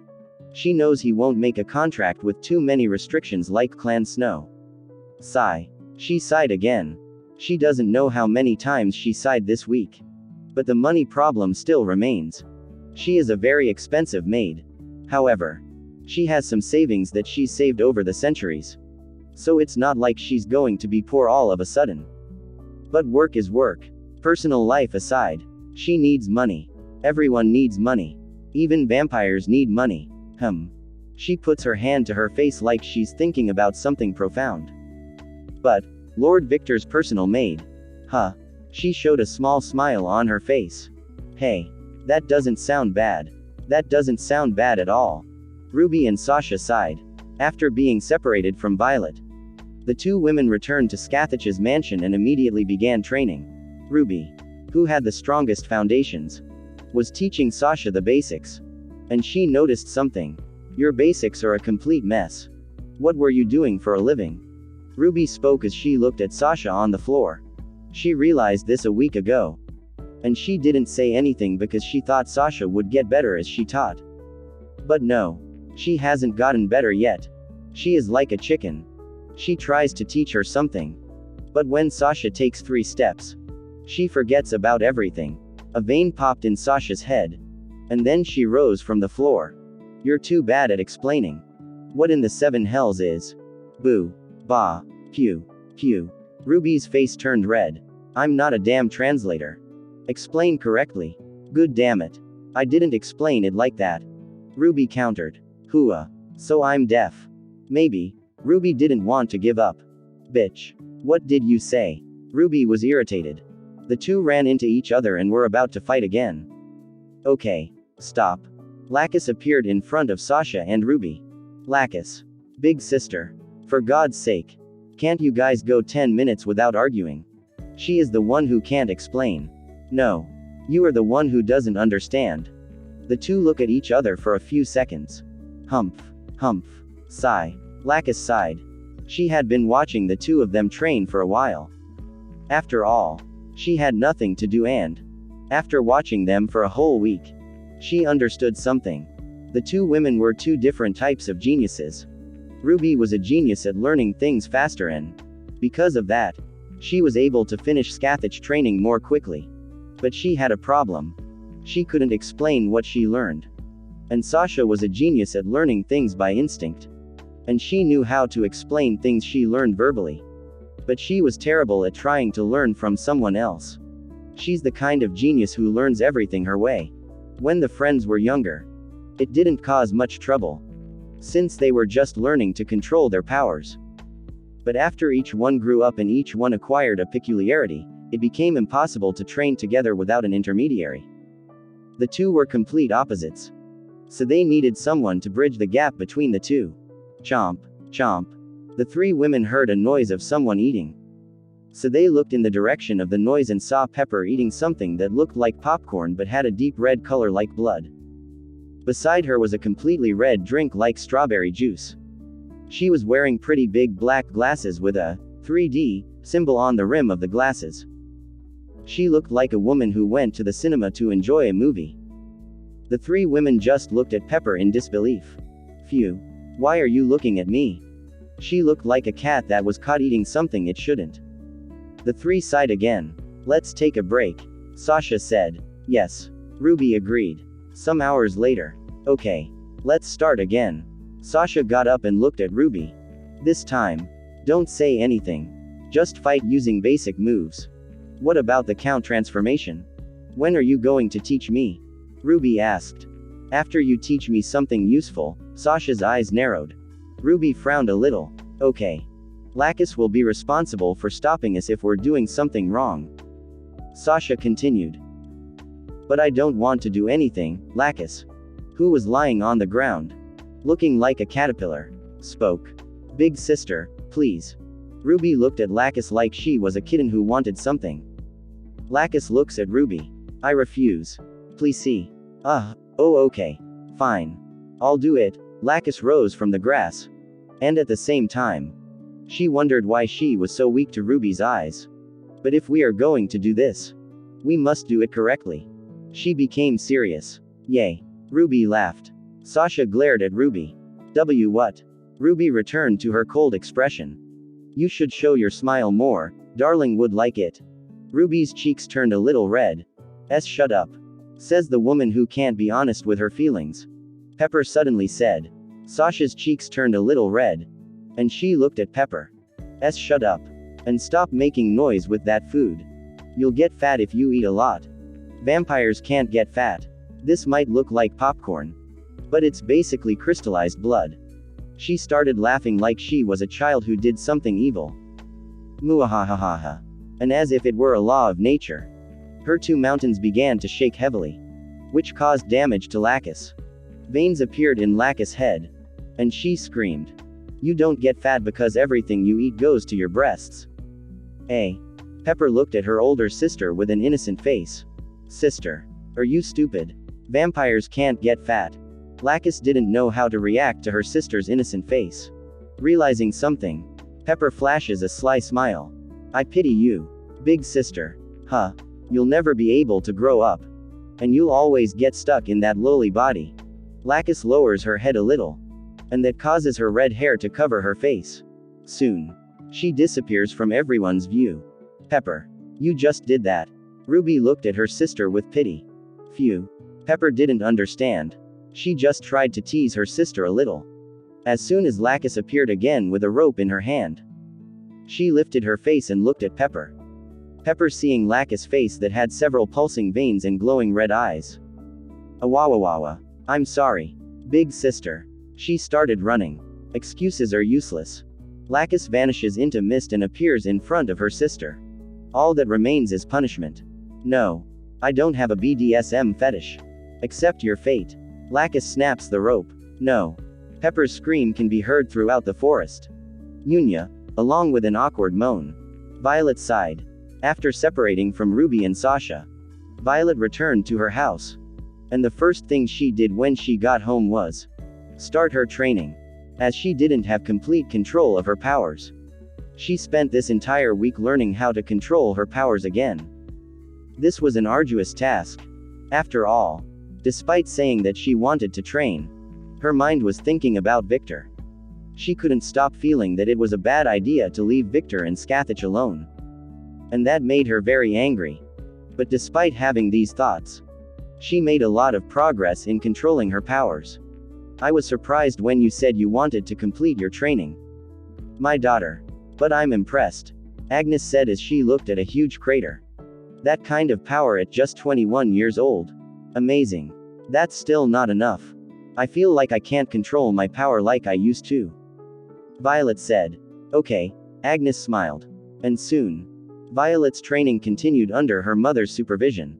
Unlike Sasha and Ruby, who are training in martial arts, Violet focused more on her power.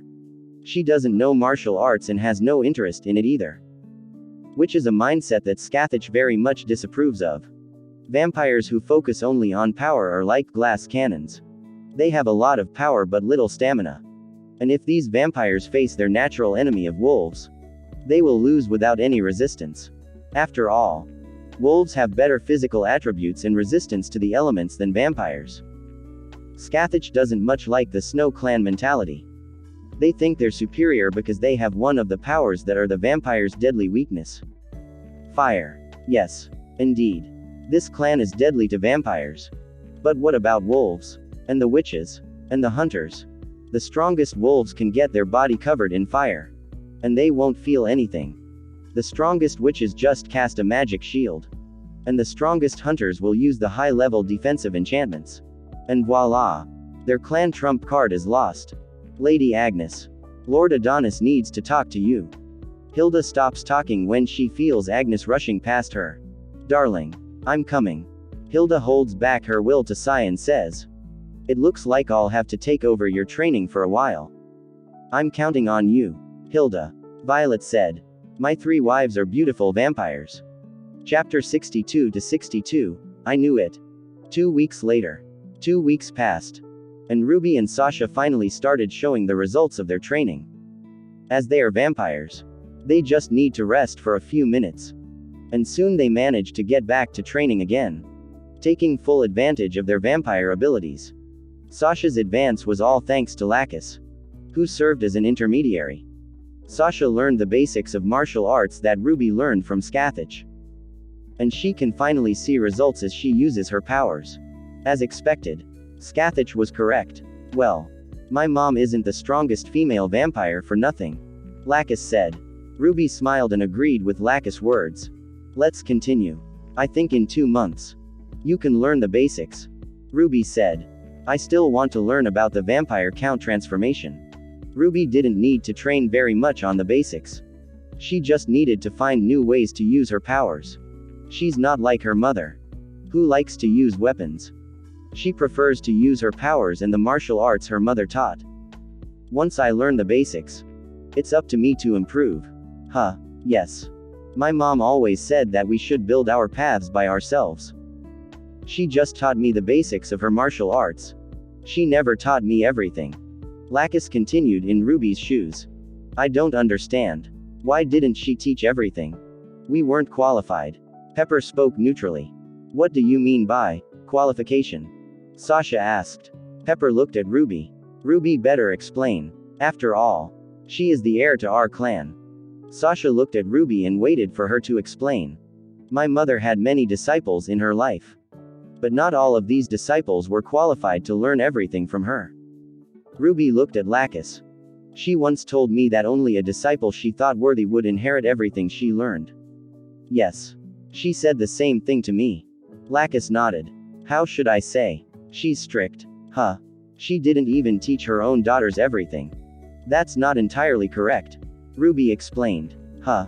My mother's martial art consists of 4 main bases. Strength, speed, resistance, and power. Since I'm the daughter who was born with the most power, she taught me resistance, Ruby said. Ruby positioned herself a little away from Lacus. Try to attack me with your power. Okay. Sasha didn't understand but did as Ruby asked. She appears in front of Ruby with her body is covered in lightning and attacks Ruby's face. The moment Sasha's attack touched Ruby, Ruby's entire body turned to ice. Ouch. Sasha held her hand a little. She felt like she was hitting solid metal. Using my power as fuel, I can coat my body with ice and create something like an impenetrable shield. Ruby spoke as the ice slowly began to disappear. Is it something like how I use my power? It's similar. But not the same. You cover your body with lightning. But I turn my whole body into pure ice. Huh. How is it different? Your power is covering your body like a cloak. It is not inside your body. For example, you can't use lightning to improve your brain activity. Right. I can. But it would fry my brain. Sasha's face darkened in horror. Ruby just flashed a cold smile. That's insane. You're basically destroying yourself over and over again using this technique. Although vampires have regeneration, it still hurts when their body is injured. Having your body destroyed and rebuilt is not a pleasant experience. And, if you don't have control, some important places like the heart and brain can be destroyed simultaneously. And the vampire can die forever. Ruby is different. She can do this more easily because she was born with the power to control water. Lacus explained. Ruby uses her water control so that the moment she stops using this technique, the ice will slowly melt back into flesh. And, thanks to the vampire's natural regeneration, she'll quickly return to normal. She will feel pain. But it's not the kind of pain that will completely destroy her body. And this feat can only be achieved because Ruby has extremely precise control of her own power. Lacus finished the explanation. Insanity. I can only use lightning in my body because I have the abnormal resistance of my father. But my mother doesn't have that. And when she uses lightning too many times, her body is destroyed.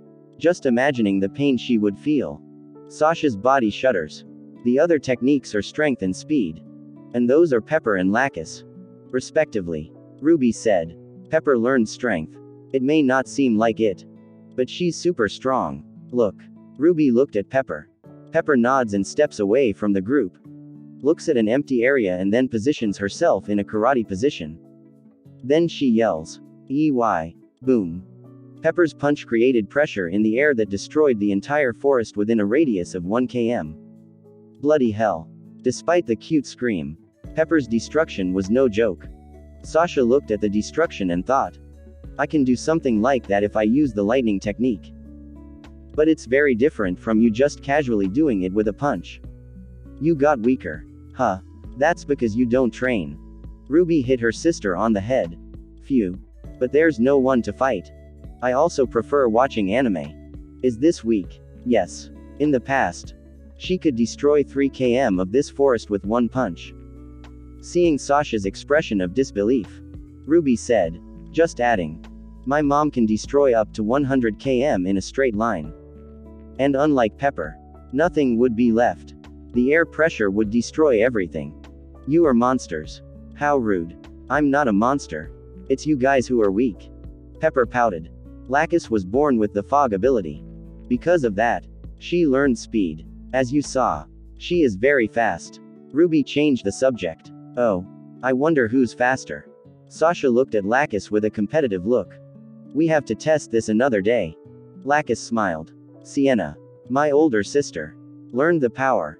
But since she's not here, let's ignore it, Ruby said. Sasha stops looking at Lacus and starts to think. And soon she understands something. I see. Her martial art was shared among her daughters. Wrong. Ruby spoke. Huh. Although she is a master of all martial arts, the main martial art she uses is Sojutsu, spearmanship. The martial art that uses the spear.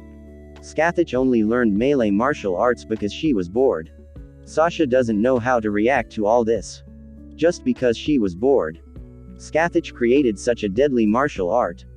Boredom with a person who likes to train can be something scary. Unlike other vampires who waste time doing useless things, my mother used 2,000 years to improve herself. And even so, she's not the strongest vampire there is. Ruby commented. The king. Huh. Sasha spoke. Yes. I don't know what he looks like. I've never seen him in person. But if my mom says she doesn't have a 100% chance of winning against him, that must mean something. A moment of silence fell. I wonder what martial art my husband is learning right now, Sasha said. The three sisters were silent since they were also curious about this subject. Let's get back to training, Ruby said. Yeah. Sasha agreed. Suddenly the two looked in the direction of the Colosseum. That is. Sasha clenched her fist in frustration. Bloodlust, he's losing control. He must be going through a difficult time right now. Unlike us who have had to deal with it since childhood. This is the first time he's been dealing with it. And his bloodlust is much stronger than me. You and Violet combined. Sasha continued. Darling. Husband. Both were worried. In those 2 weeks, Victor surpassed Skathich's expectations. And he managed to hold his bloodlust. And, despite the pain and suffering it was causing him, he overcame everything with a smile on his face. He seemed to be having fun instead of training. He learned to handle the greatsword more naturally. And his battle instincts were sharpened by fighting Skathich for 2 weeks straight. He started using his powers more naturally. The powers were a part of him even now. And it wasn't something he just used as if it were borrowed. Soon Skathich was considering making Victor switch weapons. After all, she won't be satisfied until her disciple has mastered all the weapons. Everything was good while it lasted. But soon, Victor's bloodlust became unbearable for him to bear. Well, I didn't expect this to happen so quickly. Skathich spoke as he looked at Victor, who was kneeling on the floor while holding his throat. He seemed to be in a lot of pain. Thirst. My throat hurts. He screamed with a roar of pain as he fell to the ground. The sound of chains could be heard by Skathich. I underestimated your bloodlust, Skathich spoke. My back. He screamed. Crack, crack, crack. Sounds of bones breaking can be heard. Normally, when an average vampire loses control because of his bloodlust, he will go into the berserker state until he is satisfied. Suddenly, a bone wing came out of Victor's back. If the bloodlust isn't satisfied, or the vampire controls himself during the period of a month, the protection spell will activate, and the vampire will go into a coma. She repeated her words. Victor's skin began to darken. Victor's pale skin changed to dark purple skin. Victor's ears sharpened. Usually, that was supposed to happen. Indeed, that's supposed to happen. Victor fell to the ground. And suddenly he stopped moving. It was like he was dead. Blood began to appear around Victor. And slowly, this blood began to go towards him as if it was being drawn into Victor's body. And soon the blood started to float. But, I forgot to consider something. Skathich spins her spear and braces herself. You're no ordinary vampire. Victor's eyes open. Unlike before when only the iris of the eye turned blood red. Victor's eyeball turned completely blood red. Roar. A demonic scream that shook the entire structure of the Colosseum was heard. Seeing Victor's form, Skathich's cheek turned a little red. And she cried out in ecstasy. I knew it. I knew I was correct. Ha. Now, come. Let's have fun. My 3 wives are beautiful vampires. Chapter 63-63, Coward. Violet's sighed. Darling, Violet muttered worriedly as she looked towards the Colosseum. Even though the structure couldn't be seen in the distance, Violet instinctively knew where Victor was. Don't distract yourself in a fight. A cold voice spoke from beside Violet. Violet turned quickly and tried to defend against the oncoming attack. But she wasn't quick enough. Hilda kicked Violet in the face. And her kick was so hard it threw Violet across the hill. Violet was buried under a pile of rocks. Never let your guard down. Always be prepared to use your powers at any time. Remember, you are the heiress of Clan Snow. Everyone envies you. And everyone loves you. But at the same time, you have a lot of enemies. Hilda straightened her white glove and continued watching the place where Violet was buried. Pure fire covered Violet's body. And soon she came out of the rocks. She looks at Hilda. Now I understand who was inflating my mother's narcissism. It's not a lie if it's true. Violet rolled her eyes. You don't understand how special your clan is. Hilda appears beside Violet and whispers. Slap. Hilda slapped Violet on the cheek and sent her flying again. You've let your guard down again. She spoke coldly as she watched Violet, who was buried in the same area. Bitch. Stop hitting my face. Violet yelled angrily. Your darling would be disappointed to see how weak you are right now. Hilda said coldly. Violet's face darkened. Her eyes lifeless. Then, slowly, her body began to release a dark red pressure. This was killing intent. She was irritated. And Hilda saw it. That's it. Use the anger. Our power comes from that anger. But Hilda walked towards Violet with elegant steps. And slowly, Hilda's image was blurred. It was as if she was drifting in and out of existence. Violet's fist started to catch fire.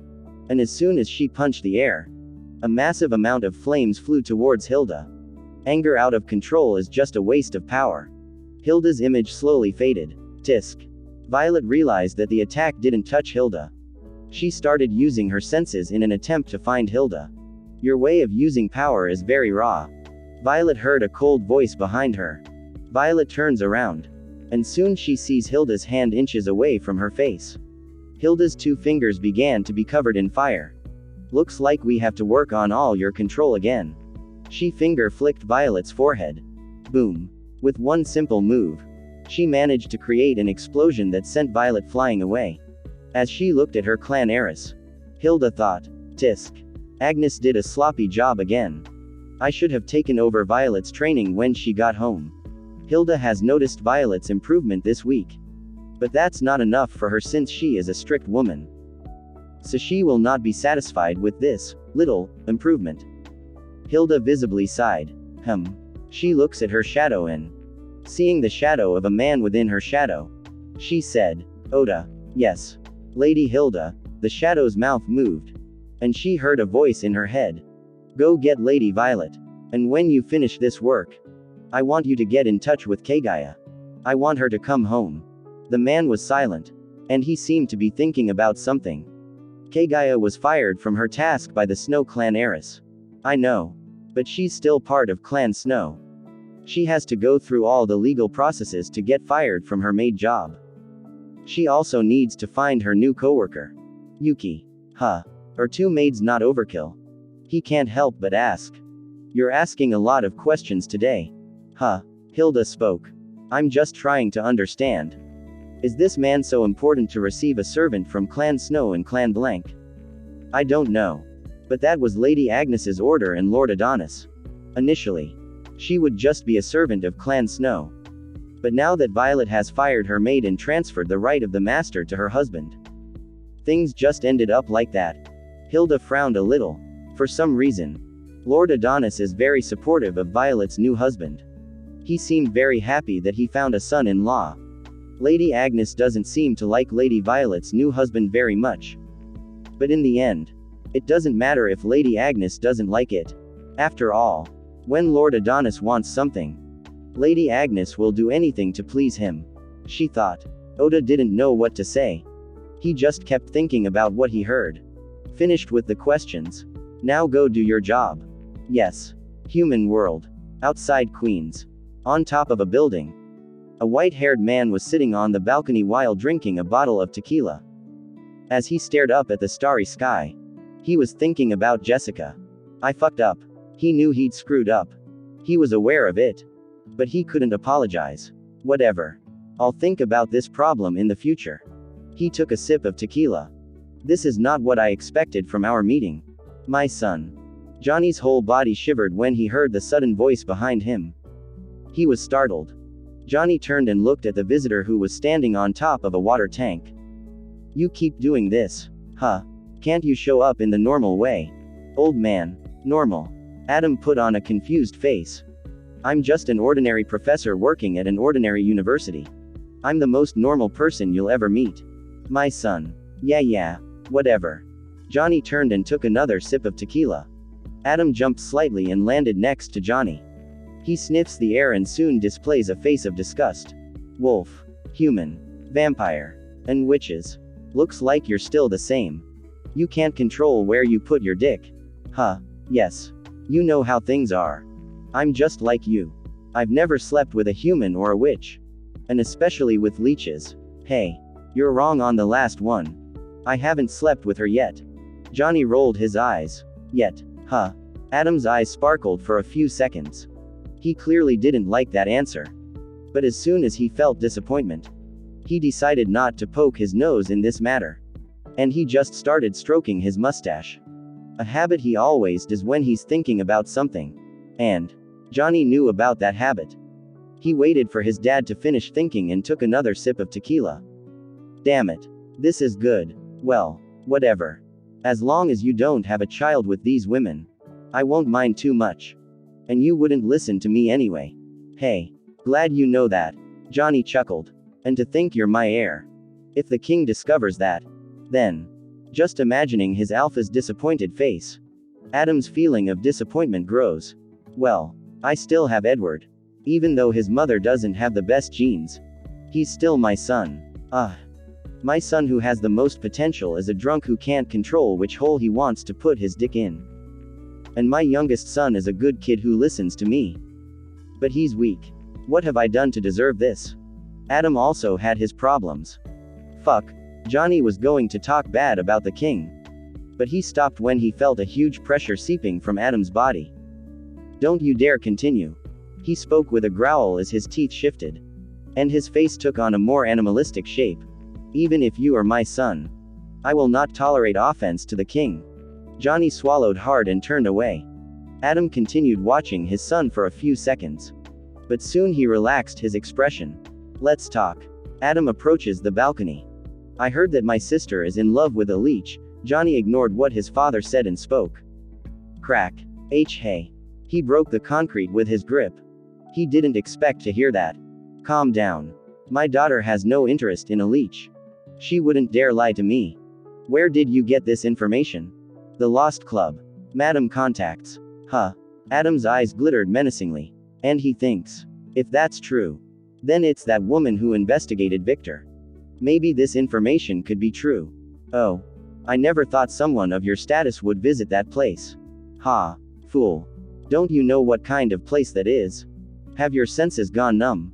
Johnny was confused by his father's reaction. Stupid son.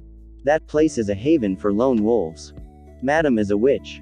But at the same time, she is considered an alpha by the wolves. Adam purposely didn't mention that Madam also houses witches who are tired of living in the witch nation. Hey. That old woman is that important? Huh. Adam didn't say anything. But soon he changed the subject. Ignoring my daughter's love issues, Adam sighed. What did you want? You're being hunted. Johnny spoke simply. Then took another sip of tequila. Ha.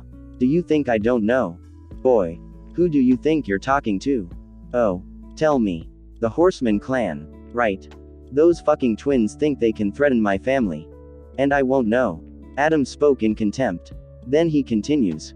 If you came to talk to me, then you must have gotten this information from that disgusting leech. Crack. Johnny broke the tequila bottle with his grip. Don't talk about her like that. He growled. What a waste. Adam totally ignored his son's threat. Adam looks at his son. And his eyes sparkled intensely. Before you threaten your father, you must first be prepared to follow through with your threat. Johnny turned his face away. He wasn't going to fight his father since he knew he was going to lose. It was a futile fight. Adam shakes his head in disappointment. Then he turns around. Coward. If it were someone else I know, he would have jumped on me and fought. Regardless of whether he was going to lose or not. In a way, he's more wolf than you. He seems to be crazy. This person you talked about. Johnny wasn't offended.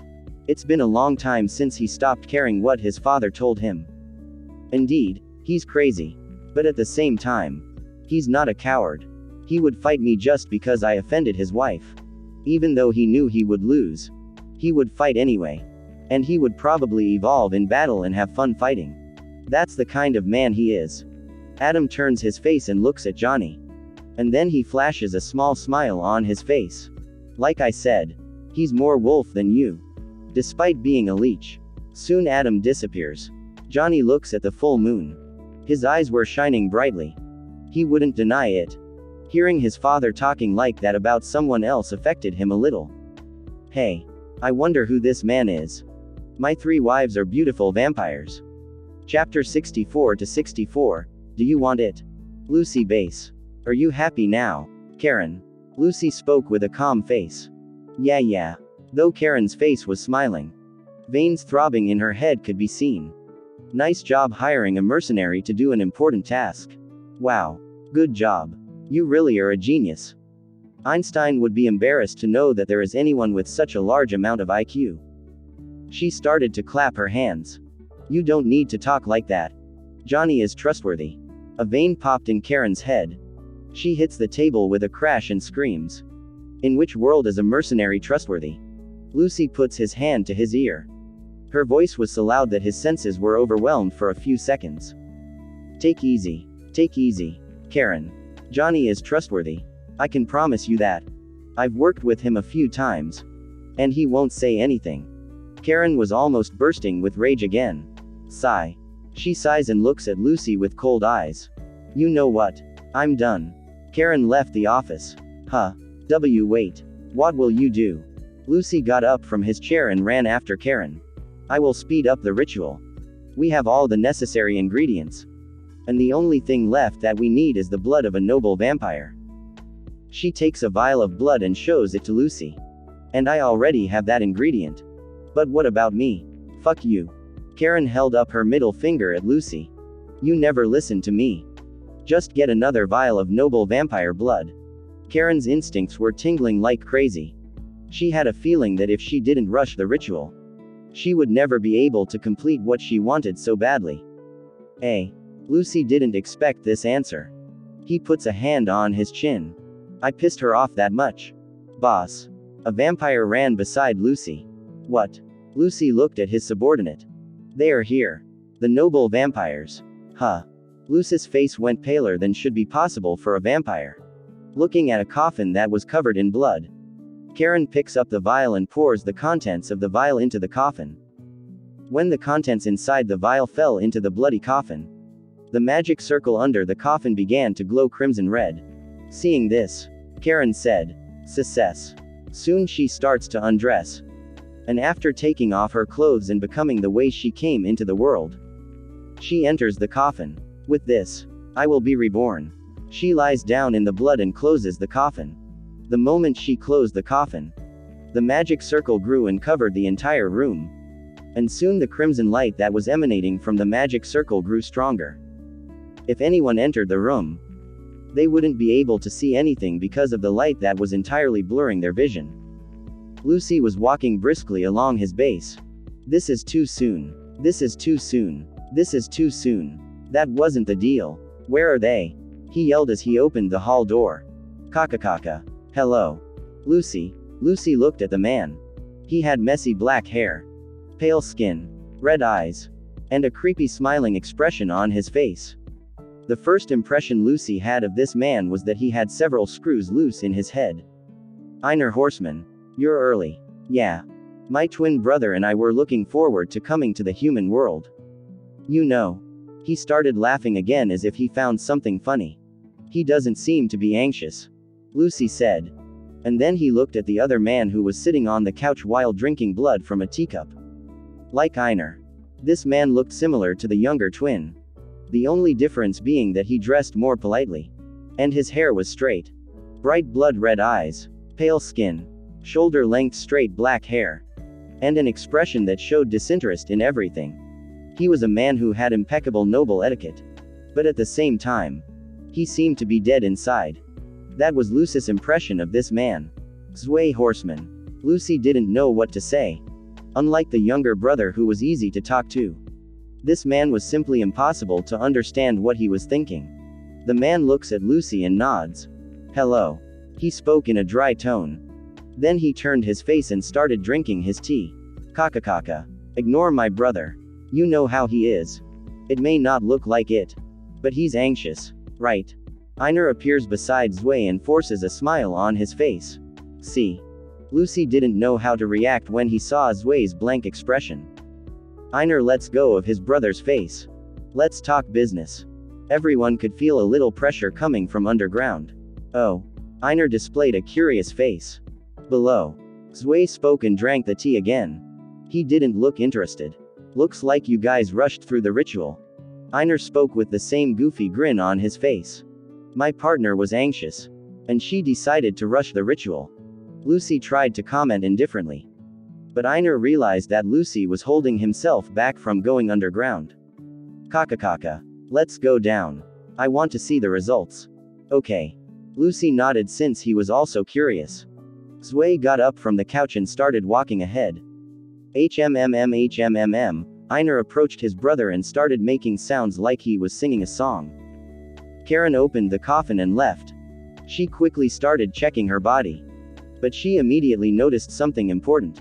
Nothing changed. What happened? She was trying to figure out what went wrong.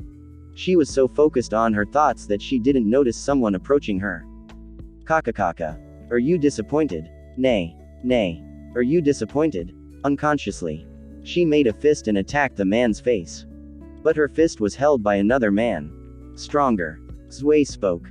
Yeah. She got stronger. Einar just laughed at everything. Did the ritual work? Lucy asked as he looked quite anxious. I don't know, she started to speak but was interrupted. The ritual failed, Einar chuckled. Impossible. We did everything right. Lucy couldn't believe it. He looked at both of them with the same smile on his face and said, Didn't you think it was too easy? Steal a sacred artifact from the church. Ask a witch to perform a ritual. Fill the coffin with the blood of the innocents. And use the blood of a random noble vampire. Then you put all those ingredients in the blender. And boom. You become a noble vampire. The two were silent. Now that they thought about it. Was it really that easy to change races? Right. Of course. It's not easy.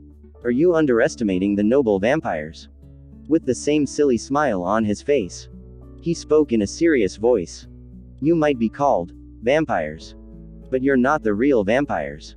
We are totally different species. And you are a subspecies of us. A flaw. A product that was created only for use as a weapon. You are no better than the ghouls. Lucy and Karen clenched their fists tightly. But, he returned to the playful voice. You were successful this time. Huh. The ritual was correct. After all, you got a little stronger. Right. But you didn't get reborn because the main ingredient was missing.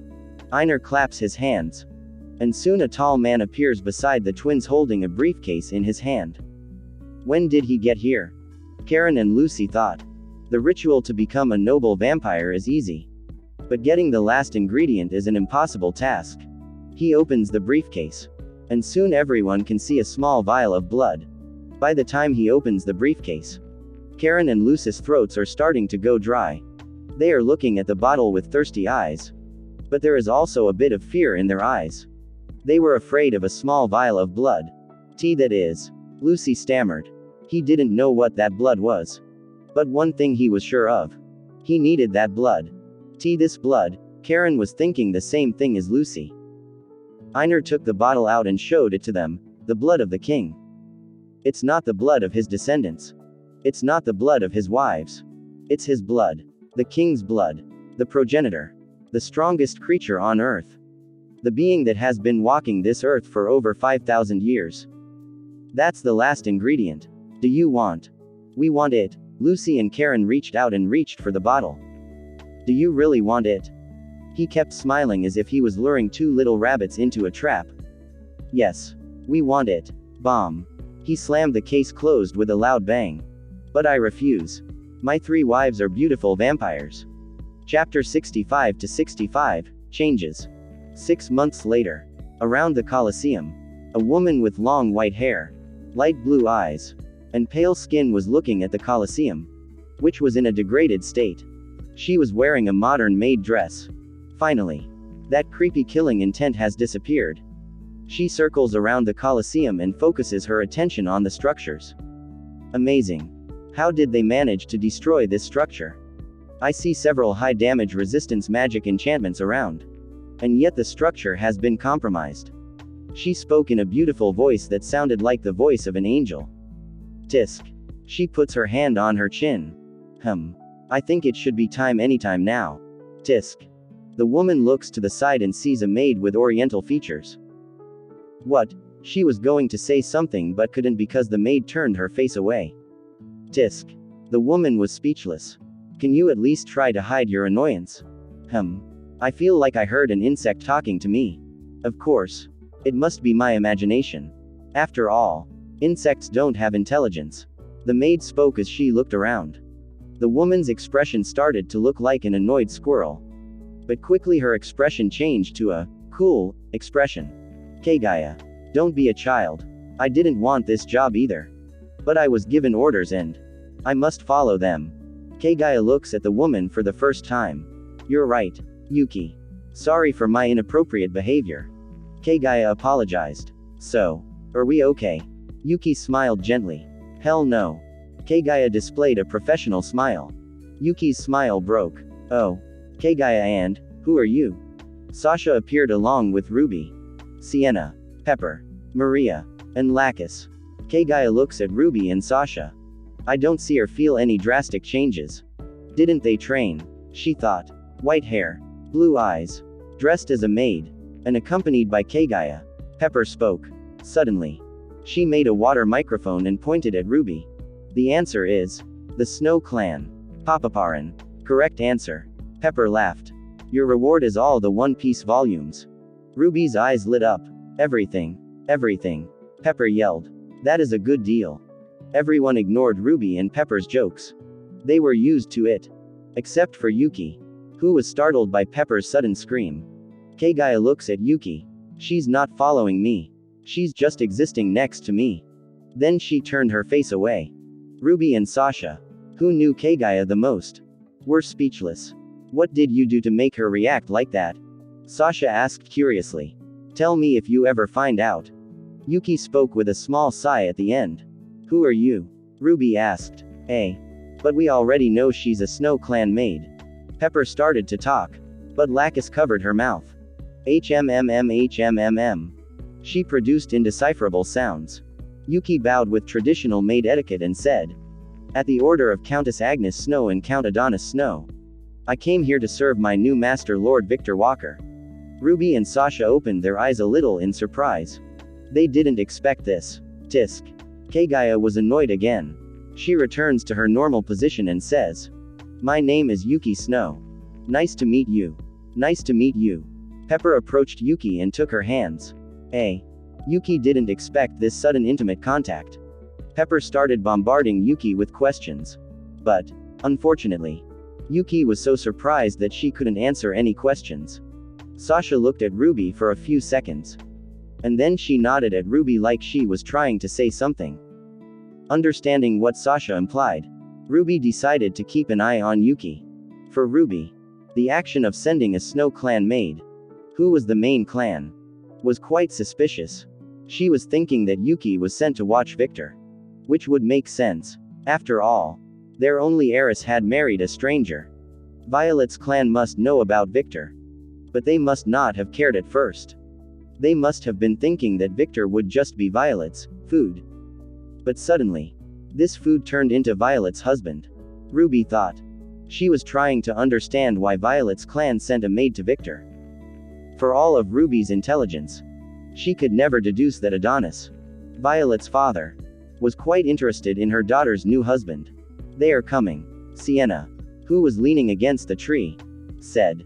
She stopped her work just to see the result of her mother's new disciple. Although Sienna's expectations were low. After all, they only trained for 6 months. In 6 months, he must have advanced a bit. Maybe he can face Pepper now, she thought. Suddenly the Colosseum door began to slowly open. And the moment the door was opened, everyone suddenly felt very heavy. What? Yuki, who was younger than everyone present, fell to the ground. She felt like her whole body was heavy. And she could feel her instincts screaming danger. Darling. Ruby stuttered a little. This is him. Sasha couldn't believe what she was seeing. I am possible. Sienna opened her mouth in shock. She was the strongest of the group along with Lacus. She could see beyond Victor's killing intent. Has he improved so much? As expected. He went beyond what I thought. Lacus chuckled a little. She didn't seem affected by Victor's killing intent. As someone who has trained with Victor briefly, she knows how fast he gets better. To be honest, she felt it was unfair. Just for a brief comparison, he completely surpassed Pepper's level, and knowing my mother, she must have taught Victor tricks, so maybe he can fight vampires over 200 years old. Thinking that a man who was just 21 years old has already reached Pepper's level of power, Lacus can't help but feel sour. Kagaya exhibited a small smile when she noticed Victor's progress. She looked at Yuki, who was lying on the ground with sweat running down her body. Tisk. Kagaya's shadow covered Yuki. Although, for some reason, she doesn't like Yuki. Kagaya is still proud as a maid. And she wouldn't let the new maid be embarrassed in front of her master. Thanks. Yuki got up from the floor. Maria stared coldly at Victor, who opened the door completely. Her body was giving small danger signals. But she ignored everything and concentrated on the man. He was wearing a full burgundy red suit and, on his hands, he had 2 white gloves that had a blood-red magic circle etched on top of the glove. And his back has a purple coat that was draped around his shoulders. And more importantly, his old blue eyes have completely disappeared. And now his eyes have turned blood red. Finishing opening the door fully, he looked at everyone. Oh. He displayed a small smile. Were you waiting for me? Skathich appears behind Victor and looks at the group. She displays a seductive smile. Hey. What are you doing? Everyone was shocked. But it wasn't because of Victor's appearance but because of Skathich's presence. Did she seem calmer? The old menacing presence that always existed around her had disappeared. And that wasn't all they noticed. There was the obvious change in her eye color. The old blood-red eyes that showed she was always hungry disappeared and were replaced by an emerald green just like rubies. Skathich's green eyes look at everyone present. And then focus on Yuki. She looks at Victor. Victor. Stupid. Control your instinct. Oh. I forgot. He scratched his cheek a little. Suddenly all the menacing pressure coming out of Victor's body disappeared. Sigh. Yuki sighed in relief. And then she started watching Victor. This is my new master. She didn't know how to feel. Mother. Your eyes. Ruby pointed with her hand that was shaking like crazy. What? Sasha was going to say something. But suddenly Sienna yelled. What happened in that Colosseum? Hey. Did you guys notice? Skathich smiled. It's obvious. Lacus and Pepper yelled. Victor takes a step. Then suddenly disappears. Soon he appears beside Sasha and Ruby. I miss you. Soon. He hugs the two. Ruby and Sasha immediately hugged Victor. Darling. Husband. The two hugged Victor tighter. They couldn't deny they were lovesick too. Lacus, who observed what Victor did, immediately understood what he did. That's my technique. She inadvertently bit her tongue. Mother. Lacus looked to her mother for answers. Ha ha ha. Skathich didn't say anything. She just laughed sensually. Do not laugh. Sienna screamed. Oh. Have you grown up enough to try to boss me around? Skathich's eyes changed to blood red. And her pressure changed to something more menacing. Sienna recoiled. Sorry. Ha ha ha. Skathich chuckled. She looked at her daughter with emerald green eyes.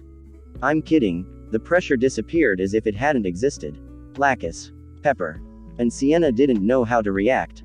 Their mother playing. Is the sun rising in this world where night is eternal? Maybe the vampire king got gender bent. The three sisters looked at Victor. And they wondered.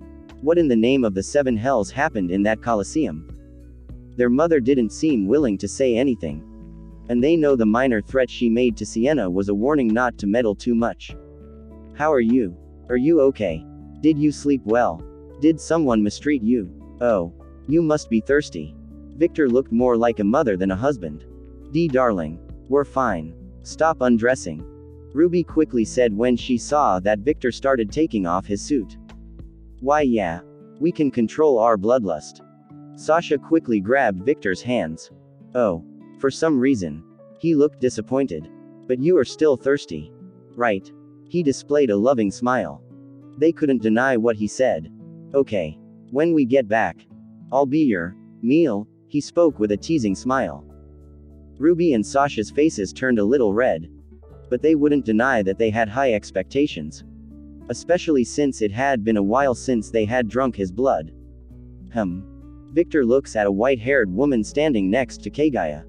Then he takes a step and disappears again. Who are you? He appeared beside the woman. The woman's body shivered all over. Yuya. The woman screamed in a cute voice. She quickly looks to the side and sees Victor's eyes. White hair. Blue eyes. Wearing maid's uniform. He started walking around Yuki as if he was sizing her up. For some reason, Yuki felt a little nervous. He stopped in front of Yuki. Violet's maid. Yuki raised her head a little. After all, Victor was very tall. Wrong. She stuttered a little as she looked into Victor's red eyes. Oh. He exhibited a small smile and lightly touched Yuki's chin. Tell me. Who are you?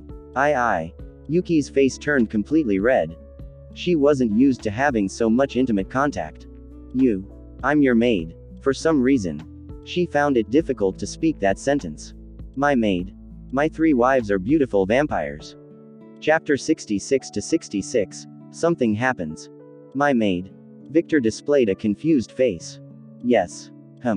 Victor puts his hand to his chin as if he's thinking. Kagaya. He called in an orderly tone. Kagaya approached Victor. Yes. Lord Vic. She stopped talking when she felt Victor stroking her head. She felt goosebumps all over her body for a moment. What do you think about this? He asked. He looks at Kagaya's black hair and nods. Satisfied. He was missing this. And Scathach wouldn't let him stroke her head. It doesn't matter to me. And it was Lady Violet's parents' order. I don't have much of an opinion on the matter. Kagaya said. Yuki almost put on an angry squirrel face. But she managed to control herself and keep her poker face. Hey. Victor displayed an unreadable smile. Lord Victor. You may not know. But I am also your personal maid now. Lady Violet fired me and transferred the master rights to you, but first, we need to talk about my salary and what kind of contract we're going to make. Oh. But I can't pay you. You know. He chuckled. She nodded in agreement. As expected. I'm going to have to fire you. Kagaya's entire body shook. Maybe in the future. I'll hire you as my maid. But now, I'm broke. Victor stopped stroking Kagaya's head and slowly backed away. Wait. He looked at Kagaya. Who held his suit? You can take out a loan. And, in the future, when you earn money, you can pay me back. He flashed a smile. Are you sure? Why yes, she stuttered a little. She was thinking about her vacation. But when she remembered that the sacrifice was for the greater good, she didn't care. It's for the greater good. After all. Ha ha ha. Victor laughed happily. Then he lifted Kagaya and looked her in the eyes. You can't go back now.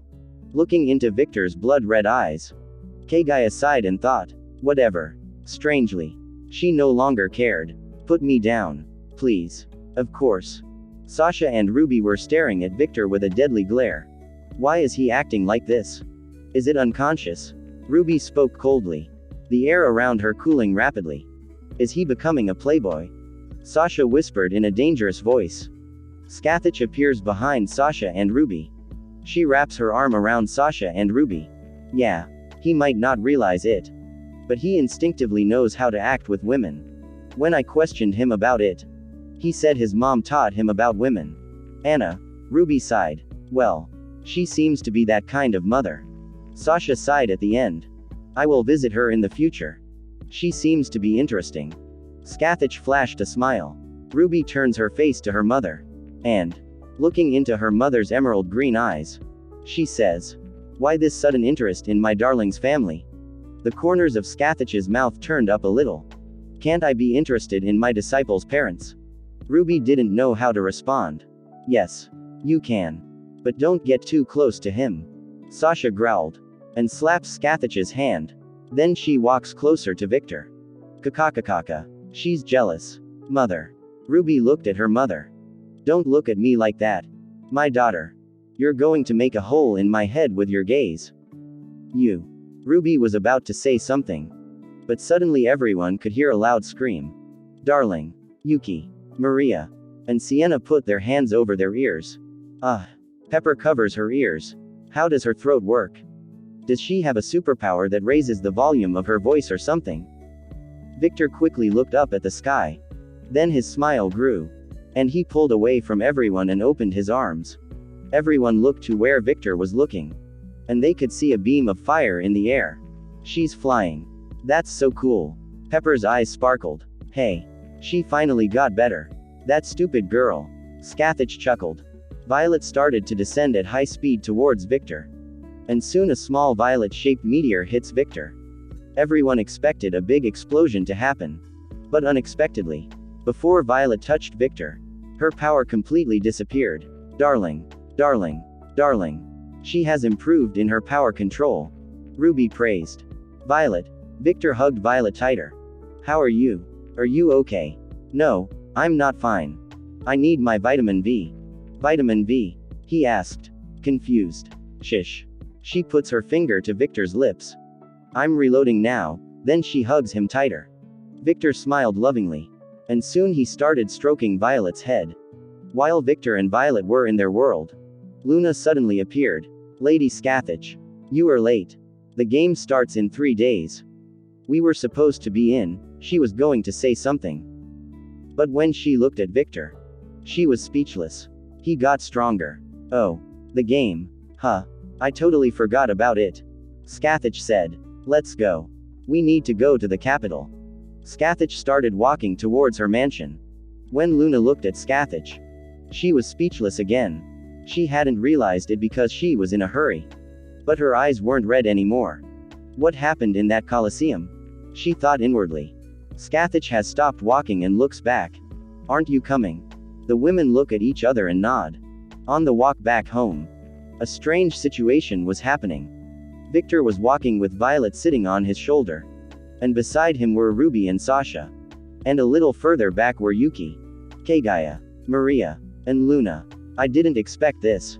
Yuki commented in disbelief. What? Maria asked. Kaguya and Luna were a little surprised to hear Maria speak. But they didn't convey that surprise on their faces. I didn't know my master was married to the 3 flowers of the vampire world. 3 flowers? What is this weird title? The 4 flowers of the vampire world is a title given by all male vampires. The title speaks of Ruby, Sasha, and Violet, along with the youngest daughter of the king who was born with supernatural beauty even to vampires. Oh, she understood now. So you're surprised he's married to 3 of the 4 flowers in the vampire world? Yes. Yuki replied. Maria looks at Victor, who was carrying Violet on his shoulders. Seeing him laughing and happily chatting with his wives, she adjusts her glasses and speaks with a serious expression.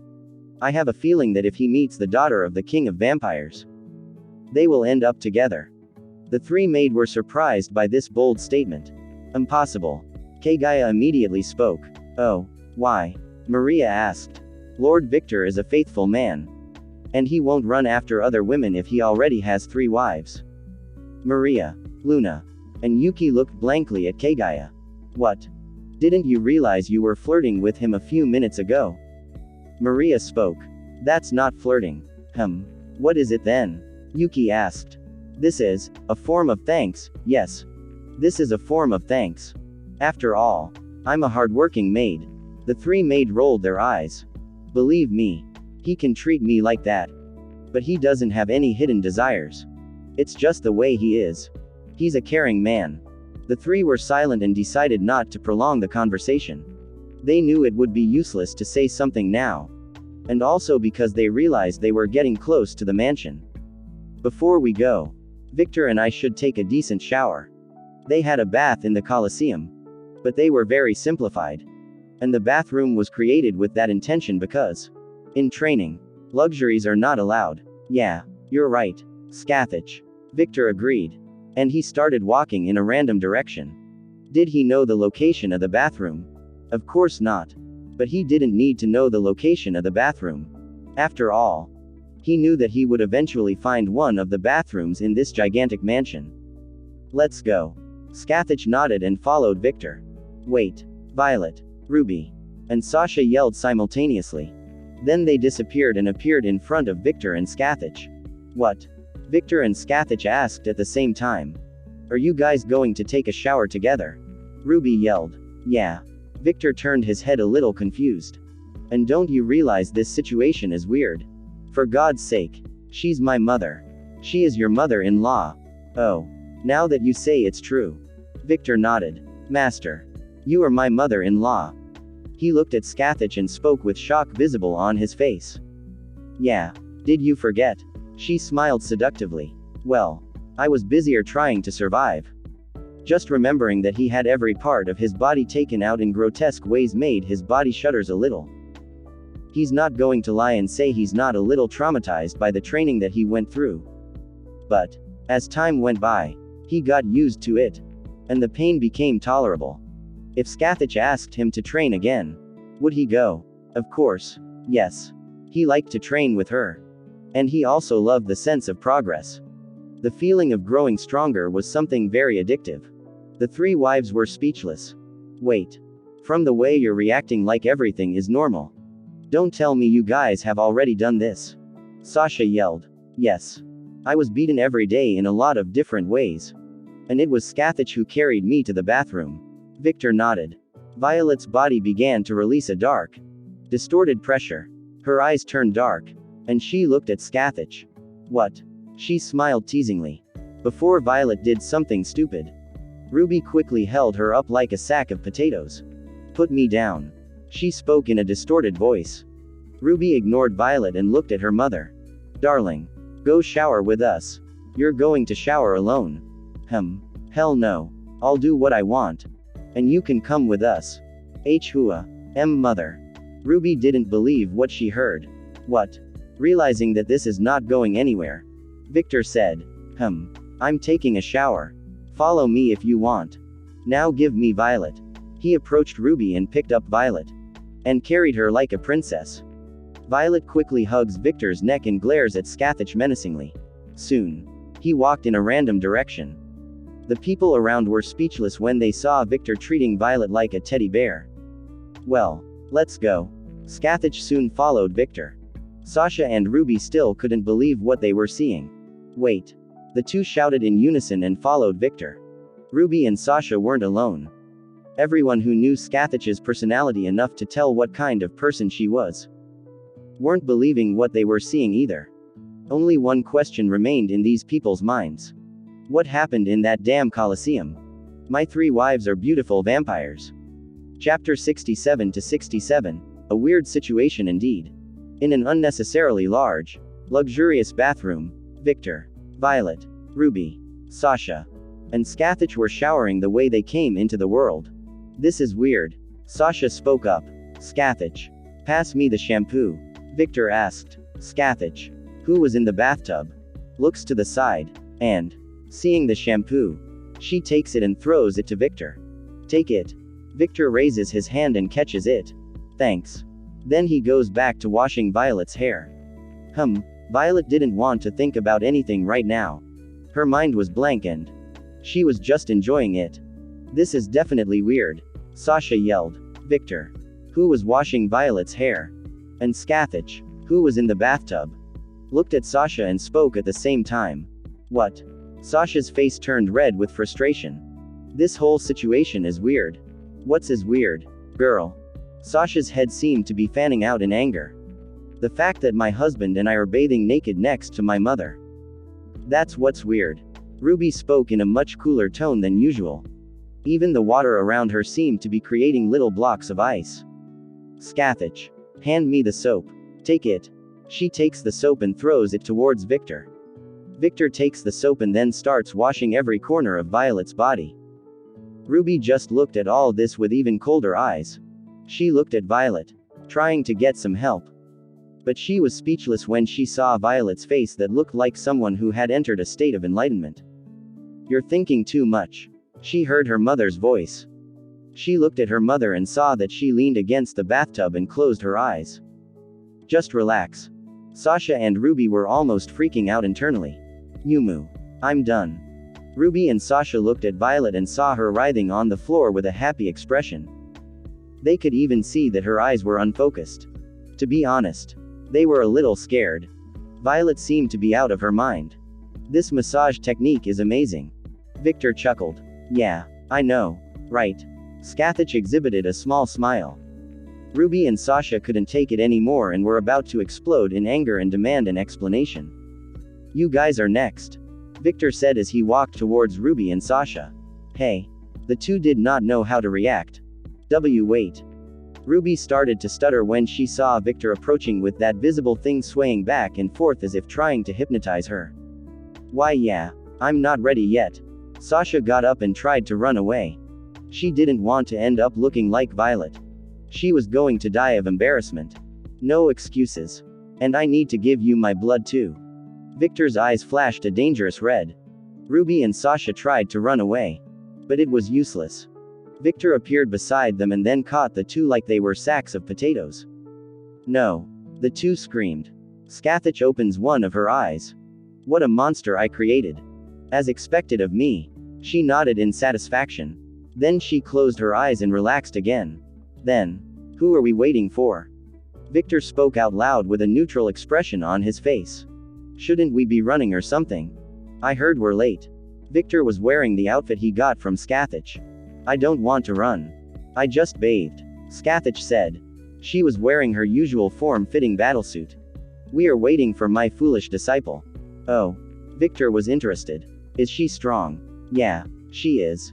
Scathach flashed a smile. Interesting. Victor approaches Yuki and starts stroking her head. WWH, Yuki's face turned red. But she quickly managed to control her expression. What are you doing, master? Kagaya went out somewhere saying she needed to sort out some contract issues. Scathach won't let me stroke her hair. And my wives are like that. So, in the end, you're left. Yuki was speechless. That was supposed to be an explanation. Speaking of Scathach, Victor still remembers when he tried to stroke Scathach's hair. What are you doing, stupid disciple? Scathach asked with neutral eyes as she looked at Victor, who tried to pat her head. I've been trying to relax. It's been 2 months. You know. Victor spoke. Then he tried to stroke her head again. When his hands would have touched Scathach's hair, the woman disappeared. Stupid disciple. Are you treating me like a child? Scathach's red eyes glittered dangerously. Victor made an expression. I wish Kagaya were here. He spoke in a sad voice. Scathach was speechless when she saw Victor's reaction. Stop thinking about bullshit. She turned her face and started walking. Let's take a shower. And then we have to go back to training. Victor wasn't motivated. He knows that the training she was talking about is him being beaten daily. In the first month, it was fun. But then it just became boring. He wasn't feeling his progress. Even though Scathach said several times that he was progressing. But would he stop fighting because of it? Of course not. He likes to fight no matter the season or the time of day, but he just wasn't motivated. If you make a little cut on my body, I'll let you do what you want, Scathach said. Victor's eyes changed to a bright blood red. And his whole body began to give off a dangerous sensation. Hey, Scathach smiled seductively. You look motivated. Victor takes his greatsword. Let's go. I have an important mission to do. He spoke in a surprisingly serious voice. The Inquisition is released and I have to hunt a 2,000-year-old vampire. All for the greater good. God bless me. He seemed more motivated than the very hunters who had faced Scathach in the past. Scathach, a vampire over 2,000 years old, didn't know how to react to Victor's strange words at that moment. Sigh. Victor sighed. In the end, he couldn't scratch her body. And he was depressed for a few days. What happened to them? Pepper asked in curiosity as she looked over at Ruby, Violet, and Sasha, who were sitting back to back with addled faces. They seem out of their minds. Lacus spoke. Ruby. Sienna appears accompanied by Luna. She approaches Ruby. Are you alright, sister? She asked. A little worried. She called Ruby several times in an attempt to get her sister to respond. But Ruby didn't answer anything. She seemed to be staring into space. They just experienced something I taught Victor. Scathach flashed a mysterious smile. It's a technique I learned when I was bored. The technique is a simple massage that relaxes the whole body. And it was a technique used by an assassin from the past. Assassin? Sienna raised an eyebrow. Yes. He would kill the victim by massaging them. And when the victim was completely relaxed, he would hang them. A quick and simple job. Scathach nodded to herself. I learned this technique and improved it. Now, this technique can kill a being simply because the being has become too relaxed and has stopped thinking. Just what kind of nonsense is this woman talking about? A massage technique that can kill because it makes you stop thinking. Those were the thoughts of Lacus, Pepper, and Sienna. Interested? Do you want to try it? Scathach laughed and pointed to Victor, sitting on the floor with Yuki, who had a completely red face, in his lap. Victor looked at the three sisters. Then he smiled and gestured with his hand. Come and experience the pleasures of a massage that can make you meet the god himself. He looked like a loan shark offering a shady deal. I humbly decline. Pepper took a step back and hid behind her mother. Pass. Lacus also refused. Sienna's eyes sparkled. She seemed to be interested. She thought. A technique created by the mother. Maybe I can learn it too. That's it. What a shame. Victor looked sad. Oh. They arrived. Scathach looks away. Everyone looked to where Scathach was looking and saw nothing. They used their vampire senses to their fullest. But still. They couldn't feel anything. Only Sienna and Lacus could feel anything. But even so. It was a considerable distance for them. Victor focuses his gaze. And soon his world turns blood red. What is that? He asked curiously. Can you see? Victor. Yes. Since he couldn't explain what he was seeing, he decided to keep silent. Master. Please. Let go of me. She was very embarrassed. But it's not like she hated it either. It was a strange feeling. Hell no. Yuki's expression changed to that of a sad squirrel. After a few minutes of waiting, everyone could hear the sounds of horses and armor in the distance. It was like an army was marching towards them. Oh. You're fast, Victor spoke as he looked at the woman who appeared beside Scathach. Kaka. Did you get to this place from your territory in less than a day? Looks like you and your army didn't fail in training. She laughed contentedly. Phew. Pepper couldn't react to the woman's sudden appearance. She was only startled when she saw a tall woman standing next to her. She wasn't the only one. Maria, Luna, and Yuki couldn't react either. You've gotten stronger, Eleanor. And that's not a good thing. Lacus spoke with a pitying expression. Yes. Sienna nodded in agreement with Lacus' words. Eleanor ignored the two women and said, Master. I'm glad to see you again. As she went to kneel, Scathach grabbed her shoulders. Stop. You are a countess now. Never kneel to anyone. Especially to I who am in the same status as you. She spoke in a cold voice that shivered all over Eleanor's spine. But you aren't just anyone. Master. Did you not listen to me? Scathach's eyes changed to blood red. Eleanor nods and adjusts her position. Good. Scathach nodded in satisfaction. Then her eyes changed to sapphire green. Which was something Eleanor noticed too. Master. Why you eyes? She was stuttering a lot. Yeah. What about them? Before Eleanor could answer anything, everyone could see an army of black knights approaching. My three wives are beautiful vampires. Chapter 68-68, Countess Eleanor Adrestia. Chapter 68, Countess Eleanor Adrestia. Victor looked at the army with eyes shining with curiosity since it was the first time he had seen something like that. An army of black knights with black lances bigger than the knights themselves. Their appearance was quite menacing. Especially with those red eyes gleaming behind the helmet. They're all vampires. Victor's smile grew. He got up from the ground and released Yuki, who sighed in relief, and at the same time, felt disappointed for some reason. He totally ignored the frightening pressure the army was putting out and approached the horses since he was very curious about them. These horses. They're not normal. Victor looked at the horses and saw that the horses' eyes were blood red. Looking around, Victor saw a horse that was riderless. And soon he approached the horse and touched it, then he started stroking the horse's head. Irie. Rillanchin. The horse neighed happily. He. Aren't you a good girl? Tell me. You're a good girl. He realized the horse was female. Irie. Rillanchin. The horse hit the ground and brought her head closer to Victor. Eleanor, the horse's owner, seeing this scene from a distance, couldn't help but comment. To think that Chloe would like someone. She couldn't believe what she was seeing.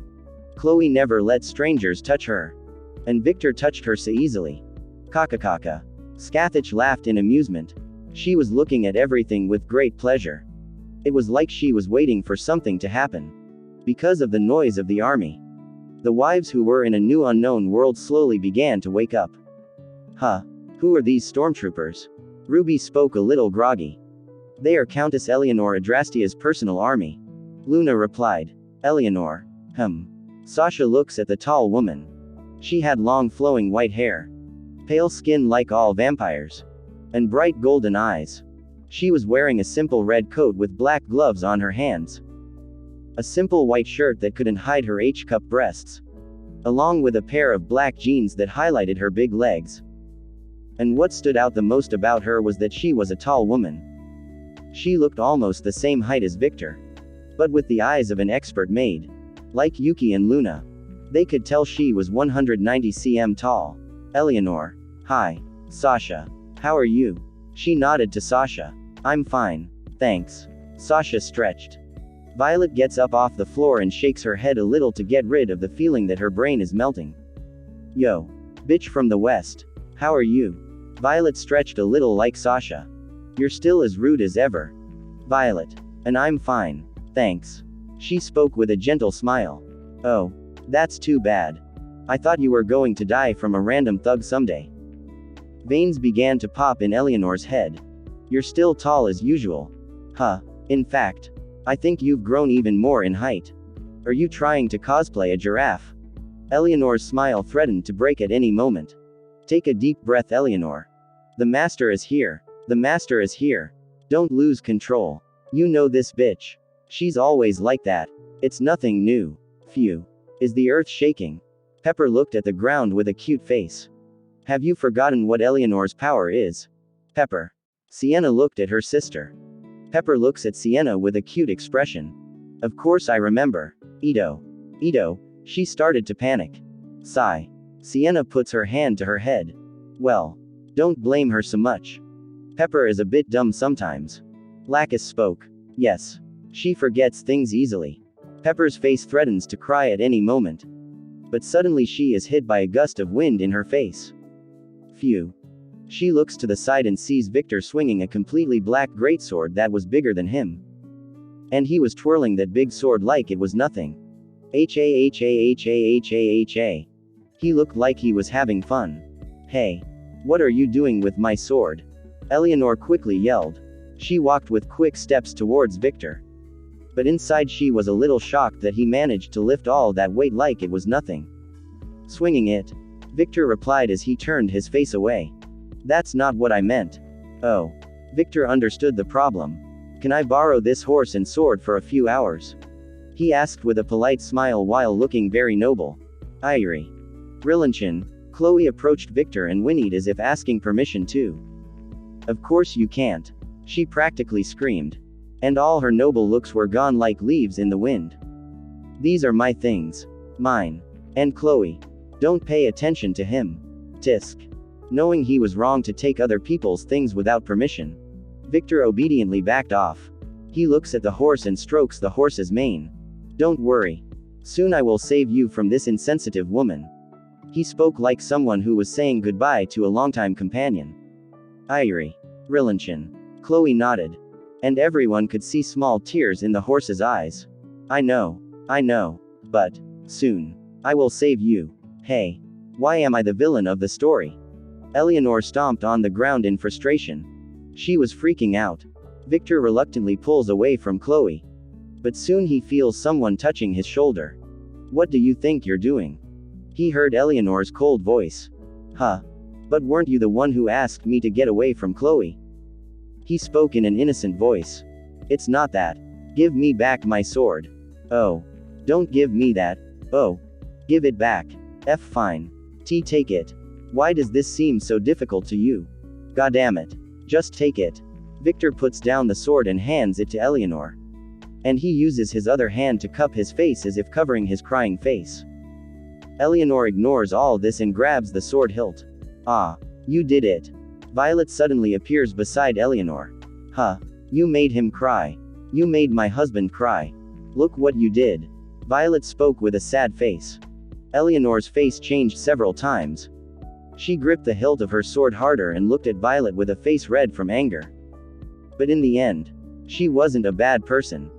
She took a long breath as if she were giving up on something. Fine. I will lend it. But for just an hour. Seriously. Victor turns his face away and looks at Eleanor with his eyes shining.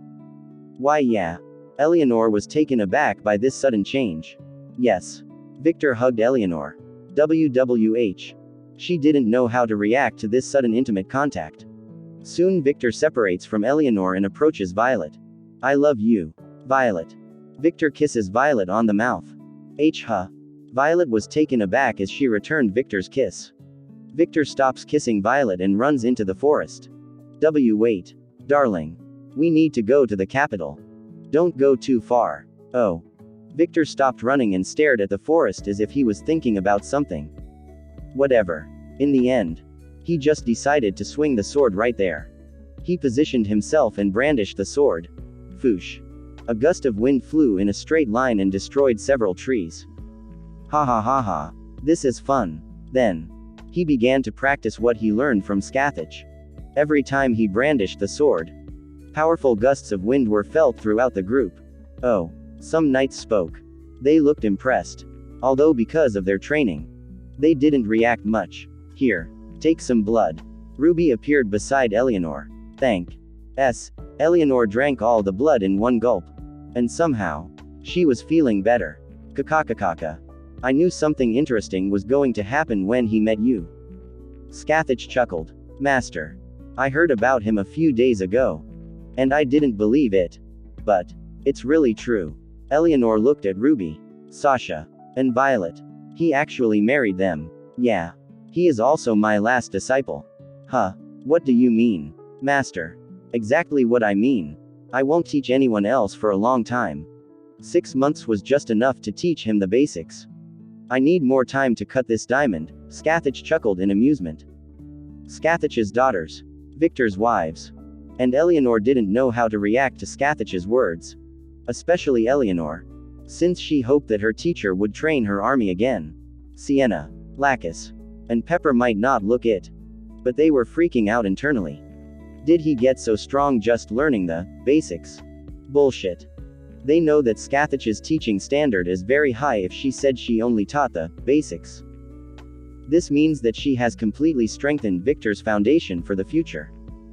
Watching Victor brandish the sword, Pepper also noticed something. He's using my force control technique. Huh. Sienna and Lacus didn't know how to react. Mother. Did you teach our techniques to that man? Yeah. Scathach spoke like it was no big deal. Mother. Ruby stuttered and didn't know how to react to this knowledge. She knows that learning what the sisters learned was not easy. Especially Ruby, who had to go through a long period of torture to learn how to control her power precisely. He was like a sponge that soaked up everything I threw at him. And I thought, why not? I wanted to test how much he could learn. And in the end, he learned all 5 of the basic techniques. As expected from Darling, Violet was just as happy as if she was the one who had achieved something. Sasha was silent. She heard about Scathach techniques directly from Ruby's sisters. And she knows how absurd these techniques are. 5. Wasn't it 4? Lacus asked. It's 5. I just didn't teach any of you the last one because you weren't ready. Scathach said. Just out of curiosity. What is the 5th technique? Pepper raised her hand and asked in a cute voice. It's control. And the prerequisite for learning this technique is learning all 4 other techniques. She decided to demonstrate since it's easier to show than to explain. Victor. What? Victor stopped brandishing the sword and looked at Scathach. Come here. Okay. And return Eleanor's sword. Oh okay. He replied with a little difficulty. He looks at the sword as if looking at a friend who has to say goodbye. Then after that, he positions himself as if he is about to throw something. Then with a small gesture of strength, he throws the sword he was holding towards Eleanor. Wah. She couldn't believe he threw her sword like that. Seeing that Violet was going to try to get the sword, she said, Stop. You're going to get hurt. Huh. Violet stopped walking. She steps forward and raises her hand. Then a loud sound as if a heavy object is colliding with another heavy object is heard.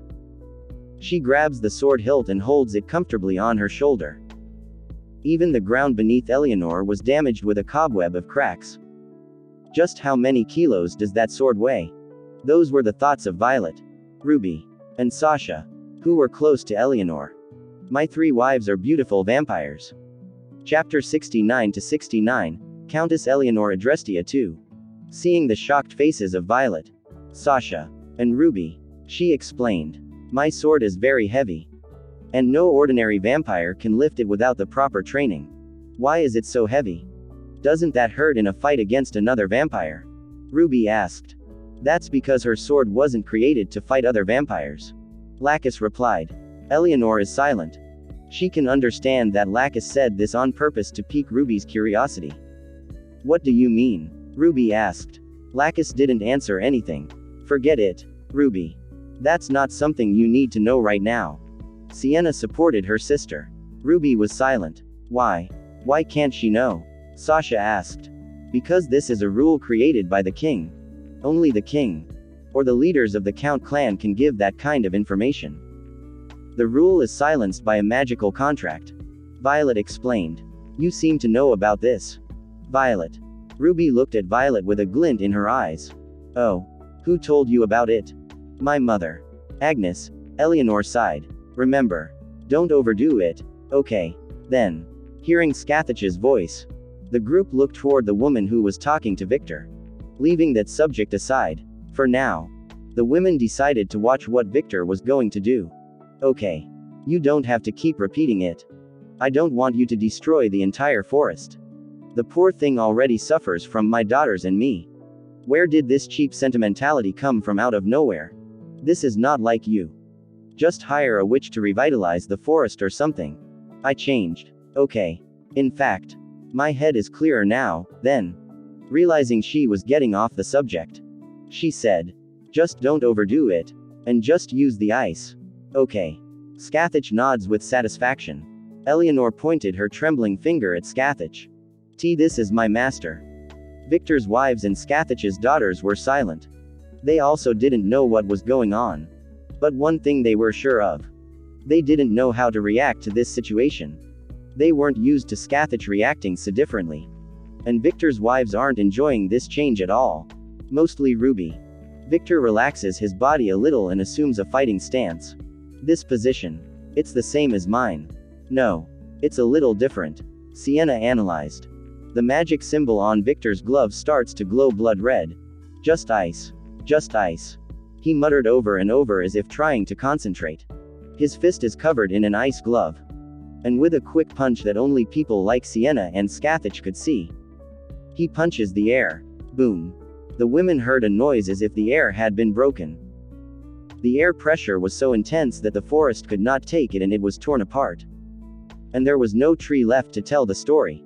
And the effect of the attack is not over. After the wind pressure was gone, everyone could see that a small part of the forest had turned into a snowy area. Victor. Scathach disappears and appears beside Victor. And then she slaps him on the head. You overreacted. How am I going to explain anything now? But I did it right. Hua. Where is this correct? I told you not to overdo it. I didn't exaggerate. It is the forest that is weak. It's not my fault. The two leaned their foreheads against each other and started facing each other as if they were about to fight at any moment. Monster. Master created another monster. Eleanor spoke. This is ridiculous. There's nothing left of the poor forest. Pepper commented. Sienna just looked at Victor with an emotionless face. It looked like she needed to reassess her opinion of him. Lacus didn't say anything either. I can do something like that. Violet didn't want to miss it. Let me show you. No. Sasha held Violet. Violet. Just don't try to compete now. Okay.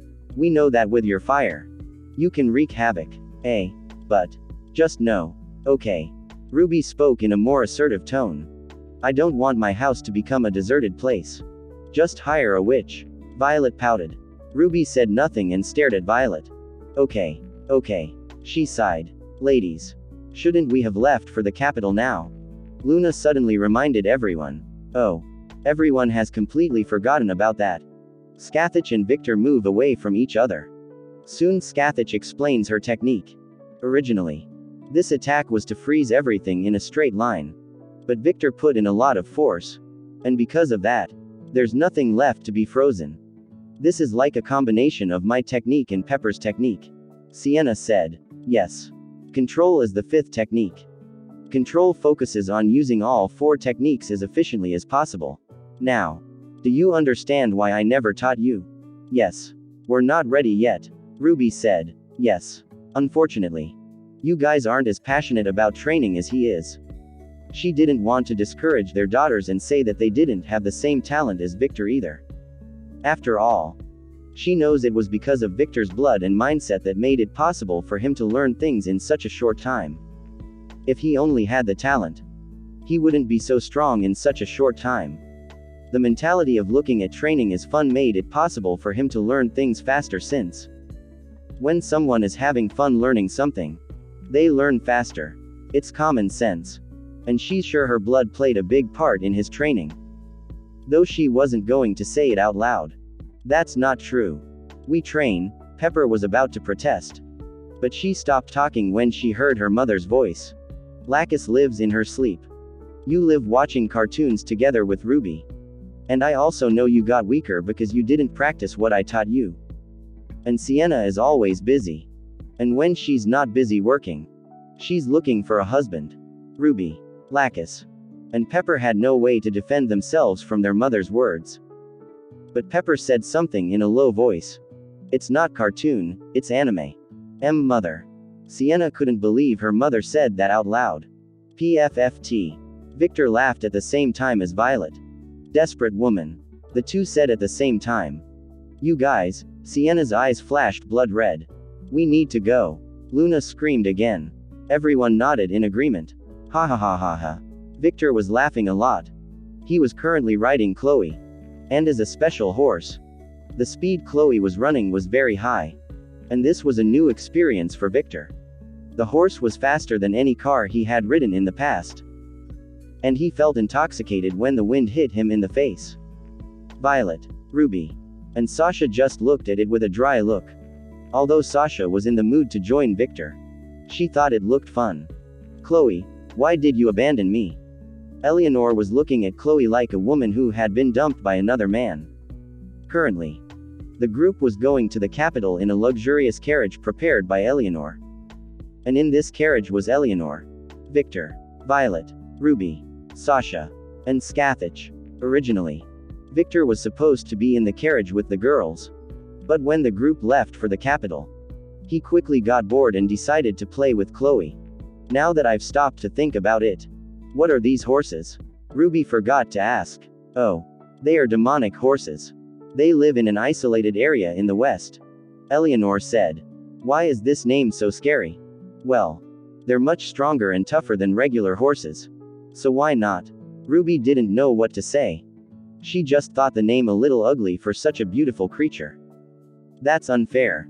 I tried to ride one of those horses. But I got kicked off. Sasha pouted. If it were so easy, my army wouldn't be special.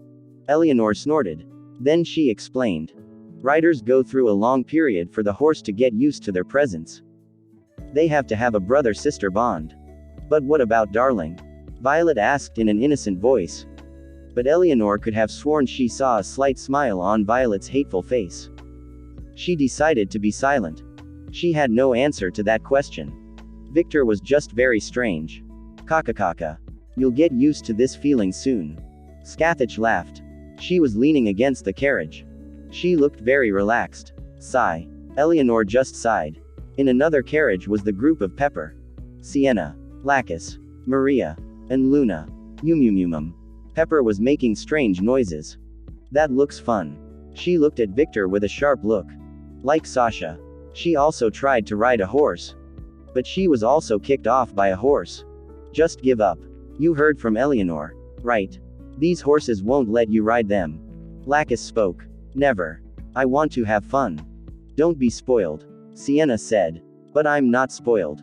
I just want to have fun. And it's unfair that Victor is having fun alone. What about my rights? I also want to ride a horse and feel the wind in my face. Sienna rolled her eyes. Pepper looked back at Victor with a piercing look. Suddenly, a light bulb flashed on top of her head. She seemed to have an idea. Whatever you're thinking, just don't do it. Pepper ignored Sienna's voice. Why? As she backed onto the carriage and jumped towards Victor. Pepper, Lacus and Sienna spoke at the same time. Victor was surprised when he saw a body flying towards him. But he quickly picked up Pepper and placed her in front of him. What are you doing? He patted Pepper's head a little. Pepper's face turned a little red. I want to have fun too, and it's unfair that you're having fun alone. Maria and Luna looked at Pepper. Lady Violet is not going to like this. they said at the same time. Oh. Victor flashes a small smile as he takes Pepper's hands. Hey. He opens her hands and makes her hold the horse rope. Enjoy. Hey. Oh. Pepper looked like a child who was riding a horse with her father. He looks into Chloe's eyes.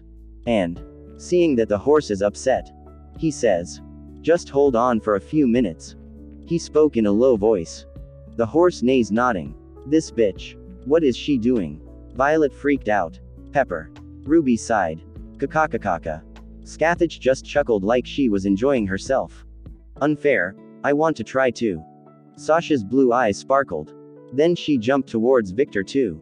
Even you, Sasha. Violet couldn't believe what she was seeing. She just thought of something. Those bitches. I missed my chance. Seeing another body flying towards him. With a gesture of impressive dexterity, he rises from his horse and jumps back in a somersault. Then he catches Sasha in midair and puts her behind Pepper. Soon he falls behind Sasha and grabs her waist. Sasha didn't understand what happened. Phew. I feel something soft on my back. Pepper muttered. My 3 wives are beautiful vampires. Chapter 70-70, King's Capital. They were accompanied on their way to the capital by the personal army of Countess Eleanor Adrastia. The group traveled relatively quickly. A trip that could have taken 2 days of running at a moderate pace was reduced to 1 day. And, as a consequence, they arrived just before the match between Victoria Ryder and the Horseman clan leader happened. Of course, if they were running, they would have arrived faster. But a comfortable ride is always the best option. And in a way, Victor had fun riding Chloe. The horse was very fast. And she was very obedient. Honestly, he was actually considering kidnapping Chloe. But when he thought about it, his conscience quickly hit him hard. He tried his best not to take Scathach's bad habits. But after living 6 months under the same roof with a woman that has a strong personality like Scathach, like it or not, he was influenced a little. After all, they were already similar. Looking at the capital from a distance, Victor was at a loss for words for the first time. Beautiful, right? Sasha spoke with a small smile as she looked at Victor's stunned expression. Victor wakes up from his stupor and, soon, he displays a small smile as he pats Sasha's head. It's not as beautiful as you. Sasha flashed a small satisfied smile and leaned her back against Victor's chest. But, indeed, this is a beautiful city, I said as I looked out over the city again. A smile curls my lips involuntarily. Ahead of me, I saw a city that was even darker than horror movie cities. Flying bats. And ancient buildings that seemed to have come from early times. Even I could feel that. Despite being old, their buildings were incredibly resistant.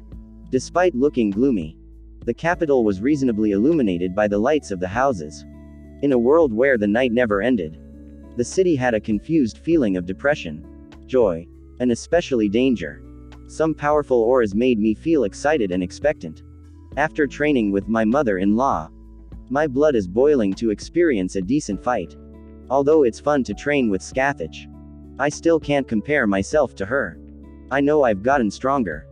But the question I most want to know is, how much stronger did I get compared to other vampires? How much stronger have I become? I want to know. I want to have fun. I want to find someone strong to test my limits. I don't know why I'm feeling this overwhelming desire in me. But I don't care. I want to fight. And something tells me I will find the answer in this capital. Hold. 2 guards covered in armored armor yelled. He was holding a spear somewhat resembling Eleanor's army. Identify yourself. They shouted in unison. Victor looked at the guard with curious eyes. He could also feel several eyes watching him inside the walls. And each one of these guards gave a different sense of pressure. He could instinctively tell that all these guards were strong. They are not common guards. Victor whispered with a small smile on his face. His instincts were begging him to fight. But he held back. He knew it wasn't time yet. Yes. They're not. Sasha observed the guard. They're the king's personal guard. Vampires specifically trained to protect the king. And the king's family. Sasha explained. I see. Victor nodded. And then he concentrated on stroking Sasha's head. And, just like that, he could calm his instincts. Walter. Please. Eleanor said. Soon one of Eleanor's armed vampire soldiers rides beside Eleanor's carriage. That soldier removes his helmet. And soon the face of an old man is shown. Your wish is my command. Countess Eleanor. He spoke respectfully. Then walked towards the guard. This level of security at the entrance is not common. Ruby, who was inside the carriage, said. Oh. Victor looked at the carriage window. Usually, these guards are not at the city gate. They are royal guards. And they just protect the king and the king's family. They are mostly in the king's personal residences. Having so many guards at the entrance to the capital is not a good sign. Ruby explained. Kakaka. Don't overthink it, my daughter. The king is just being overprotective of his daughters. Scathach chuckled. They are here. Probably so. After all, that man just goes overboard with security when his daughters are around. An overprotective father. He reminds me of someone. Victor thought of his teacher. When thinking about his acquaintances, Victor suddenly felt a sense of longing for his family. Are my mom and dad okay? He hasn't talked to his family for 6 months. And he's never been away from his family for so long. When I have time, I'll call them. Pepper, I think it's time you got off that horse. Right. We've already arrived in town. You too, Sasha. Violet with a gentle smile on her face. Pepper's body shivered when she heard Violet's voice. But she didn't want to get down now. She had a lot of fun. But she still wanted to play more. Humph. Sasha turned her face and leaned into Victor even more. Veins began to pop in Violet's head when she saw Sasha's attitude. Pepper.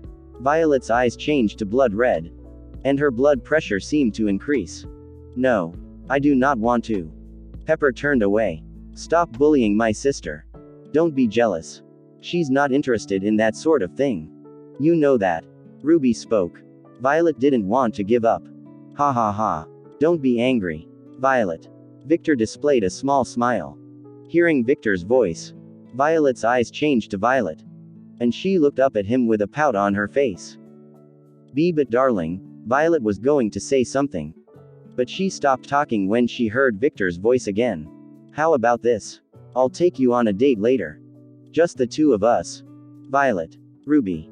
And Sasha's eyes changed to blood red. Not wanting to miss the chance, Violet said, You promise? Yeah. Pinky promise. He joked. But his wives knew he was serious.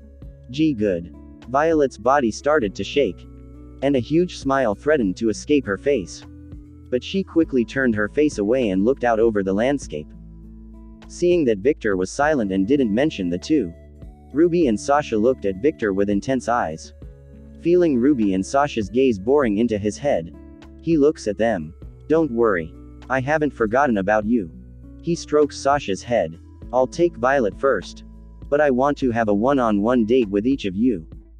He flashed a loving little smile. Oh.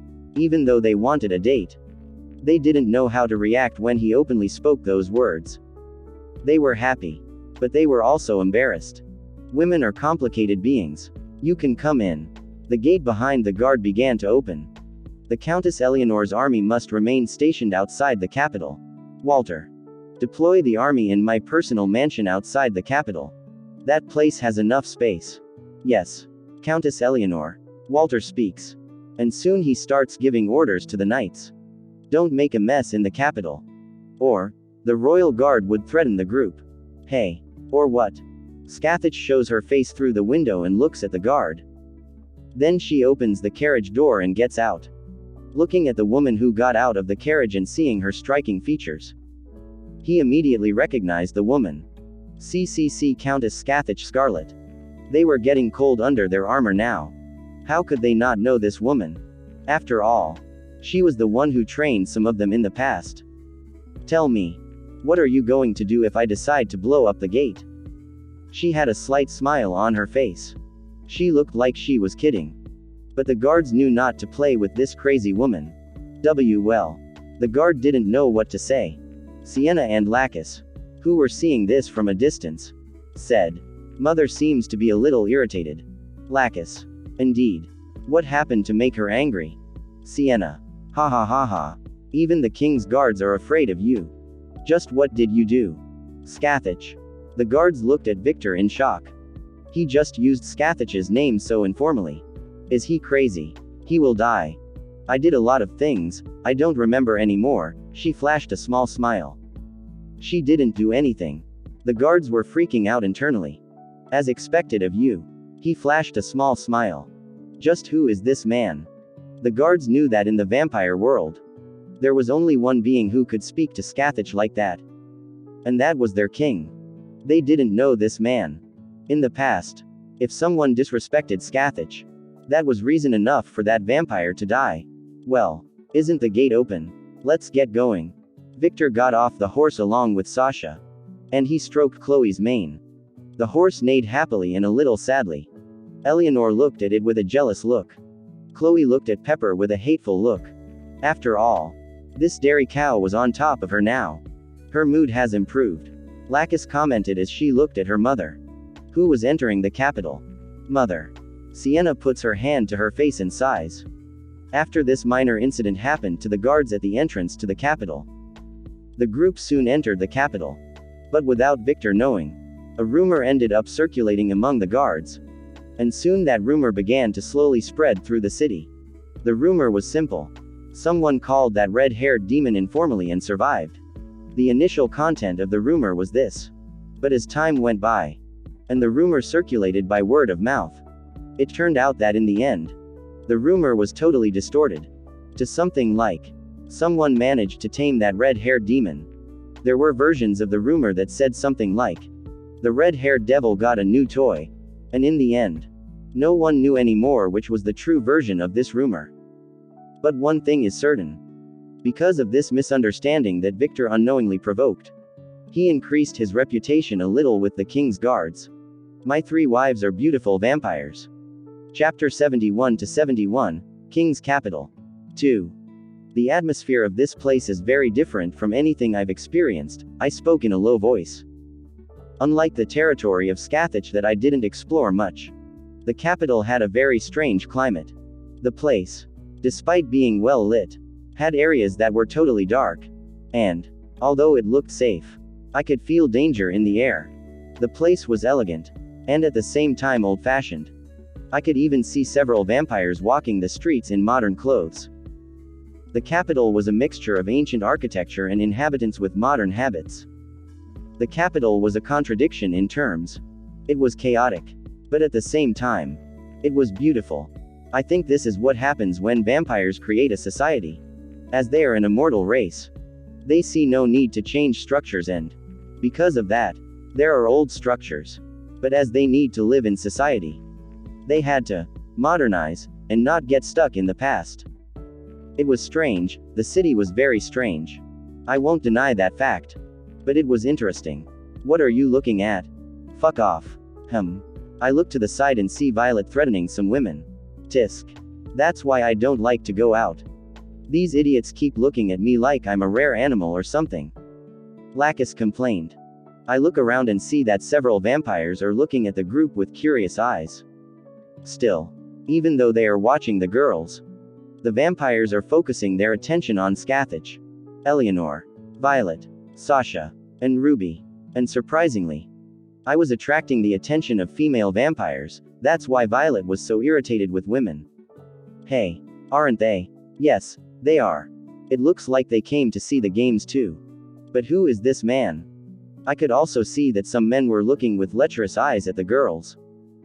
They were trying to hide it because they noticed Scathach in the group. But even though they tried to hide it, I didn't like it. I felt an irritating feeling in my heart. It was as if someone was lusting after something that is mine. My blood cried out for retaliation. I start to clap my hands. When I got their attention, I said, disappointing. When they meet my gaze, they seem to freeze. Is that what vampires are? You can't even be considered noble vampires. You are just a pitiful mistake of a faulty thing. The best way to deal with vampires is to hit their egos. Who are you? A slicked-up black-haired vampire spoke up. Stop. I don't want to hear anything from a dog like you. Wait. Calling you a dog is an insult to the dog itself. At least dogs are loyal. You're just a pig. I display a small smile. Oh indeed. I started to walk towards them. My smile grew. I felt my teeth change and get sharper. I started to slowly clap my hands. Then, slowly, my image starts to get distorted. And an overwhelming killing intent starts to leave my body. You are just pigs to be slaughtered by me. Hey, I heard Scathach's voice. WWH, the vampires began to visibly sweat. And I could also see that some had pissed themselves. Seeing this sight, my sadistic side begged for more. Feeling a hand on my shoulder, I looked at whoever touched me and saw my wife. Ruby, stop. If you make a fuss here, you won't be able to enter the city again. And we won't be able to have our date. Yeah, if it weren't for that, I would have burned those bitches that are looking at you by now. Violet surprisingly supported Ruby. They're right. Just forget about it. They're not worth our time. Sasha supported. Surprisingly, all three seemed to have the same opinion on this matter. Tisk. Just let him loose. Scathach looked annoyed again. Mother. You shouldn't just say that because you're angry. Pepper tried to say something. But Scathach just looked at her daughter when she wanted her daughter to shut up.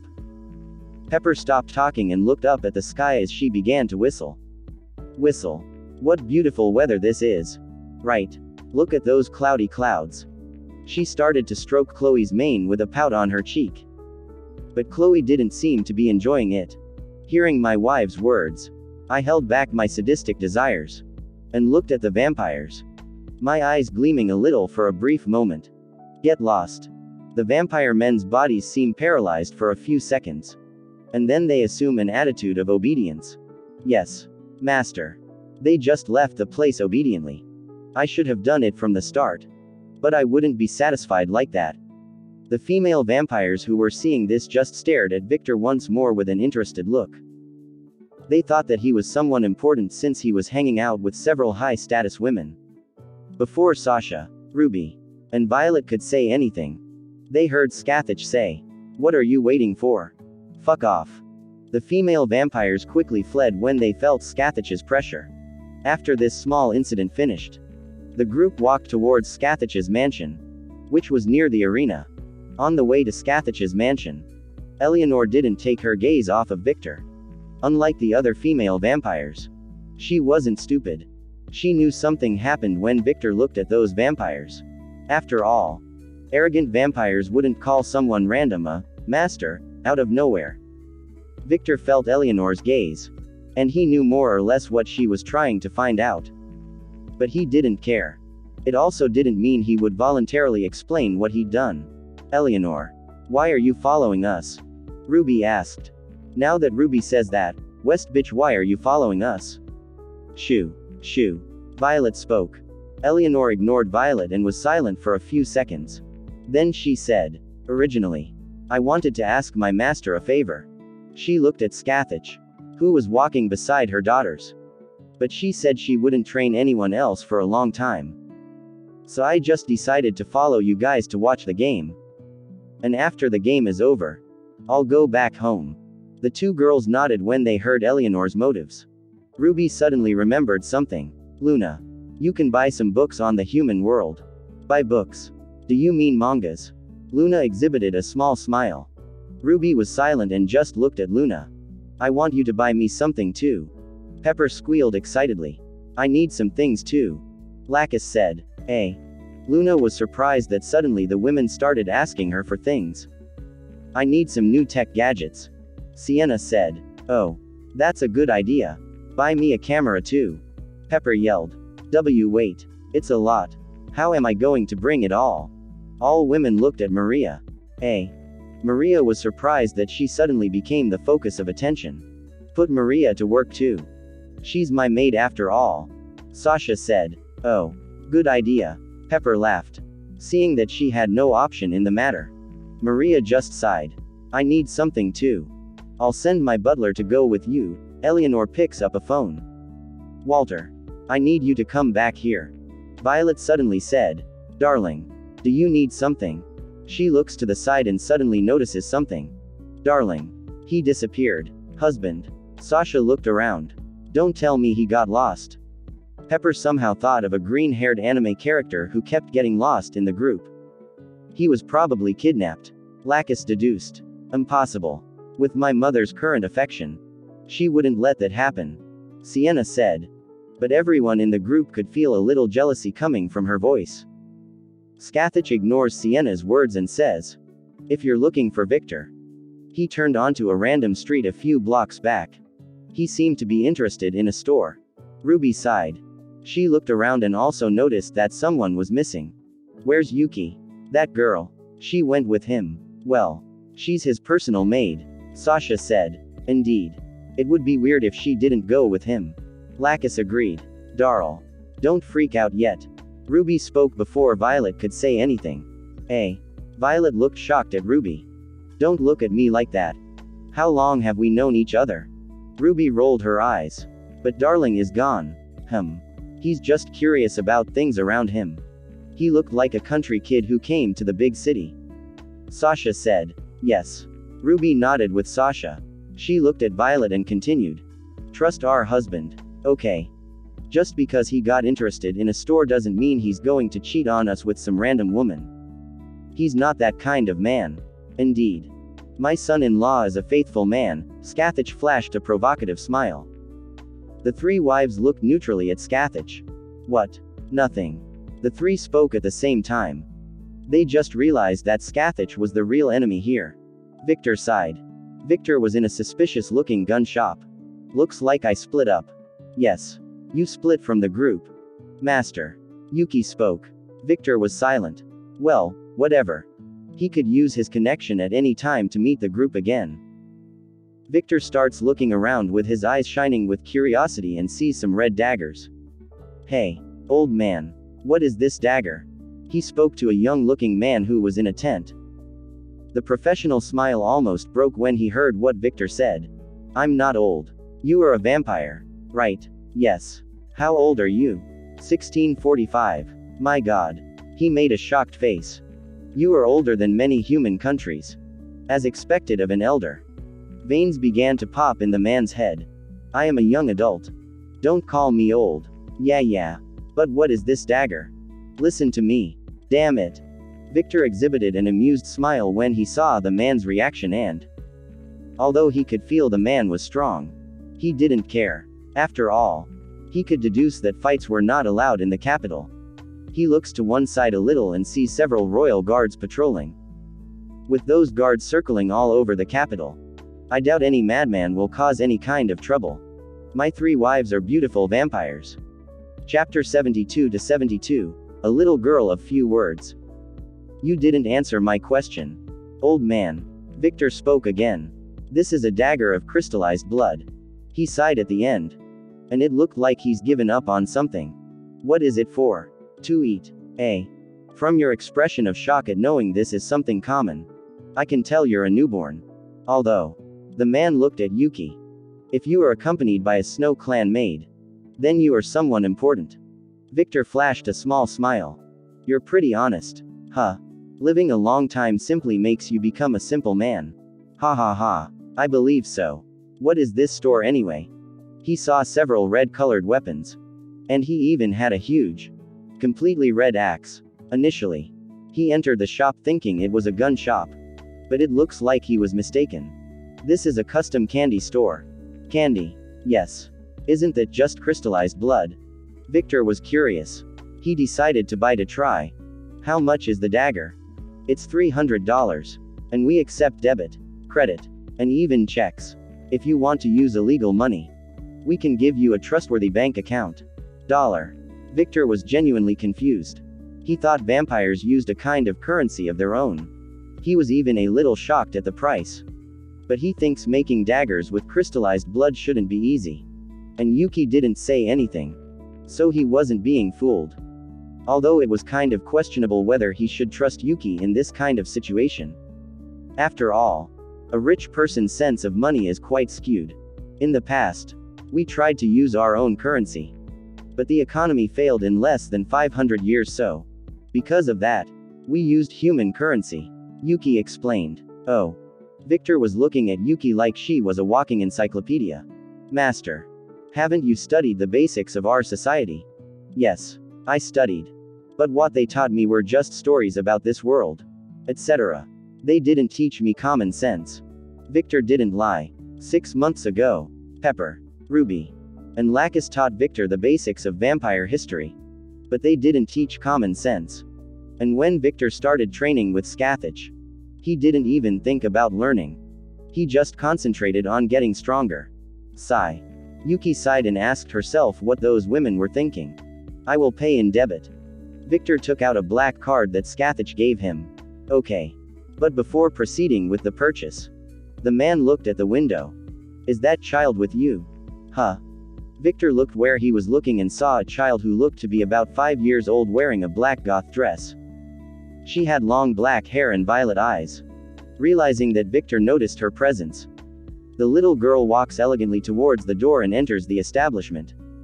She walks towards Victor.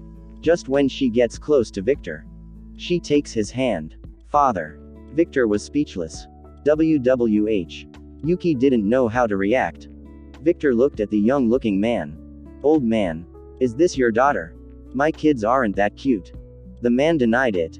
Victor looked at the little girl again and, seeing her appearance, he had to agree that she looked adorable. Even by vampire standards. Didn't she just call you dad? Old man. Don't talk nonsense. I still haven't tasted the forbidden pleasure. Cherry boy. Huh. Unexpected. I thought you would be a playboy. What makes you think that? Victor was speechless. Instinct. I felt threatened when you walked into my shop. I thought you were going to steal my wife or something. Victor. The old man. Playboy. Yuki thought of Victor's wives and his relationship with Scathach. And internally, she couldn't help but agree with the old man's words. Father. The little girl squeezed Victor's hand tighter. Victor looked at the little girl. And then he knelt down and looked at the little girl in her eyes. What's your name? Ophis. Ophis. He questioned. She nodded her head in agreement. Why are you calling me father? Ophis. Victor is absolutely sure he hadn't made such a beautiful daughter. Because you are my father. She spoke with a cute face. The old man. Victor. Makes sense. It makes no sense. The old man wanted to scream at Victor. What's your father's name? He asked. Father. She answered. What's your mother's name? He asked again. I do not know. Victor didn't know how to react to the little girl's sad expression. Is she so hard to talk to because she speaks so few words? He thought to himself. Is there someone responsible for you? He asked. I do not know. She answered. Victor sighed. Well, Ophis. Do you know the capital? She nodded. Let's take a walk then. Victor's thought was simple. If he walked around with this girl, her guardians would find her. At least. That was the excuse he thought to himself. He lifts the little girl up and puts her on his shoulder. In the end, you decided to stay with her. I don't know if you're a dumb man or a kind man. Whatever. Old man. That's not your problem. And haven't you noticed how difficult she is to talk to? It will take years to find out who is responsible for it. And I still want to explore the capital. Makes sense. Just don't get in trouble. Boy. Impossible. Huh. A pretty little girl finds me out of nowhere. And I decided to stay with her for a while. Of course. That's begging for trouble. So you are aware of that? Yeah. And why are you taking care of her anyway? Well, it's interesting, right? Why not? The old man was speechless. Hey, old man. Give me that dagger. Give me the card first. Okay. After buying 2 blood daggers, Victor leaves accompanied by Yuki and Ophis, who was on his shoulder. A few minutes after Victor left, a woman with long black hair entered the store accompanied by several royal guards. Did this little girl come through here? Looking at the image in the woman's hand, the old man broke out in a cold sweat. But with years of experience, he managed to keep his poker face. Who are you? Ma'am. Elizabeth Tepps. She showed the old man a badge she always carries with her. The old man's whole body shook when he heard the woman's last name. Realizing he was talking to royalty, he did what every good citizen would do in this situation. Yeah. I just saw her go out with a tall man and a Snow Clan maid. He denounced Victor to the authorities. Soon he pointed to where Victor left. And he also gave information about Victor's appearance. Good job. Your store will be rewarded. The woman turned and left. accompanied by the knights of the royal guard. Sigh. The old man sighed. He had nothing against Victor. But that's it. He just met the boy. And he wouldn't risk his neck for a stranger. Though the old man had a feeling Victor wouldn't mind. Master. I think you're overreacting, Yuki commented, holding back the growing urge to sigh that was building in her heart. But she's so cute. Victor spoke. The girl was wearing a black bunny hat that had red eyes. She was holding several crystallized blood candies. Yuki looked at Ophis.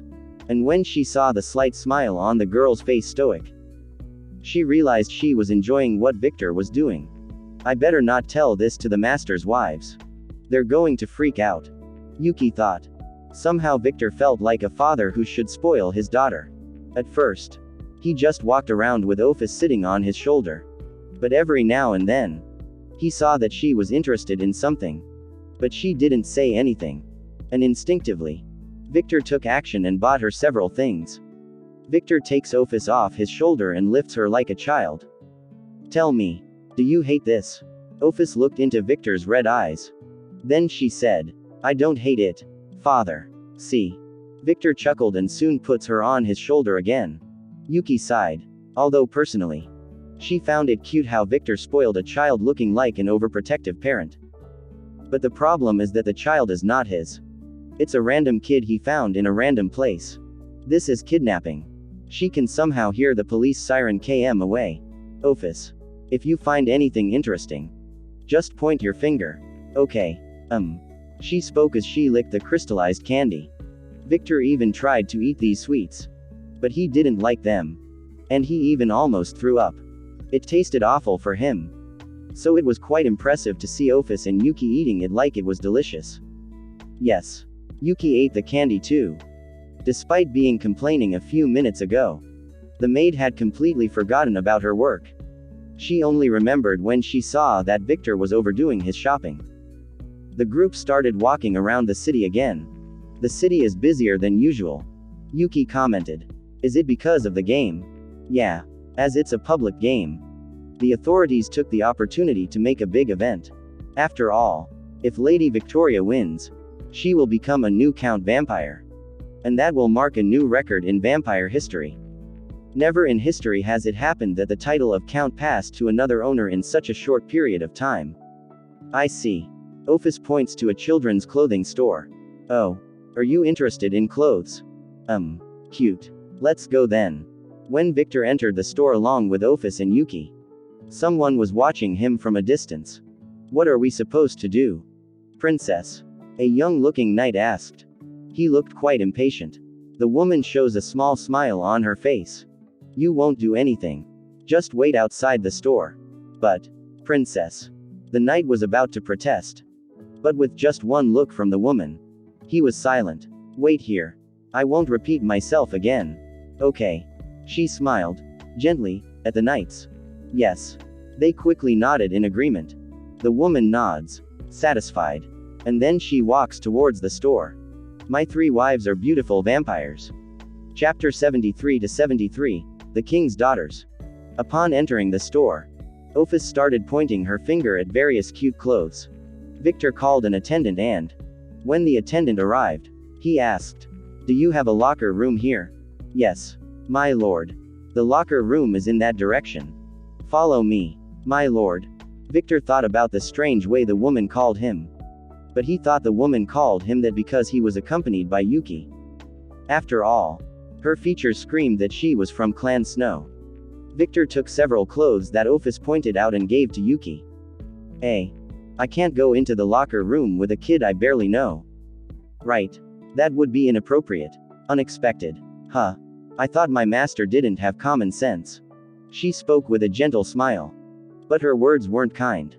Just help Ophis change her clothes. Victor spoke as he took Ophis off his shoulders and set her down. Yes, master. Yuki looks at Ophis and says, Come on, Lady Ophis. I will help you change your clothes. Ophis didn't say anything. She just held a part of Victor's pants as if she didn't want to be separated from him. Victor displays a gentle smile when he sees this. He kneels and says, Coming with you in that locker room would definitely be inappropriate. Just listen to Yuki. Okay. I'll wait outside. He stroked her head. When she felt Victor's caresses. For a few seconds. Opha's eyes sparkled intensely. She seemed to have enjoyed it a lot. Soon. She closed her eyes as if enjoying herself. Victor stopped stroking Opha's head. Go. I will wait. Father. She agreed. Victor felt his heart being caressed by the cuteness of Ophis now.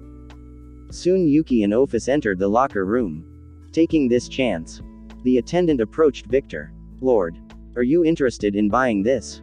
Victor looks at the object in the woman's hand. A camera. Yeah. And it's not just any camera. It's a high-definition camera that was made specifically for taking high-resolution photos. And with which technology? The photo is printed on the spot. Interesting. Victor was interested. But he didn't see the need to buy a camera right now. But I don't. Victor was going to refuse. But he stopped talking when Yuki walked out of the locker room with Ophis. Looks good? Ophis asked. Victor didn't know how to answer. Ophis' black dress was swapped for a black bunny coat and a pretty black skirt. She looked incredibly adorable.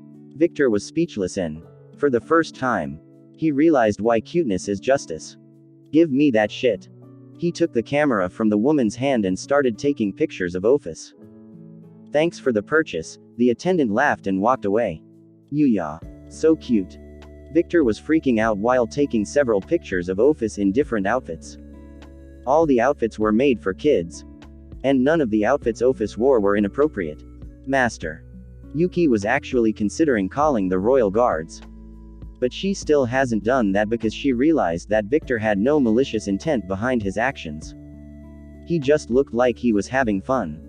Yuki looks at Ophis and sees a small smile on the child. She seems to be enjoying it too. Feeling a gaze pierce his back. Victor stopped taking pictures and looked at Yuki. Don't look at me like you're looking at a criminal. I just realized I liked cute things. Victor was definitely not abnormal. He liked thighs. Breasts. A grown woman. The cuteness was meant to be appreciated. Remembering the jokes he played with his wives when they were alone. Victor nodded in satisfaction. Adult women are better. Feeling someone pulling the fabric of his pants. He looked down. Ophis. The little girl seemed to be hiding behind him. He looked over to where Ophis was looking and saw a woman with long black hair with shades of violet.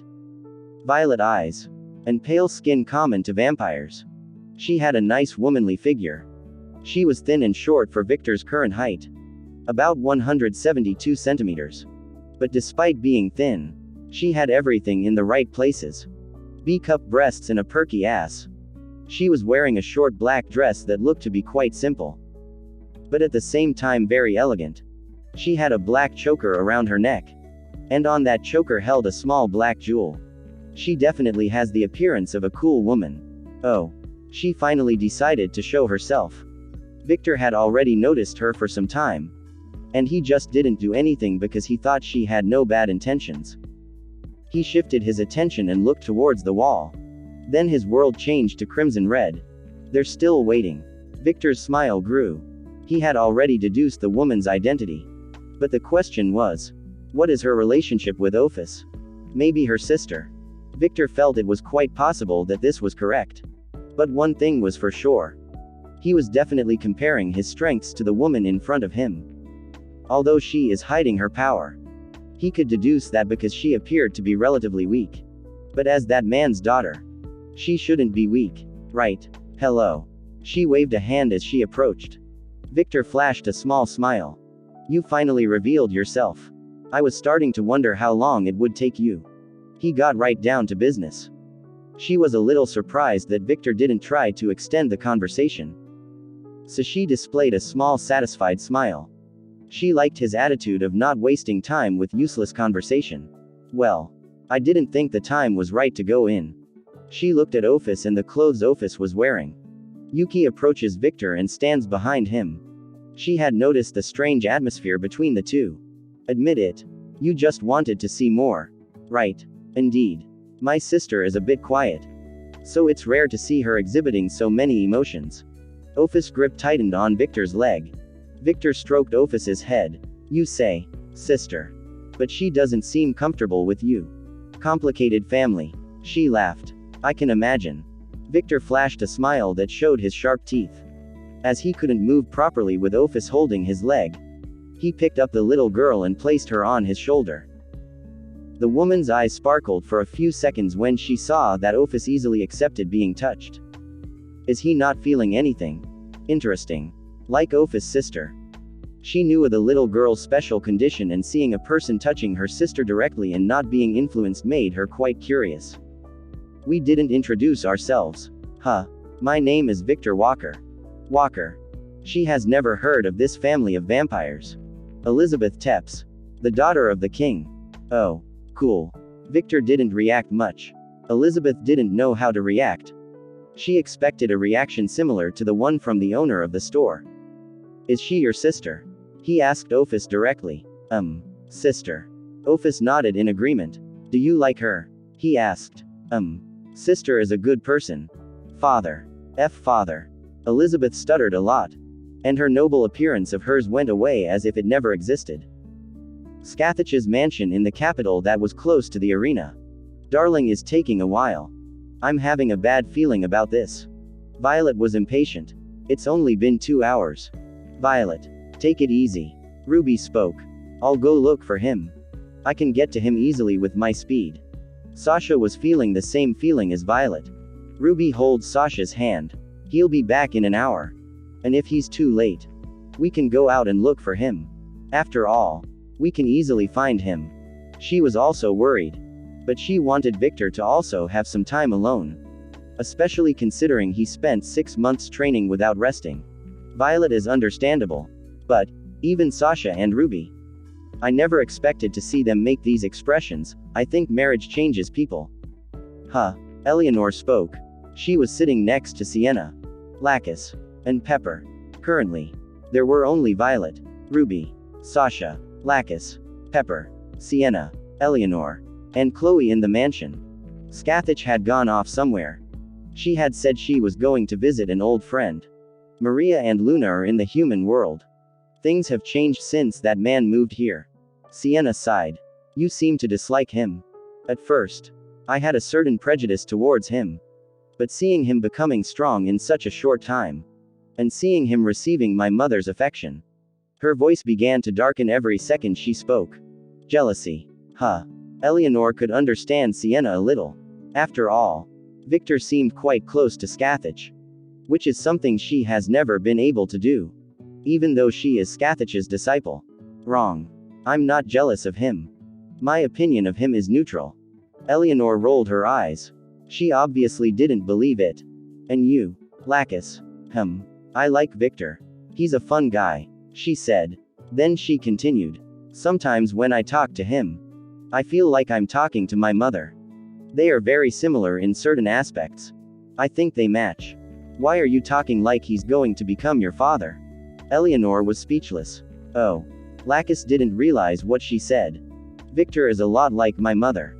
But he's kinder than she is. Humph. My mother's kindness is demonstrated through actions. Sienna snorted. I know. But I also miss hearing an, I love you, or, I was worried. She's not a woman who says these things. Pepper commented a little sadly. She was the one who missed it the most. She was quite emotional about family issues. Sienna and Lacus didn't say anything. But they internally agreed with Pepper's words. The 3 foster sisters had the same feelings as Ruby towards their mother. They wanted to be closer to Scathach. But they didn't know how to go about it. And, because of that, they were also a little jealous of Victor for being able to get close to Scathach so quickly. My 3 wives are beautiful vampires. Chapter 74-74, The King's Daughters. 2.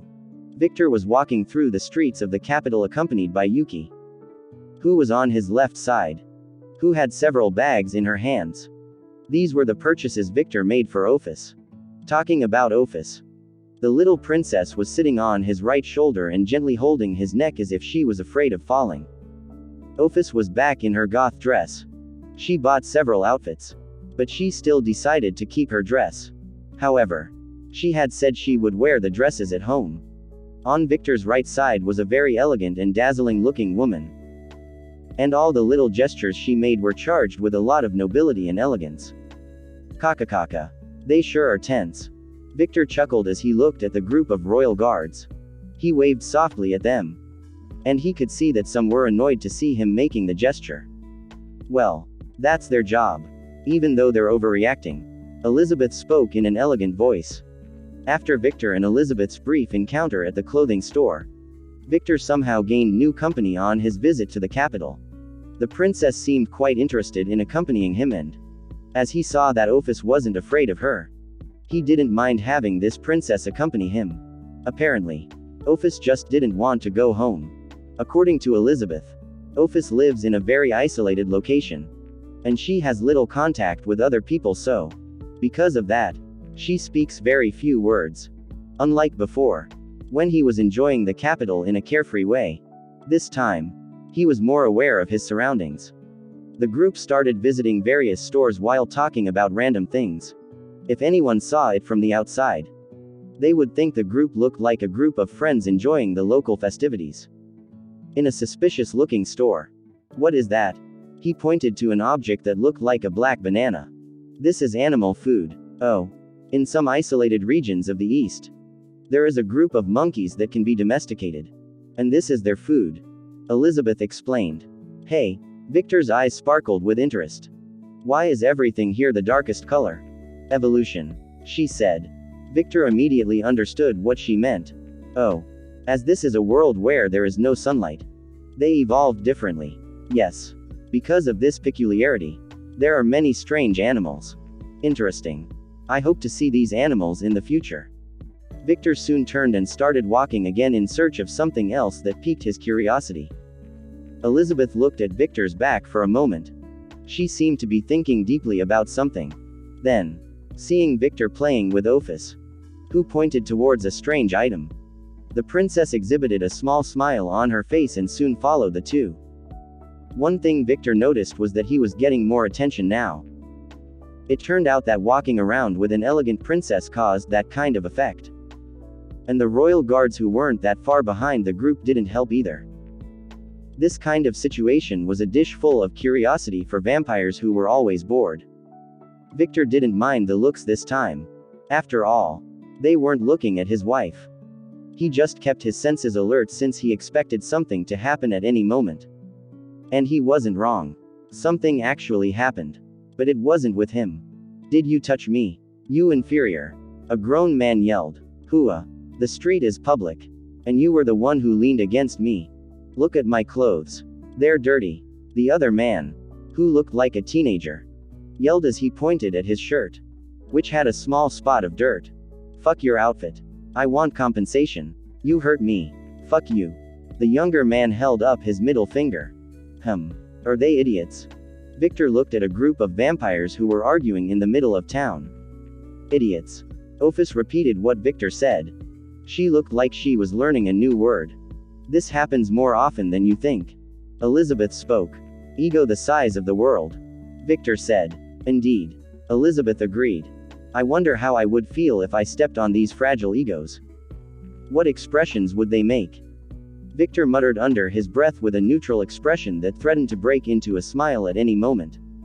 With vampire senses heightened, the women heard what Victor said, but they decided not to comment on it. Victor looked at the two men and saw that they immediately fled when the royal guard approached them. Boring. Let's keep walking. He started walking again. The group walked through several streets and stores. They ended up entering a street that had no vampire in sight. Victor thought this would be a shortcut to the other street, but it ended up being a dead end. Let's go back. He was going to turn around, but suddenly Elizabeth said, unfortunately. He looked at the princess. I need to go home. And so do you. Ophis. Ophis quickly gripped Victor's neck tighter. She looked at her sister with an expression that said she didn't want to go. Ophis. Elizabeth tried to say something, but she was interrupted by Ophis. I don't want. Idiot. Veins began to pop in Elizabeth's head. PFF. Cough. What? A laugh almost escaped from Victor. But he quickly controlled his expression. This is your fault. She has never spoken those words before. I'm innocent. Believe me. I never lie. Look at my smile. Is this a liar's smile? Victor smiled with a smile that showed all of his sharp teeth. Elizabeth rolled her eyes. Ophis. We have to go. You don't want to upset our maid. Right. Ophis pouted cutely. Ophis looks at Victor and says. Give me. What? Hand. Okay. He saw no reason to refuse. Victor reaches his hand toward Ophis. And soon she does something that leaves Elizabeth gaping. Bite. Ophis bites Victor's hand and drinks his blood. Oh, Ophis. Victor looks at her with a curious look. He waits patiently. And in less than a few seconds, Ophis stops biting Victor. Yummy. Ophis licked her lips. What did you do? He asked. Mark. Victor looked at his hand in curiosity. But he saw no difference. And the wound Ophis had made has already healed. Yes. She nodded and jumped off Victor's shoulder. As she falls to the ground, Ophis' appearance begins to distort. She looks at Elizabeth. Returning. Wait. Before Elizabeth could catch Ophis, the little girl disappeared. And all everyone could see was just a dark trail. She ran away again. She stomped to the ground in frustration. Victor analyzed the situation. He could feel that the girl didn't run somewhere. She just disappeared from existence. He couldn't even feel her presence anymore. Some kind of concealment technique. He tried to deduce what he just saw. Elizabeth looks at Victor and her eyes begin to glow blood red. Then she speaks in an ordering tone. Keep what you saw a secret. Victor looks at Elizabeth. Then starts to laugh. Kaka. I will keep the secret. Don't worry. He walks towards Yuki, takes the things he bought for Ophis, and quickly gives the items to Elizabeth. Elizabeth was surprised by several things now. But unconsciously she held the bags. I also need to leave now. Be careful where you walk. Princess. He picks up Yuki like a princess. Master. Close your mouth. Or you'll bite your tongue. Not expecting Yuki to prepare, Victor takes a step in a random direction. Then disappears. Elizabeth was surprised again by this display of speed. Fast. Princess. The royal guards approached when they realized the princess was alone. Who is that man? She asked aloud. My charm didn't work. He didn't seem affected by Ophis' condition either. And my sister called him father. She muttered. Princess. The guards called her again. But Elizabeth didn't mind. I forgot to ask him for personal information. Wrong. She shook her head. Actually, he deflected the questions on purpose. Elizabeth remembers that when she asked personal questions, Victor pretended to be interested in something and didn't answer her question. Elizabeth started to think with a frown on her face. But soon she wore a smile on her face. Whatever. I can get this information easily. After all, nothing escapes the eyes of the king's shadows. Elizabeth hands the purchases to the guards. Let's go back. My sister should be home now. On top of a tall building, Victor was standing on the highest part of this structure. Victor was watching all this from several miles away. He couldn't hear it from so far away. But he could see from that distance because of his special eyes. She'll probably be interested in me and send someone to investigate me. Victor was thinking of talking to Scathach. She seemed to know a lot about the king's family. Some kind of concealment technique. Or a power I don't know about. This world sure is interesting. Victor had a huge smile on his face. Master. Don't drop me. Yuki looked down with a bit of fear. Kakaka. Even being a vampire. Are you afraid of heights? This has nothing to do with being a vampire or not. Seeing Yuki's expression, Victor felt an itch in his heart. And it was a feeling as if someone had said, tease her. And that's precisely what he did. Don't scream. Or you'll bite your tongue. Victor takes a step in the air. And soon gravity begins to do its work. Yuki quickly hugged Victor's neck when she realized he was falling at high speed. And she did as he asked. She didn't scream. But she wanted to scream now. Good. He nodded in satisfaction. Victor does a somersault in the air and kicks the building's wall. And soon he disappears from view. His control was so perfect that he didn't destroy anything and didn't make any noise when he made all these extravagant moves. My 3 wives are beautiful vampires. Chapter 75-75. I just do what I want. Using the connection to his wives as a guide, Victor managed to find Scathach's mansion. Hey, girls. I came back, before Victor could finish his sentence. A violet-shaped rocket attacked him. Darling. Darling. Darling. Violet stops snuggling and smells Victor's clothes. A woman. Her eyes darkened. But soon she wore a confused expression. Wrong. Is that a little girl? Violet pulls away from Victor and looks at him. Did you get your hands on a little girl? Kaka. Victor laughs. Then he looks at Violet and says, when I was visiting the capital, a strange little girl approached me. He started to explain to her his meeting with Ophis and Elizabeth. In the middle of the explanation, Ruby and Sasha also appeared, accompanied by Lacus and Pepper. Yuki. Are you okay? Pepper asked. A little worried. Do I look okay? Yuki commented with a tired face. Her elegant appearance was totally worn out. And even her hair was messed up. Yuki put her hand over her mouth. She felt like throwing up. I think you should take a shower. I'm still working. Before she could finish speaking, she felt someone patting her head. You're off your job today. Go rest. Victor chuckled. Then went back to explaining what happened to his wives. Yuki exhibited a small smile. She nodded her head and soon entered the mansion. In a room at Scathach's mansion, Victor was sitting on the couch. Violet was on his left. Sasha and Ruby were on his right. Darling. How can you get in so much trouble when you're alone? Ruby asked in disbelief. Did he just go to a random shop and suddenly meet the king's two youngest daughters? Bullshit. If Ruby didn't know Victor's personality and trusted her husband, she definitely wouldn't believe this story. In my defense, I was walking around the capital having fun. I didn't look for trouble. And it was Ophis who approached me and started calling me father. But you could avoid that by turning down Ophis's request. Right. You just didn't do it because you found it interesting. Victor couldn't deny Sasha's words. See. He's a lot like my mom. Pepper laughed as she spoke to Eleanor. Shish. Eleanor put her hand over her mouth in a silent gesture. She looked like she was about to watch a very interesting scene.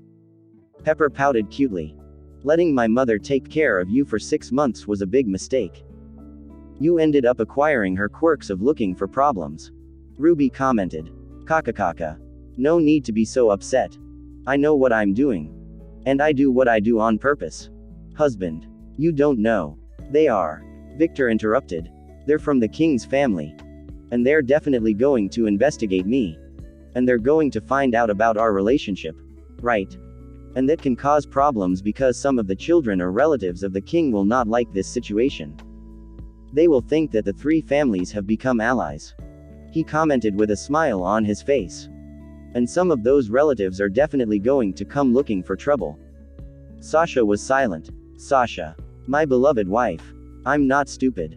He patted Sasha's head. Then why? Violet, who was silent, was going to ask why he did it even though he knew the consequences. But Victor interrupted her. I did it because I wanted to. She was silent. I do what I want. Whenever I want. And wherever I want. I won't limit myself because I'm afraid that X or Y person will be upset with my actions. And I'm not ashamed of our relationship either. I love you girls. And this is definitely not wrong. Violet, Sasha, and Ruby's cheeks turned a little red at the sudden confession. I will live my life however I want. And if someone doesn't like it, they are most welcome to knock on my door. I will rip their guts out and hang it on the gate as a warning. He spoke with a smile that showed all his sharp teeth. But what if you get it wrong? I mean, what if you make a wrong decision? Eleanor asked. If I make a mistake, I'll just have to live with the consequences of my mistake. I'm not a perfect being who never makes mistakes. And I also don't want to live by planning every step I take. That isn't living. That's just a way of mentally torturing yourself. Eleanor was silent. She seemed to be thinking of something. And if I get it wrong, he showed a gentle smile. I also have my wives to advise me. And say something like, Victor, you idiot. You made a mistake. I'm not alone. My wives are my greatest allies.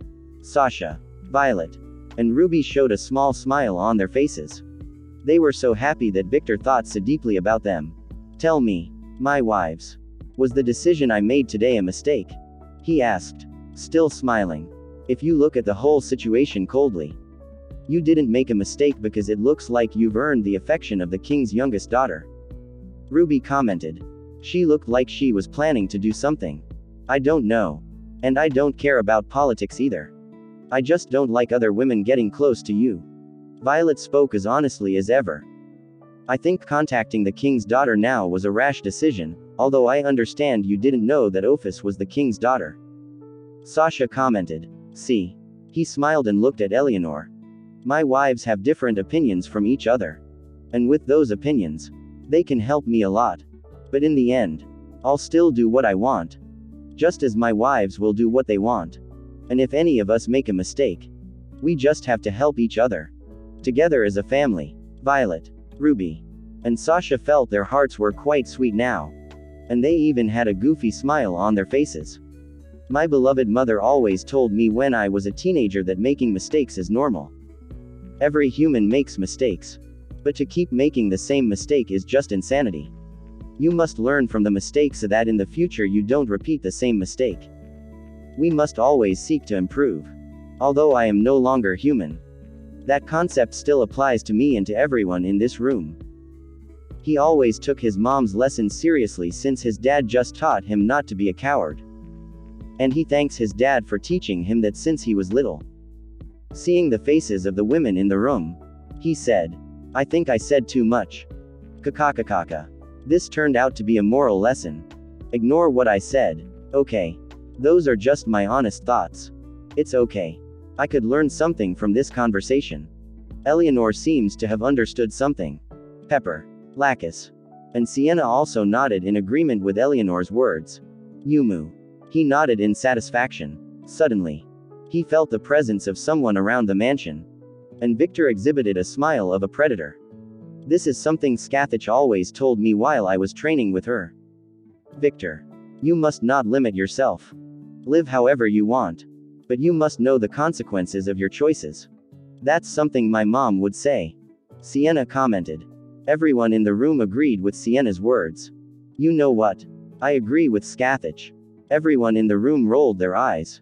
For them, this was no longer a novelty. K-A-K-A-K-A-K-A-K-A. Scathach's laugh echoed throughout the mansion. Oh no, Pepper said. He definitely did it on purpose. Lacus sighed. Well said. Stupid disciple. Scathach appears behind Victor. She leans behind the couch and looks down towards Victor's face. Victor lifts his face and looks into Scathach's green eyes. She holds Victor's face and displays a distorted smile. Why live limiting yourself? Why live by the rules of others? Why live always planning the future? That is not life. Just do what you want. So what if you make a mistake? Just don't make the same mistake in the future. You should just move on and never give up on the path you've chosen. That's the way of life I live. Living this way is a lot more fun. Right. Victor's teeth sharpened. His smile grew. And his red eyes glowed. Indeed. Indeed. It's a lot more fun to live like this. PFFF. Kakakaka. Scathach laughed madly. It was like she found something hilarious. Kakakakakaka. Victor started laughing along. Violet, Sasha, and Ruby didn't know how to react to their words. But one thing they were sure of. It was a mistake to let Victor stay with Scathach for 6 months.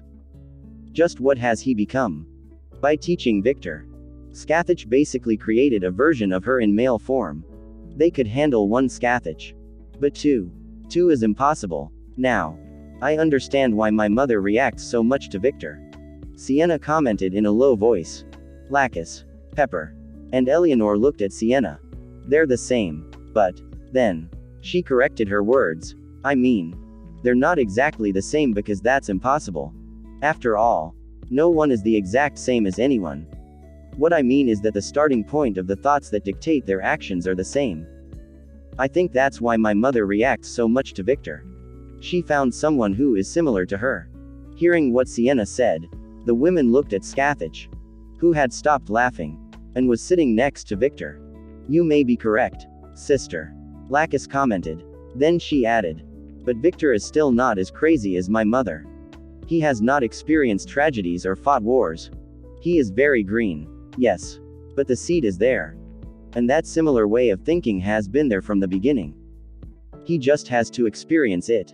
And when he experiences it, he will turn into something terrifying. Lacus was silent. But inwardly she agreed with Sienna's words. War. Huh. Eleanor seemed to be thinking of something. She looked at Victor. And for a moment, her eyes flickered with interest. My 3 wives are beautiful vampires. Chapter 76-76. It's not like they're trying to keep secrets. A shadow appeared in the middle of the room at Scathach's mansion. Then a maid with oriental features emerged from the shadows. Oh, Kagaya. You came back. Kagaya heard Sienna's voice. Then she looked at the woman. Yes. Where is my master? For some reason, Kagaya felt a pleasant itch in her heart when she said, My master. Victor. Currently, he is on the 2nd floor. In a room that has been assigned to him and his wives. If you follow the stairs, you can easily find him. Thanks. Kagaya made a simple gesture of thanks. Then walked towards the stairs. On the way to the stairs, she saw someone's room with the door open. And, as a responsible maid, she would close the door to give more privacy to the individuals inside the room. When she touches the doorknob to close the door, she hears Pepper and Ruby's voice. Pepper. Is this a new anime? Oh. It's a release from last season. I don't think you've seen it. Sister. A lot of things happened. And I had to train for 6 months. I missed 2 whole seasons. Yumu. Don't worry. As a responsible big sister, I recorded all the animes. Oh. Good job, sister. But what is this, Yumu? Victor says that a lot when he's happy or relaxed. I thought it was cool. So I copied it. I remember that Anna, Victor's mother, talks about that a lot too. But you've been watching my husband a lot. Huh. F you. What is that scary look? I did nothing. Nothing. Let's just watch anime. Ruby. Don't become like Violet. Please. Ruby was silent. Well, that was interesting. Kagaya was pleased. But realizing what she had done, she quickly shook her head several times and closed the door. How rude. I must not eavesdrop on others' conversations. She thought she was being a very bad maid now. Going up the stairs, Kagaya reached the 2nd floor. And again, she found another room with the door open. And, like a competent maid, she had to close the bedroom door. As she approached the room, she heard the voices of Eleanor, Lacus, Sasha, and Violet. I don't understand how this works. Sasha. What? Eleanor. That sword. It's massive and heavy. I prefer something lighter like daggers. Sasha. That's because your fighting style is more focused on speed. Violet. Indeed. My fighting style is more focused on strength. And, because of that, heavy weapons are better for me. But, now that I stop to think, what is Victor's fighting style? Eleanor. We don't know. But the way he easily used his sword. Is he a strength user? But he's pretty fast too. Sasha. I wonder if he chose greatsword as his starting weapon to train with my master. Eleanor. The only sword influences in Darling's life were the movies of a barbarian he watched with his father. So I think so. He must have chosen greatsword as his first training weapon. Violet. What? Why are you looking at me like that? Just. Sigh. Sasha sighed. Then continued. Just how long have you been watching my husband? A long time indeed. How can I say, would Countess Agnes be proud? After all, her daughter is just like her. Eleanor commented in a sarcastic tone. Hey, West bitch. Don't bring my mother into the conversation. Deciding enough was enough. Kagaya closed the door. As expected. Stalker's blood is strong in this family. Kagaya nodded and then started walking towards Victor's room. How did she know it was Victor's room? Well, the name, Victor's room, was written on the door. Looks like someone did it on purpose. After all, he's the only man in this mansion.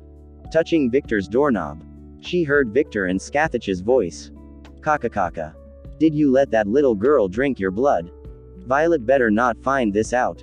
She's going to freak out. But she already knows. I had a hard time making her calmer. Kaka. Stopping to think. I remember your daughter said that vampires only drink blood from other vampires only if they are from the family or someone very close is a lover. Indeed. I totally forgot about that. Well, don't worry too much. She just drank a few drops of your blood. So it shouldn't be a big problem. But I think she'll go without food for a while. Considering all the blood she eats will have a disgusting taste to her. I see. I hope she's okay. You seem to like the princesses. Ophis. Yes. She is a good girl. Elizabeth. I don't know. My opinion of her is neutral. Not bad, I think.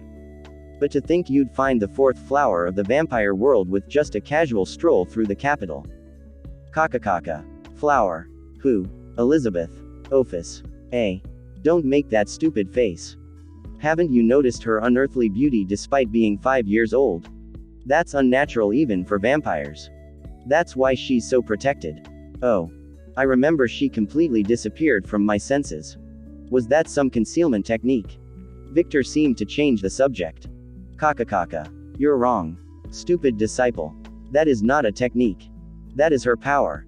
She was born with the ability to teleport. Interesting. I thought the king's family would follow the same example as the noble vampire family. So, for example, you can control ice. And your descendants will also inherit your powers. You are right and wrong at the same time. The king's family is special. You will find out more in the future. Why so much mystery? Kaka. It's more fun this way. And it's not like this information could help you with anything because even I don't know all the powers of the king's children. That man made sure to hide that secret completely. I understand. A moment of silence fell in the room. Then, sensing an opportunity to step inside, Kagaya turned the doorknob but stopped when she heard Victor's voice.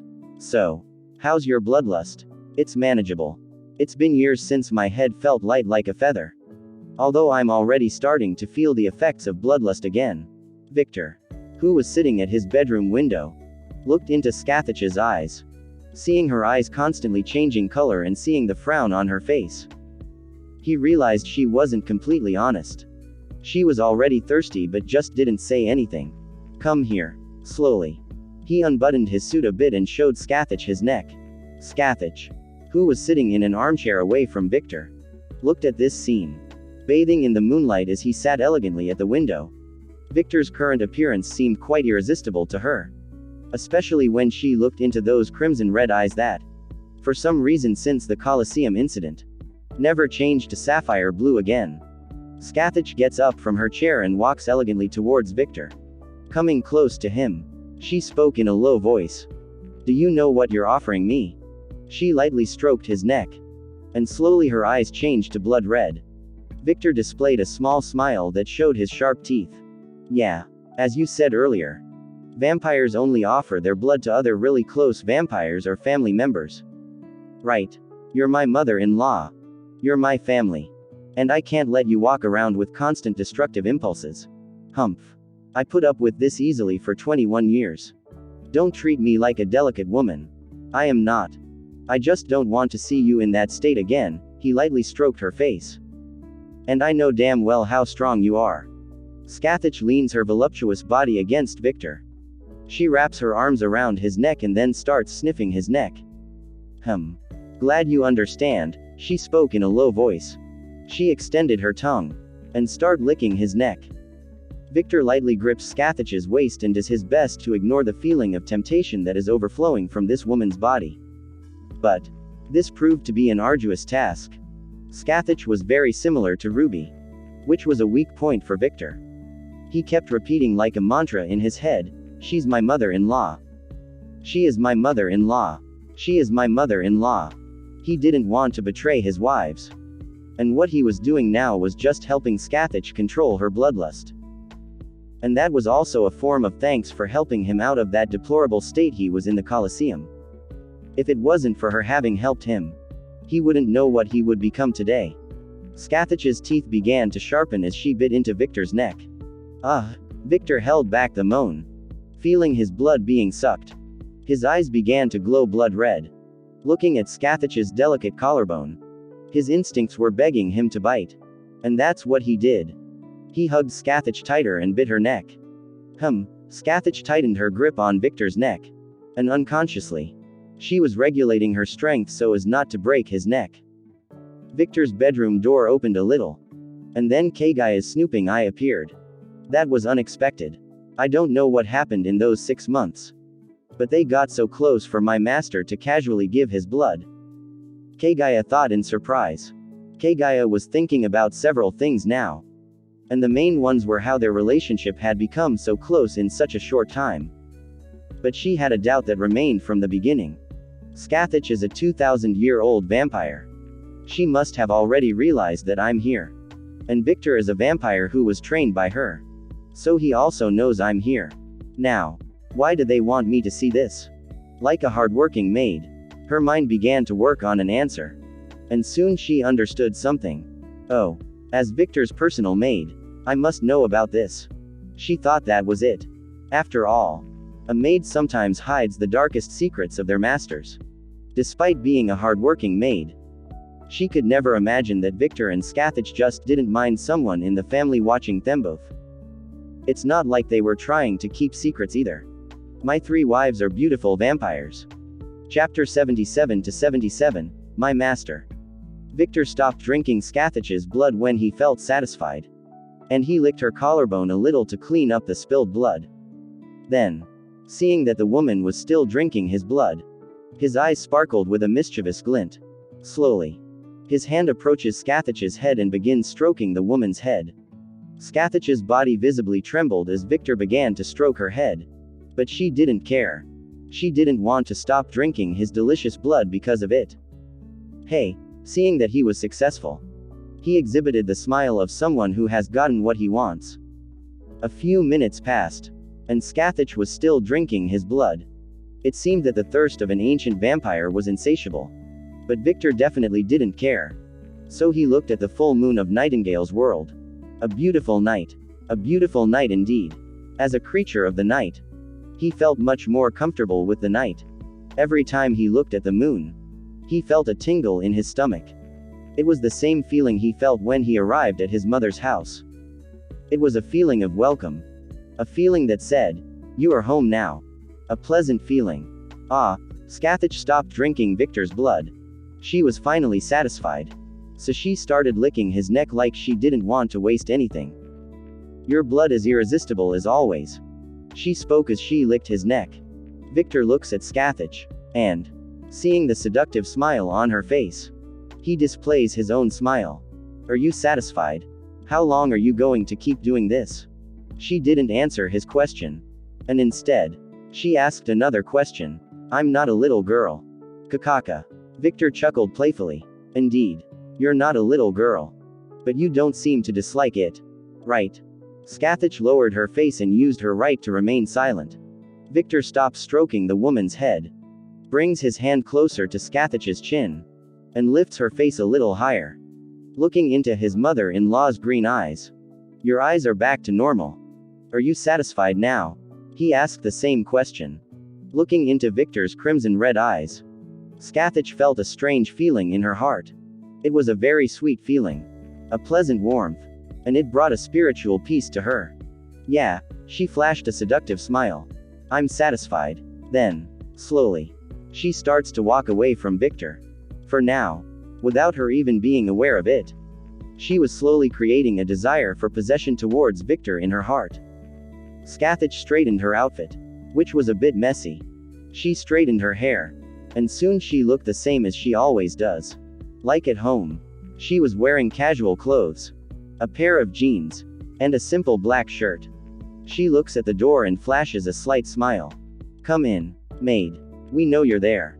Kagaya expected this. She opened the door and entered. As she closes the door and turns around, she looks at the 2 individuals. Scathach was back to her normal appearance. But Victor didn't bother to straighten his clothes. Because of this, evidence of what happened was still visible for Kagaya to see.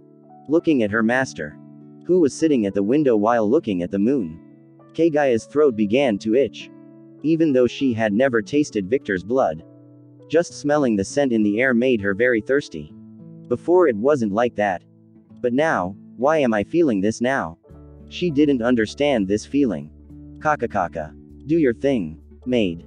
I'll go out for a bit. Skathich said she could deduce why Kagaya was here now.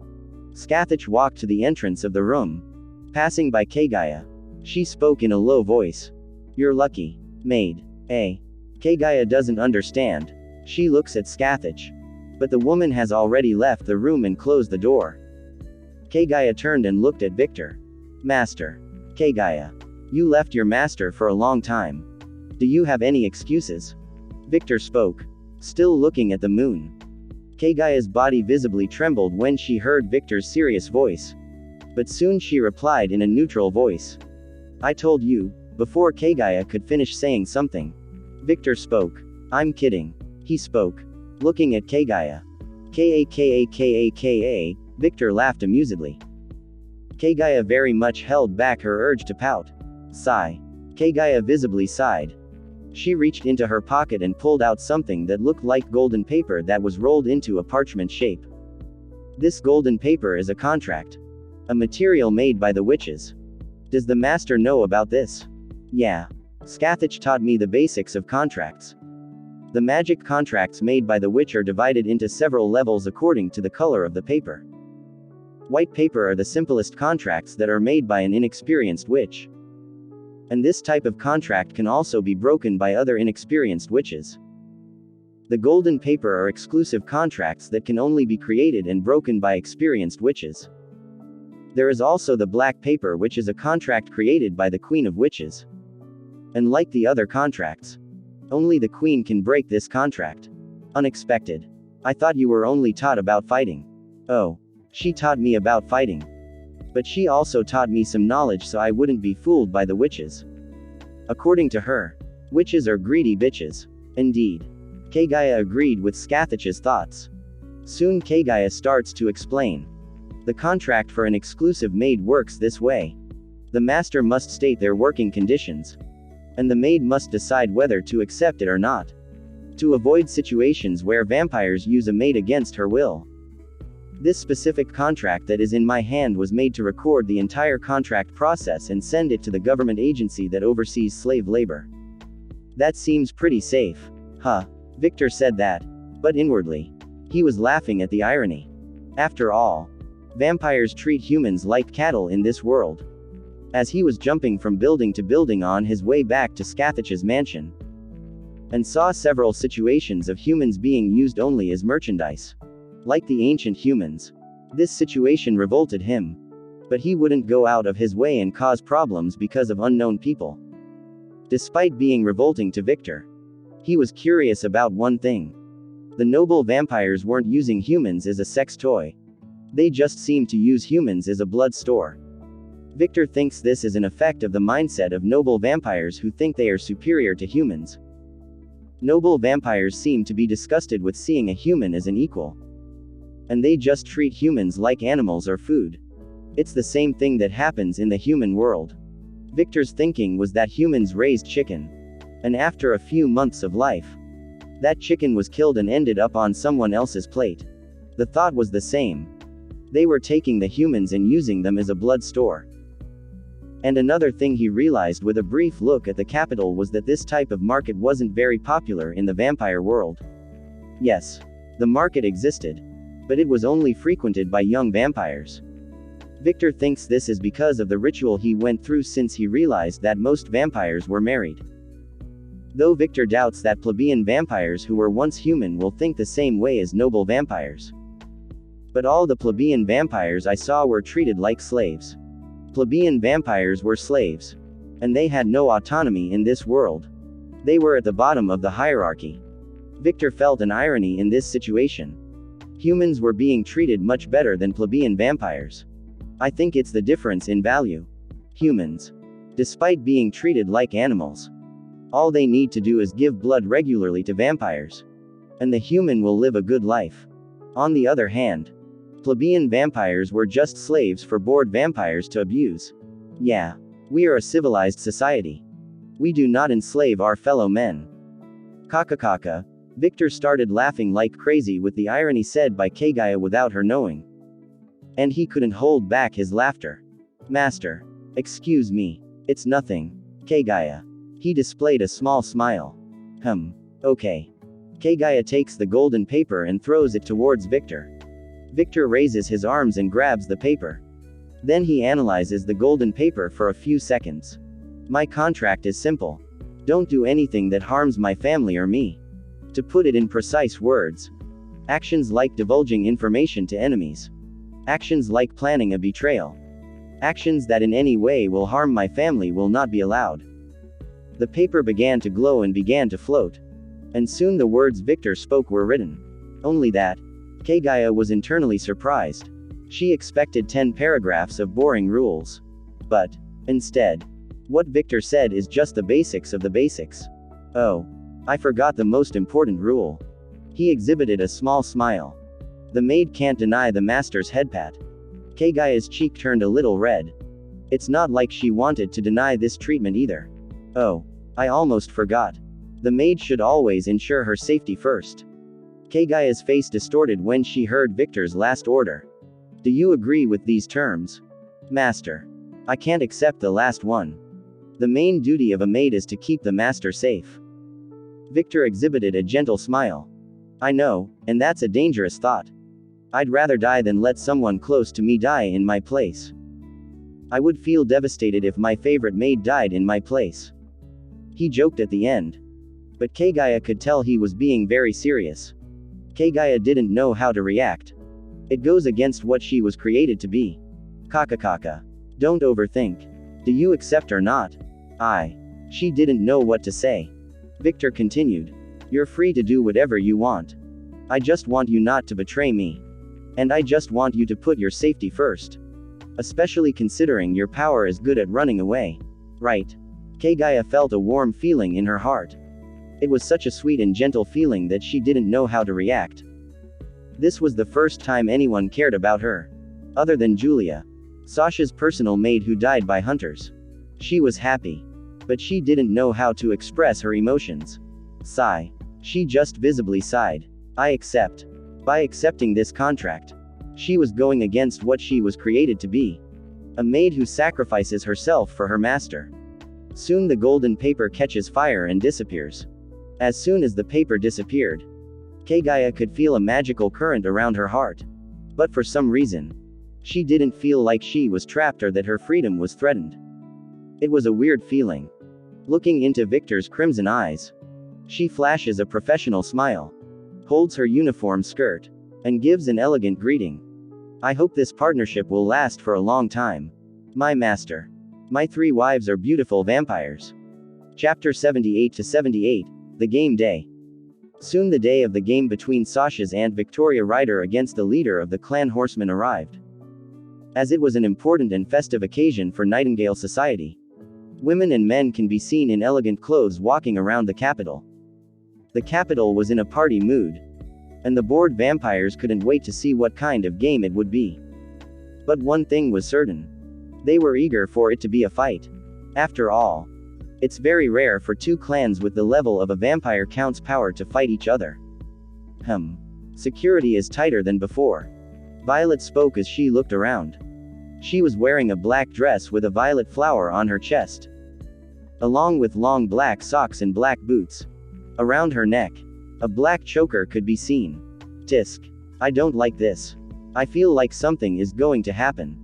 Sasha was quite impatient. She was wearing more modern clothes. A pair of black jeans, a plain white shirt, and a black coat. She had pinned her long blonde hair, which had grown in those 6 months, in a ponytail. Just smile. Girls. Look at our husband. He doesn't look worried. Ruby spoke with a fake smile on her face. Like Violet, Ruby opted for a simple red dress with black accents. The only difference being that Ruby chose a slightly bigger dress because she didn't like people looking at her body. Although even wearing a little bigger dress, the chest and ass areas were still a little tight. Victor didn't say anything and just continued with a small, simple smile on his face as he walked in front of the group. He was wearing the outfit he got from Scathach. The only difference was that he was wearing elegant red glasses that were rather old-looking. He found these glasses in Scathach's personal bedroom, and he thought it would be a good idea to use them to disguise the use of his eye powers. After all, when he used his powers, His eyes glowed a very visible blood red. The current group was separated from the other girls. And Victor was with Violet, Ruby, Sasha, Maria, and Yuki. Following through his shadows was Kagaya. She decided to accompany Victor through the shadows to provide information when needed. The other group, Scathach, Ruby, Sienna, Eleanor, and Luna, were already waiting in the VIP room. Victor and his wives took a while to get ready because they were too lazy to get out of bed. Maria, stay close, or you'll get lost. Victor spoke without turning back as he continued walking. Maria, who was walking a little way away from the group, was speechless. Is he treating me like a child? She thought. Yes, Lord Victor. Maria replied as she approached the group closer. He. Violet approaches Victor and grabs his arm. You look excited. Darling. Oh. You noticed. Of course. I know everything about you. Ha ha ha ha. He laughed amusedly when he heard Violet's words. Then he replied. Yes. Indeed. I'm excited. Sasha, seeing Violet's attitude, wanted to do the same.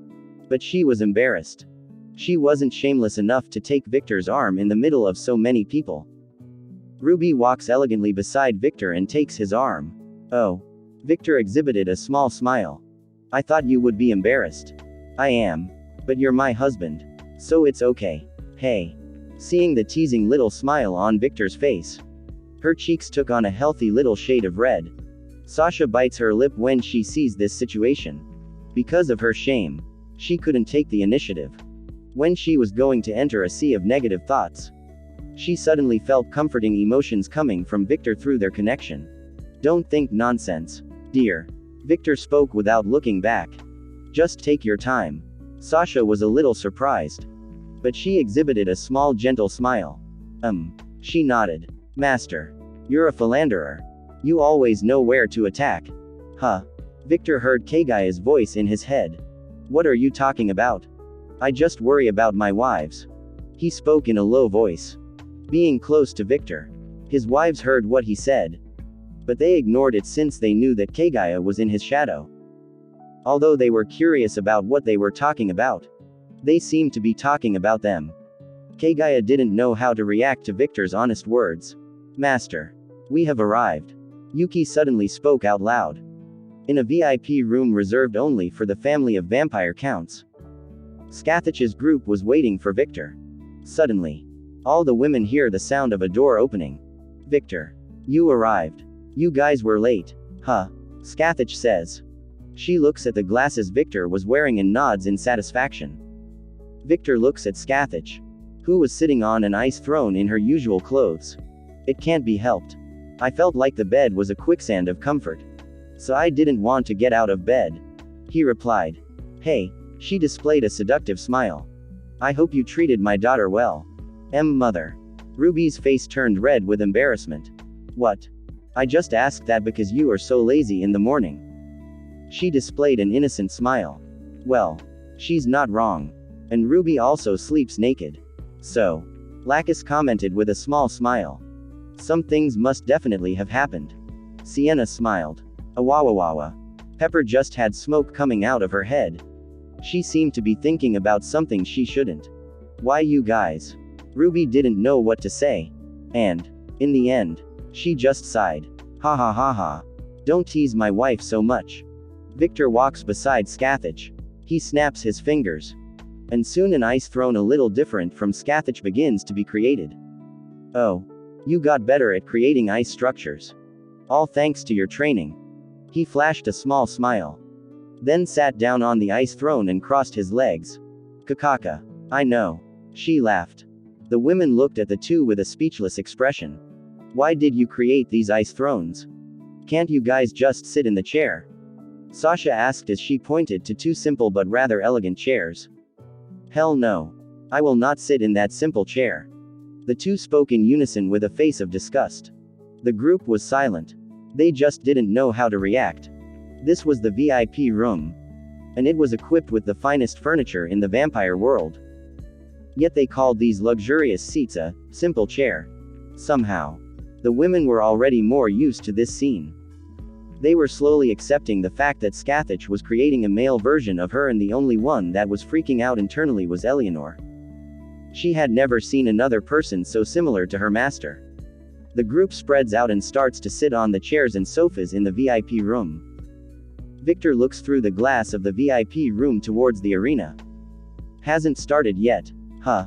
He spoke in a low tone. Then he looked at the arena with curious eyes. Seeing the plebeian vampires sitting in the stands, he began to inspect everyone. That one over there is strong. That one over there is hiding his powers. He looked at all the vampires who he had an interest in and judged their strength.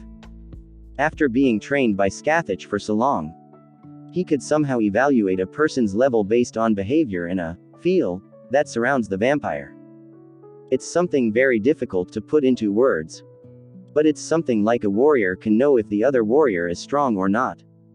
Sensing a glance in his direction, he turned his face and looked at another VIP room through the glass. The eyes behind his glasses started to glow, and his world turned blood red. He focused his attention on the individual who had a large red aura surrounding them. Hey, Victor's smile grew distorted. Oh, did you find anyone interesting? Scathach looks to where Victor was looking. If I'm not mistaken, that room is where Victoria's family is. Scathach spoke. My aunt. Sasha gets up from the couch and walks beside Victor. She looks where Victor is looking but doesn't see anything.